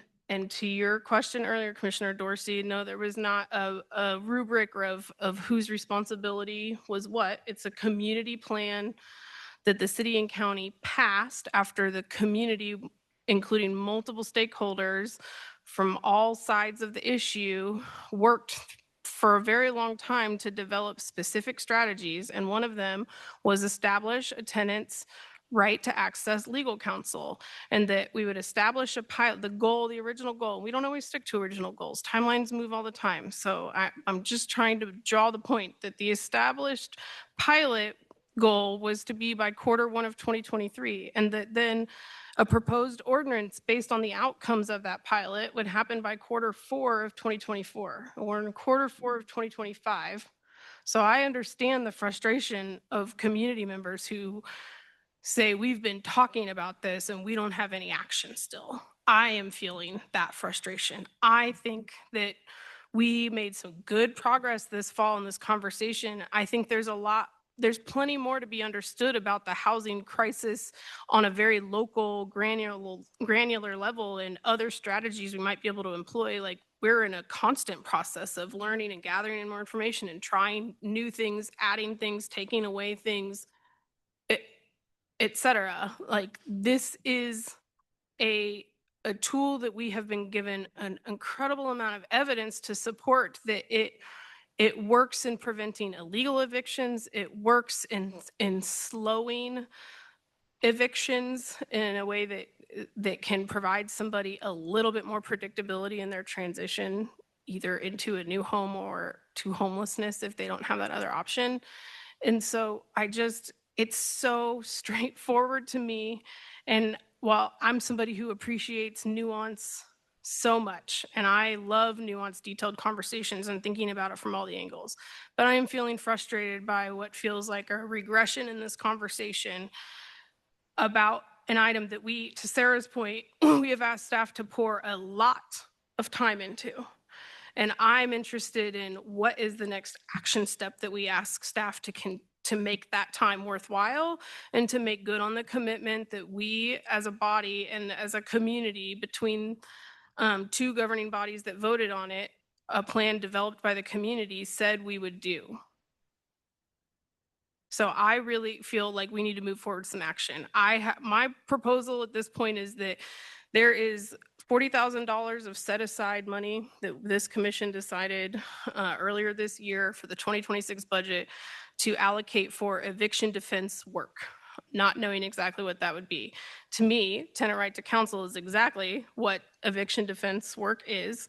40,000 is not going to be representative of a full budget, but what we do know is that we have a community partner, Kansas Holistic Defenders, who currently has specific funding that goes through, I think, 75% of the next year at least. That they're already doing this work. A lot of the data that we have locally is because of the work that KHD has been doing based on that grant, which has had its limitations.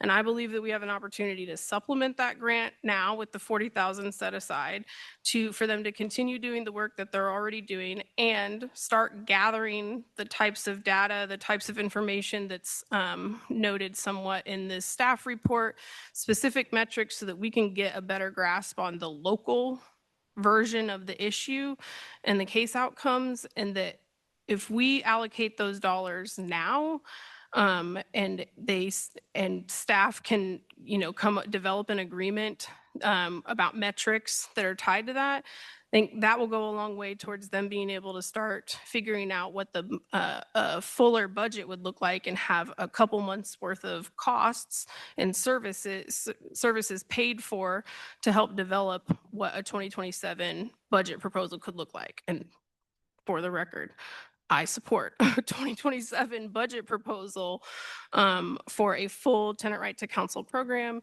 that does not overcomplicate and restrict access to legal counsel in a already very specific and narrow moment in time for some people in our community. I don't believe that the cost will be so burdensome that it'll make many of us balk, to be honest, even though I know we can't put a number on it yet. And I don't think that we need to overcomplicate it by trying to determine what types of evictions or certain lease agreements might get you out of, or might lend itself to you having other options. I just don't, we can't overcomplicate it. Look, those judgments have to be made by a judge in the court. What we can do as a local governing body who has the authority to make policy in the best interest of our constituents and to try and help address issues that we're trying to address, which is homelessness and housing affordability and public health and mental health support and crisis. All those things are related to this, and it's just one tool in the toolbox. That's all that it is. And I really support that we move forward with taking some action to allocate dollars that we set aside for this type of work now, give staff time to gather that information over the first few months of 2026 and be able to come talk to us in spring about what they've learned so far about that and what they're thinking about a possible budget proposal for 2027. I think that that's the trajectory that we should move towards. And so I'm interested to hear if other commissioners have any thoughts or reactions to that as just a tangible next step that we can take and continue the conversation still, but let's start somewhere.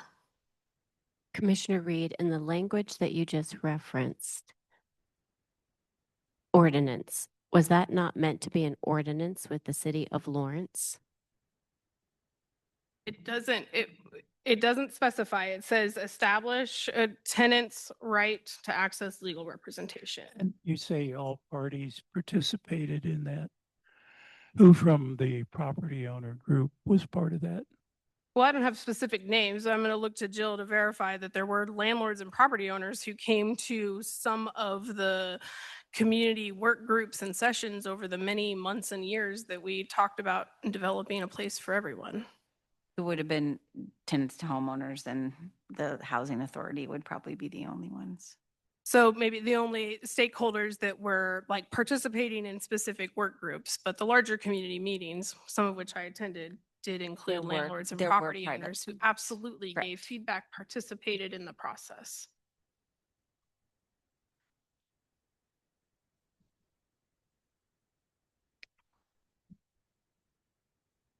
Commissioner Reed, I appreciate and I hear your frustration, and I think you echo some other frustration that we've heard this evening.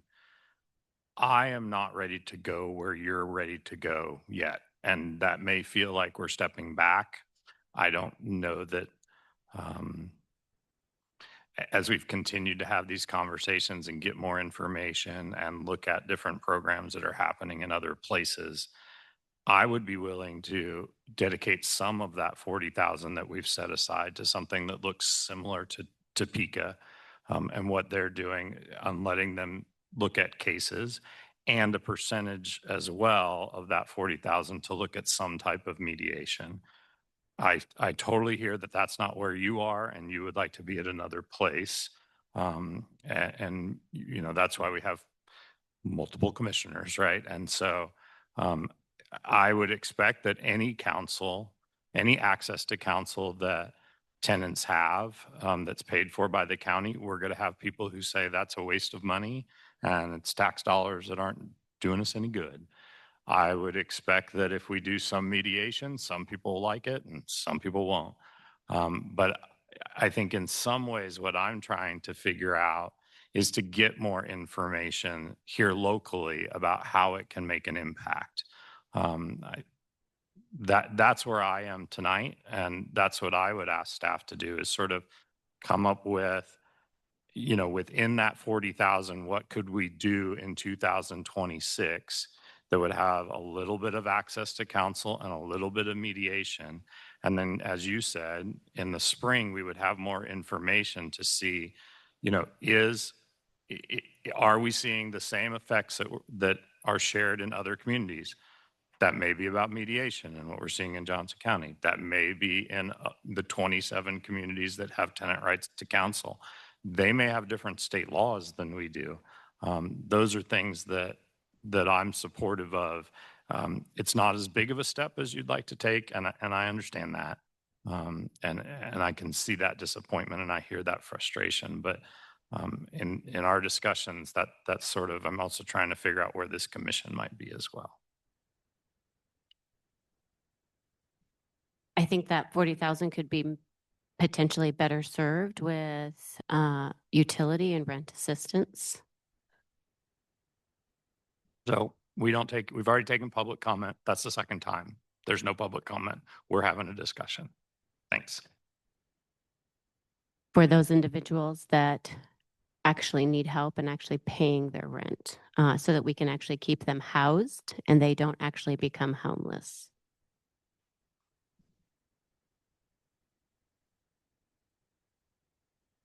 And I'm happy for that 40,000 to be adding to our understanding of this larger problem around mediation and counsel and those things, as Commissioner Kelly has suggested. So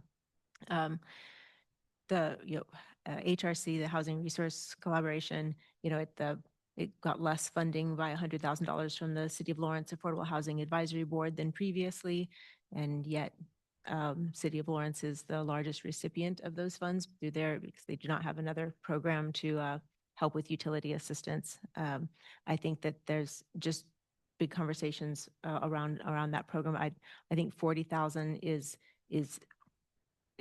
not enough to. I mean, I think 40,000 is not enough to really be a big part of that program. It needs larger dollars than that, and I don't want to miss out on the things that we are talking about and need to be learning from at the same time. That made sense.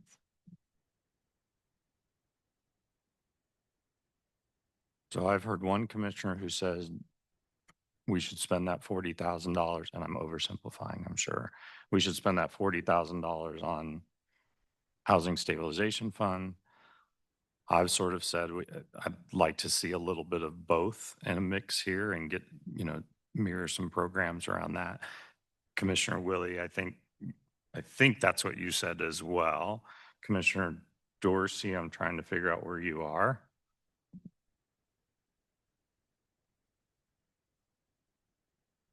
Restate what you're suggesting again.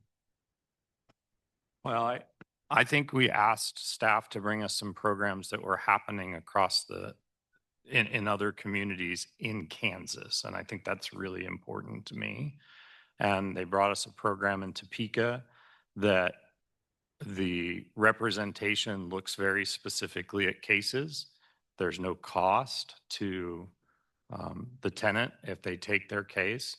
It's a limited amount of money. It's not a whole lot. It will tell us something. I also think we looked at a Johnson County case, and to Commissioner Reed's point, I'd want to understand more, have conversations with the courts. It may not be mandatory. It may be something agreed. And Commissioner Reed made the case that all of those have completely fallen flat. I'm wondering if there's some ways, if we assume that's true, I'm wondering if there are some ways that we could involve some different parties in making sure that kind of opportunity of mediation is something, so maybe there are some landlords that advertise, that they are a landlord that will do mediation before eviction. Like that's what they have agreed to, and that they will share with prospective tenants, like these are your rights and these are the resources you have. So that's what I'm suggesting is something along that line.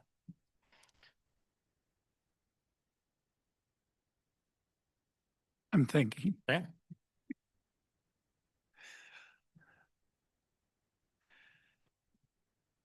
I sat with a lady who's a mediator in Johnson County yesterday evening what was the name of our exercise?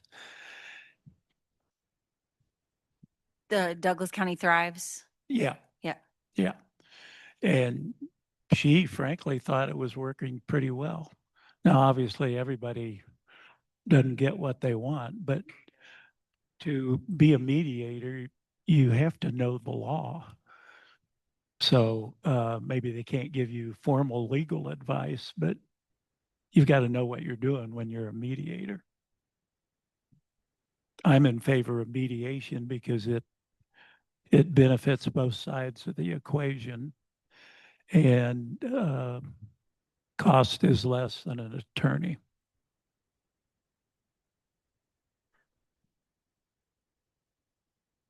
Just for the record, attorney at KLS or Kansas Holistic Defenders does not cost $250 an hour. And Johnson County is paying mediators $250. So it's not a given that mediation is cheaper than legal counsel. It is not a given. There's no facts to support that. And it is not the same thing. Attorneys can mediate. Mediators cannot give legal advice. There's a difference. So Go ahead, Sarah. I'm hearing that staff could bring back some information, maybe a more full presentation of the Johnson County mediation program, have some conversations with district court about that program and what they've learned or openness to some of those things. And then also additional information related to the sort of access to counsel program similar to what's at the city of Topeka, starting from a framework of the $40,000 as a budget to start with. That was my suggestion. I want to make sure I've got the majority of the commission that's willing to work on that. I'm seeing head nods from Commissioner Willie and Commissioner Dorsey. I would just say one more thing. In 2027, if we develop a more robust program, we've got to figure out what other social program we're going to cut to fund it. That's a decision you can make in the 2027 budget.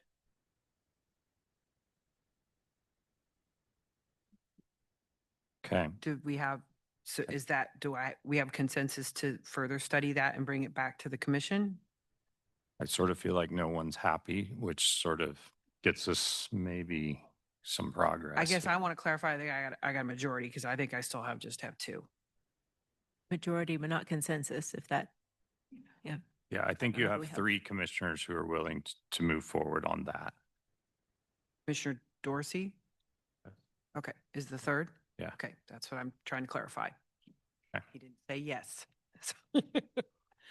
Okay. All right. Thank you. That's helpful, commissioners. All right, we'll finish that item and we'll move on to appointments. Thank you all for being here, folks who came this evening. I don't believe we have any appointments for the night. Okay, we'll move on to miscellaneous and we'll start with Sarah's memo. Commissioners, my updated memo is attached. I'm going to pull it up real quick. There are this is our last commission meeting of the year. We will start again on January 7th. We're already planning agenda items for that meeting. I don't have confirmation on the judge's lunch yet. I'm still working on that. So we will get you some information on that.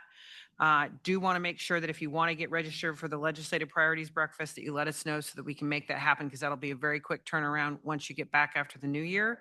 And just wanted to highlight, there was a news release on it that the county's unified command has launched the website for the World Cup activities. So please share that. That's going to be our hub for information as we go forward. And I know it's been a really long night, commissioners, and I do not want to belabor this, but I really want to thank you for your tremendous service in 2025. This has really been a monumental year for us as an organization and as a body of five. And in many ways, I think what happened tonight is exemplary of the work that we've been brought here to do and to discuss. It's my honor and privilege to work for you all. It has been an incredibly challenging and rewarding year. I think you all feel, we probably all share that together. And I just don't want this year to end without expressing my appreciation for your service in this work. I wish everyone had stayed to hear that, because the job you do is incredibly hard and difficult, particularly on nights like tonight. So thank you. That's all I have. Thank you, Sarah. Commissioners, any miscellaneous items?